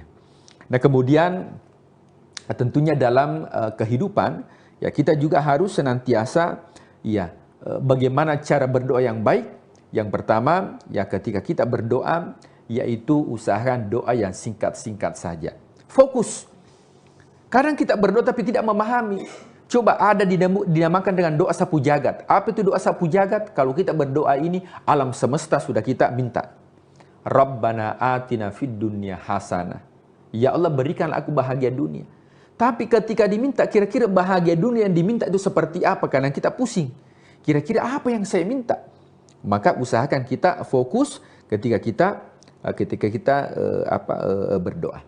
Nah kemudian jadikan sebagai doa ini merupakan amalan rutinitas. Jangan kita berdoa ketika kita dalam masalah. Banyak orang itu nanti dia mengetuk pintu Allah ketika ada masalahnya. Tapi ketika tidak ada masalahnya, dia luput kepada Allah. Ya, dalam kehidupan, kalau kita rutin untuk silaturahim, ketika kita butuh, insya Allah cepat akan dibantu. Tapi ketika ya nanti kita butuh baru datang, saya yakin bahwa itu akan lama baru dikabulkan. Sama dengan Allah. Jadi kita menjadikan doa ini sebagai amalan rutin. Ya amalan rutinitas, sehingga ketika kita butuh, maka insya Allah Allah segera mengabulkan. Kemudian yang terakhir adalah ya jadikan sebagai ya doa ini sebagai bentuk syukur kita. Ya, doa ini sebagai bentuk syukur kita dalam kehidupan. Coba kita lihat, ya mungkin ada nikmat yang diberikan oleh Allah tanpa disadari. Tapi itu kita tidak bersyukur. Syukur itu bagian daripada doa. Seperti apa? Mungkin hari ini, Tribuners, kita diberikan kesehatan oleh Allah. Akan tetapi kadang kita lupa. Kenapa? Karena yang kita anggap sebagai rezeki itu adalah materi. Ya, mungkin kita diberikan nafas, bisa kita bernafas. Akan tetapi kita menganggap bahwa ya itu merupakan bukan merupakan rezeki dari Allah. Maka dengan konsep bersyukur, maka itu juga bagian dari doa, dan ketika kita mengucapkan alhamdulillah itu doa. Ya, bukan berarti bahwa harus doa dengan mengangkat tangan, meneteskan air mata itu baru dianggap sebagai doa. Bukan berarti bahwa nanti setelah selesai sholat kita mengangkat tangan itu doa. Mengucapkan kalimat alhamdulillah sebagai bentuk syukur atas nikmat yang diberikan oleh Allah, itu juga bagian dari doa yang kita panjatkan.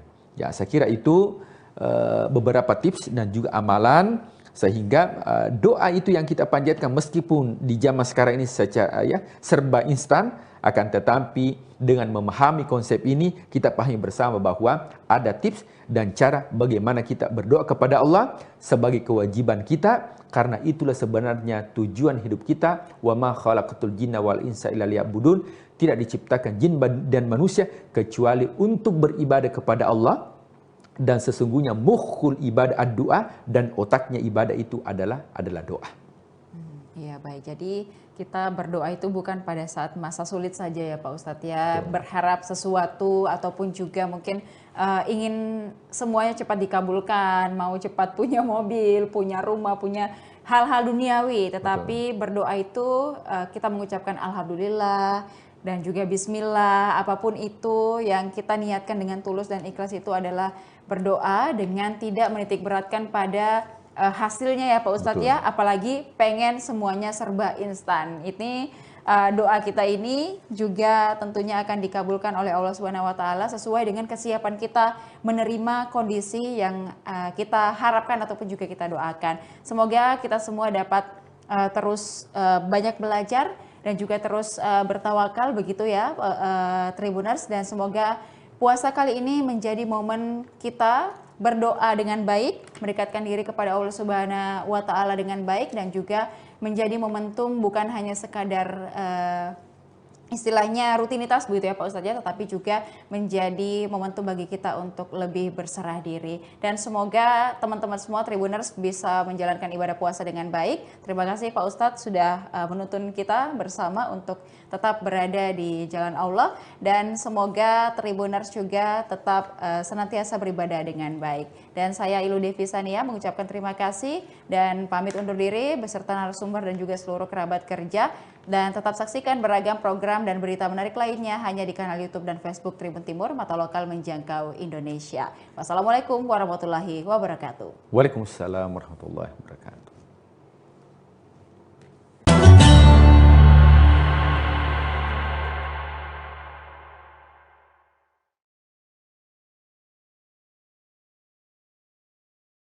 Nah, ya mohon maaf, lingkungan ini dulu tempatnya maling-maling loh. Jangan akan bangun, diambil sama maling. Diambil sama maling, diambil sama maling. Alhamdulillah sekarang sudah ada masjid, ada musola. Alhamdulillah masyarakat, ada kematian selalu ke pondok pesantren. Ada pengajian pondok pesantren. Alhamdulillah untuk ibu-ibu yang ngaji Al-Quran diasuh oleh Ustadz Anwar. Nah alhamdulillah sekarang, Masya Allah, ikutlah bangga saya, ikut senang saya. Setiap maghrib, ibu-ibu lingkungan ngaji Al-Quran di sini sama Ustadz Anwar. Pagi-pagi, alhamdulillah pengajian praktek ibadah yang diasuh oleh Ustadz Firdaus dan guru-guru lainnya. Alhamdulillah. Pada dasarnya di tengah masyarakat, pesan dari Abah sendiri itu, santri itu harus bisa bersinergi antara ulama, umaro, dan Polri itu harus bersinergi. Karena itu bagian daripada dasar sebuah negara. Assalamualaikum warahmatullahi wabarakatuh. Kembali lagi bersama saya Beta Misutra, reporter tribunmuglo.com. Kali ini kita dalam program Kisah Para Kiai. Di tengah arus modernisasi dan juga perubahan sosial, di mana peran kiai tetap menjadi penopang moral dan juga spiritual bagi masyarakat. Di mana pada video ini kita akan mengulas terkait dengan perjalanan hidup, pendidikan, perjuangan dakwah, serta kontribusi sosial sang kiai dalam membina umat. Dan kali ini kita akan berbincang dengan Kiai Abdul Mutakim Ahmad selaku pengasuh dari Pondok Pesantren Salafiyah Hidayatul Mubtadi'in, dan juga Ustadz Anwar selaku pengurus pesantren. Bagaimana terkait dengan kisah dari Kiai tersebut? Mari kita simak video berikut ini.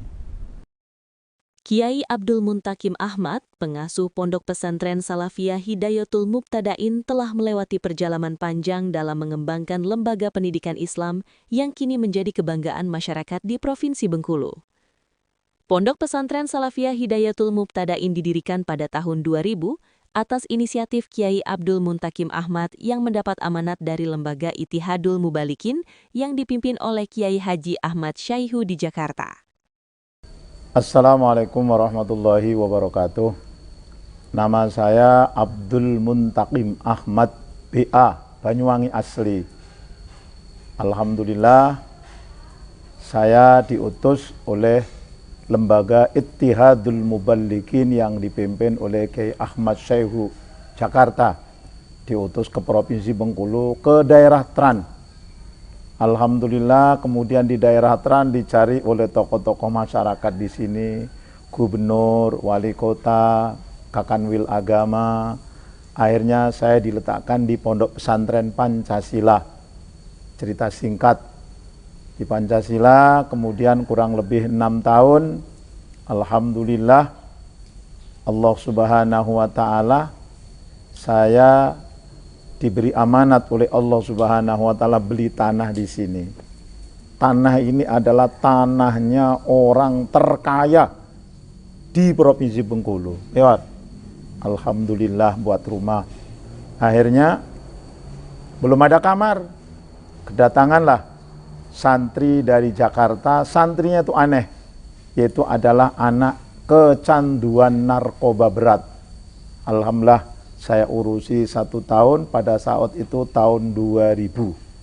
Setelah dia pulang, kemudian datanglah murid pertama yang bernama Haji Ustadz Anwar MPD. Alhamdulillah Pertama 1 tahun saya mempunyai santri. Kemudian tahun berikutnya 15. Tahun berikutnya lumayan berkembang. Alhamdulillah sekarang santri sudah 350 putra-putri. Alhamdulillah. Nah, berdirinya pondok pesantren ini pada saat itu tahun 2000. Kemudian dapat SK dari Departemen Agama, disahkan benar-benar pondok pesantren pas Kiai Abdurrahman Wahid turun jabatan dari presiden. Sekarang alhamdulillah. Oleh karenanya saya mohon doanya kepada masyarakat, kepada masyayikh, semoga pondok pesantren saya pondok pesantren yang barokah. Itu yang saya harapkan. Alumninya ilmunya manfaat, barokah. Tapi alhamdulillah sekarang sudah banyak alumni di sini, sudah ada yang punya pondok pesantren, sudah mempunyai, ada yang jadi kepala desa, ada yang jadi TNI. Kalau Ustadz Anwar ini sudah alhamdulillah untuk di sini. Alhamdulillah sudah haji, sudah sudah S2, nah, mungkin sebentar lagi akan meneruskan S3. Karena cita-cita saya pondok pesantren HM ini ke depan mempunyai perguruan sendiri. Alhamdulillah termasuk sumber daya manusianya sudah lumayan. Sudah ada yang doktor, alhamdulillah. Karena sekarang kalau perguruan tingginya masih ngikut dengan Setisnu. Jadi anak-anak alumni di sini itu masih kuliahnya di sini, dosen-dosen Setisnu, alhamdulillah di sini. Saya sebetulnya nggak ada minat membuat pondok pesantren. Saya ingat saya keluar dari pesantren Pancasila amanat Mbah Maimun Juber. Kata Mbah Maimun, dikira kiai punya pondok pesantren itu mulia, dikira kiai nggak punya pondok pesantren itu hina. Ya gimana lagi, karena santri datang, ini santri yang pertama tadi datang, tapi tantangannya ya bukan main. Kalau yang namanya orang berjuang nggak ada tantangan ya bukan berjuang namanya. Nah, ya mohon maaf, lingkungan ini dulu tempatnya maling-maling loh. Jangan akan bangun, diambil sama maling. diambil sama maling. Tapi alhamdulillah, saya ini kata orang keras, ekstrim, tapi alhamdulillah saya terus terang aja. Alhamdulillah kata guru saya, ditoto atine. Alhamdulillah sekarang sudah ada masjid, ada musola, ada lingkungan-lingkungan. Masjid ini sekarang Pak Imamnya yaitu adalah Ustadz Haji Anwar Hussein MPD.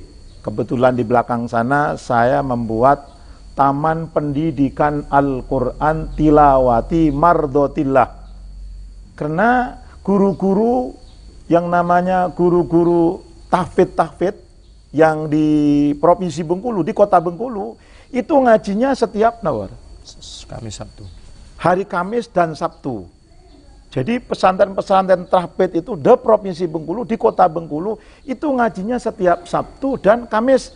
Kemudian yang ngajari beliau ini, saya tempatkan di sana nanti kajian Al-Quran Kota Bengkulu, yaitu adalah Tilawati, yaitu adalah cabang dari Surabaya, itu nanti di Pondok Pesantren HM.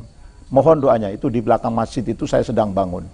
Mohon doanya, semoga cepat selesai. Ya alhamdulillah, kalau dulu maaf aja gitu terbuka. Kalau dulu dimusuhin gitu kan, katanya Rasulullah itu gimana? Bagaimana? Pabima rahmatim minallahi lintalahum. Kalau dulu dimusuhi, kalau sekarang alhamdulillah masyarakat ada kematian selalu ke pondok pesantren. Ada pengajian pondok pesantren. Alhamdulillah untuk ibu-ibu yang ngaji Al-Quran diasuh oleh Ustadz Anwar. Nah alhamdulillah sekarang Masya Allah ikutlah. Bangga saya, ikut senang saya sekarang. Kalau dulu ya harus apa? Harus sabar. Gitu. Tadi itu pabima rahmatim minallahi lintalahum walau kunta faddon ghalid. Nah, andai kata kekerasan saya, aduh, insya Allah masyarakat. Sekarang sudah alhamdulillah. Setiap maghrib ibu-ibu lingkungan ngaji Al-Quran di sini sama Ustadz Anwar. Pagi-pagi alhamdulillah pengajian praktek ibadah yang diasuh oleh Ustadz Firdaus dan guru-guru lainnya. Alhamdulillah. Kalau di pondok pesantren saya ini kan salafiyah murni kayak Lirboyo. Tapi meskipun salafiyah, alhamdulillah manajemennya manajemen yang apa itu namanya, modernisasi. Dulu Ustadz Anwar nggak bisa, sekarang alhamdulillah lumayan lah. Nah, coba tanya sama beliau tuh. Jadi kalau pondok pesantren kita memang dari dulu menggunakan metodologi salafiyah. Dalam artian pembelajarannya masih tradisional. Tapi di sisi lain administrasi harus mengikuti kekinian. Jadi modernisasi administrasi itu mesti harus ya. Tantangannya ya memang ya SDM. Tapi alhamdulillah SDM sekarang sebagian besar anak-anak santri-santri sini melanjutkan di perkuliahan. Ada jurusan perbankan syariah, ekonomi syariah, pendidikan dan lain sebagainya, sehingga nanti bisa mengangkat marwah pondok pesantren ini melalui jalur-jalurnya sendiri-sendiri. Mudah-mudahan diberi keberkahan lah, insyaallah. Ya, di pesantren ini untuk pendanaan kita sedikit ada kebun. Jadi santri-santri juga diajari berkebun, kemudian pertukangan, kemudian kesenian, bela diri, hadroh dan lain sebagainya yang menjadi ciri khas pondok pesantren. Yang menjadi ciri khas pondok pesantren. Sehingga itu tetap kita pertahankan dan mudah-mudahan akan menjadi bagian daripada keterampilan santri-santri dari pondok pesantren. Harapan saya, pokoknya anak-anak harapan saya tamat dari sini jangan hanya selesai, teruskan kuliah. Andai kata mondok seterusnya, jangan memikirkan masalah apa itu namanya harta dulu. Yang penting belajar, kata Mbah Maimun itu. Ya kan? Yang penting belajar. Nanti Allah Subhanahu wa taala, fatawakkal 'alallah. Ingat saya, banyak guru-guru saya, yang penting belajar. Katanya Alfiyah, wa qaddimil akhassa bittisali wa qaddimam ma syi'ta bimtisali. Yang penting belajar, urusan belajar, nanti insya Allah. Harapan saya, Masya Allah, alumni-alumni di sini benar-benar bermanfaat. Sesuai dengan hadisnya, khairun nas amfa'uhum linnas. Akan membawa, kata Ustadz Anwar tadi, akan membawa keberkahan pondok pesantren, bukan hanya pondok pesantren, keberkahan Provinsi Bengkulu. Seperti Lirboyo. Nah, Lirboyo itu keberkahannya kemana-mana, sampai ke luar negeri. Itulah saya mengharapkan, bukan mendoakan Bayi Abdul Karim saya, tapi keberkahan para pendiri-pendiri pondok pesantren yang saya tempat ngaji. Saya bukan mendoakan beliau, tapi saya mengharapkan keberkahan, keramat beliau-beliau itu datang ke pondok pesantren Hidayatul Mubtadiin, agar supaya alumninya, Masya Allah, bermanfaat fid dunya hasanah wa bil akhirati hasanah wa qina adzabannar. Ya, pada dasarnya di tengah masyarakat, pesan dari Abah sendiri itu, santri itu harus bisa bersinergi antara ulama, umaro, TNI Polri itu harus bersinergi. Karena itu bagian daripada dasar sebuah negara. Maka harapannya di sini santri bisa mewarnai daripada kehidupan bernegara itu. Di dakwahnya seperti itu. Program unggulannya seperti biasa. Pondok pesantren Salafiyah Murni itu biasanya dan sudah menjadi bagian daripada unggulan kami itu adalah kajian kitab kuning. Jadi kitab kuning itu menjadi ciri khas sekaligus unggulan daripada pesantren yang tidak dimiliki oleh lembaga-lembaga pendidikan yang selain Salafiyah. Saya kira itu. Nama Muhammad Agus dari Muko-Muko. Kalau pesantren kurang lebih 4 tahun. Kalau perubahan banyak, Mas. Tentang cara kita berpolitik, bermasyarakat, maupun ketika bernegara. Itu sebenarnya banyak. Cuman kalau mau dirinci kayaknya panjang. Terutama dalam hal berideologi agama. Itu yang paling terasa. Kelebihannya adalah kita ini berjalan dalam satu jalan. Nah, jadi apapun metode yang kita gunakan, tetap kita mengacu pada satu kebijakan, yang mana penentu kebijakan tersebut adalah dari Abah Yai, gitu. Walaupun nanti di bawahnya itu punya pendapat, visi misalkan, cuman tetap nanti di akhir yang menentukan itu adalah dari Abah Yai. Gitu. Sosok Kiai tentu memiliki banyak peran, diantaranya satu adalah penentu dari kebijakan dan arah dari pesantren. Itu mutlak di situ. Mengapa demikian? Karena ya boleh jadi perannya ini mirip seperti Nabi. Seolah-olah seperti itu. Jadi nanti arahnya mau kemana, tetap patokannya adalah Abah Yai. Kalau santri ingin meminta nasihat atau saran, nah itu biasanya melalui jajaran pengurus biasanya. Pengurus yang paling bawah. Semisal pengurus yang paling bawah ini kurang bisa memberikan ini, baru naik ke jajaran yang di atasnya, dzuriyah ataupun para sesepuh. Gitu. Biasanya seperti itu. Biasanya pihak wali kelasnya. Ya baik Tribuners, itulah tadi bincang kita dengan Kiai Abdul Muttaqim Ahmad selaku pengasuh Pondok Pesantren Salafiyah Hidayatul Mubtadi'in dan juga Ustadz Anwar selaku pengurus pesantren. Demikian dulu untuk video kita kali ini, sampai jumpa di episode berikutnya. Assalamualaikum warahmatullahi wabarakatuh. Download Tribun X sekarang, menghadirkan lokal menjadi Indonesia.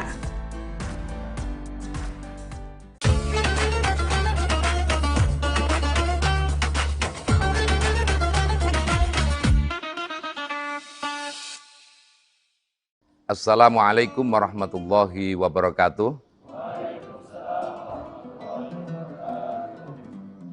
Bismillah, alhamdulillah, assalatu wassalamu ala rasulillah, Muhammad ibni Abdillah, amma ba'd. Tribuners yang dirahmati Allah subhanahu wa ta'ala, ibadah puasa di bulan suci Ramadan merupakan satu madrasah untuk mendidik kita, utama khususnya kaum muslimin dan muslimat, untuk menjadi hamba-hamba Allah Subhanahu wa ta'ala yang mukhlasin, yang ikhlas hanya karena Allah Subhanahu wa ta'ala. Di dalam Al-Quran, Allah Subhanahu wa ta'ala berfirman, A'udzubillahi minasyaitonir rajim.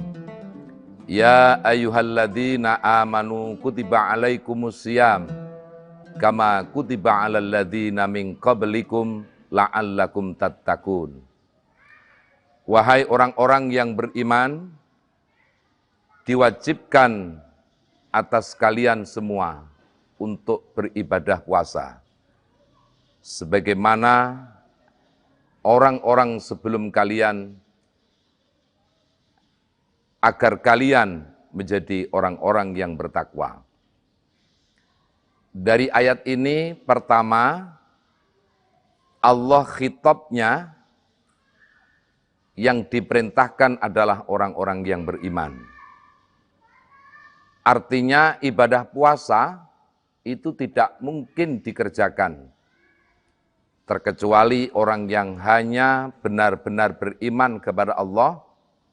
Oleh karena sebab puasa itu adalah ibadah yang sirri, ibadah rahasia. Bisa jadi ketika saat makan sahur kita bisa melaksanakan bersama. Ketika berbuka juga kita bisa melaksanakan bersama-sama. Tetapi hakikat kita berpuasa, tidak ada satupun yang mengetahuinya terkecuali hanya diri kita dan Allah Subhanahu wa ta'ala. Oleh karenanya, ibadah puasa itu benar-benar mendidik kepada kita agar berbuat amal kebajikan apapun tidak ada tendensi, tidak ada satu motivasi, niat, terkecuali semua itu hanya karena semata-mata Allah Subhanahu wa ta'ala. Lihatlah ketika kita saat sholat. Pertama, di dalam sholat diawali dengan niat. Misalnya sholat maghrib, usolli fardul maghribi, thalatha raka'ati mustaqbilal kiblati, ada ma'muman lillahi ta'ala. Di ujung niat, melaksanakan sholat itu hanya karena Allah. Begitu juga di dalam doa iftitah. Kita telah berikrar dengan sesungguhnya kepada Allah. Inna sholati wa nusuki wa mahyaya wa mamati lillahi rabbil alamin. Sesungguhnya sholatku ini ya Allah, ibadahku, hidupku dan matiku, itu hanya semata-mata karena Allah Subhanahu wa Ta'ala. Amal ibadah, amal kebaikan, amal soleh yang dilakukan tidak karena Allah, berarti di dalamnya ada unsur syirik. Walaupun kategori syiriknya adalah syirkul asghar, syirik yang kecil. Orang yang melakukan amal kebaikan, punya satu niat, orientasi bukan karena Allah, hanya karena ingin mendapatkan pujian, ingin mendapatkan pengakuan, ingin menjadi eksis di dalam melakukan amal kebaikan, maka sungguh merupakan perbuatan yang sia-sia. Berarti orang itu takut dan khawatir jika amal kebaikannya itu tidak dapat pengakuan dari orang lain. Padahal Rasulullah SAW di dalam riwayat hadis Imam Bukhari Muslim, beliau bersabda, "Lau anna ahadakum ya'malu fi sakhratin somma." Andai kata sesungguhnya di antara kalian semua itu melakukan amal kebaikan di dalam satu gua, laisa laha babun wala kawwabun, yang gua itu tidak ada pintu dan jendelanya, tidak ada sedikit pun lubang untuk akses ke dalam ataupun keluar. La dakhala amaluhu kainan makana alaih, maka sungguh amal kebaikan itu akan tetap mencari jalannya sebagaimana ketentuan. Artinya dia akan tetap mendapatkan catatan amal kebaikan di hadapan Allah Subhanahu wa Ta'ala. Oleh karenanya, Tribuners yang dirahmati Allah Subhanahu wa Ta'ala, marilah kita melalui ibadah puasa di bulan suci Ramadan ini, kita berproses, kita belajar melakukan amal kebaikan, baik amal kebaikan itu yang sifatnya amal kebaikan sosial atau amal kebaikan ritual, itu hanya karena semata-mata kita niatkan hanya mengharap ridho dan pahala dari Allah Subhanahu wa Ta'ala. Orang yang berpuasa, kata Rasulullah, tidak sedikit mereka tidak mendapatkan sedikit pun amal kebaikan. Kam min shaimin laisa lahul jaza ilal ju' wal atos. Berapa banyak orang yang berpuasa tidak mendapatkan sedikit pun pahala di sisi Allah, terkecuali hanya mendapatkan lapar dan dahaga. Oleh karena berpuasa bukan karena mengharap ridho Allah Subhanahu wa Ta'ala. Mudah-mudahan Ramadan tahun ini benar-benar menjadikan kita manusia-manusia yang ikhlas, manusia-manusia yang beramal hanya karena Allah Subhanahu wa Ta'ala. Terima kasih. Wallahul muwaffiq ila aqwamit thoriq. Assalamualaikum warahmatullahi wabarakatuh. Download Tribun X sekarang, menghadirkan lokal menjadi Indonesia. Kita merubah apa yang terjadi untuk amaliyah Ramadan. Yang dulu berupa kue, sekarang berupa takjil nasi. Jadi nasi itu bukan dari orang lain, tapi dari jamaah, seluruh jamaah Masjid Al-Hidayah dan sekitarnya, atau musafir yang pengen berbuka puasa untuk pada tahun ini. Mari kita ramaikan bulan suci Ramadan ini, bulan yang penuh rahmat, ampunan, dan barokah di dunia wal akhirat. Kita semua saling berlomba-lomba dalam kebaikan. Dan untuk mungkin yang belum tahu bahwa kita ini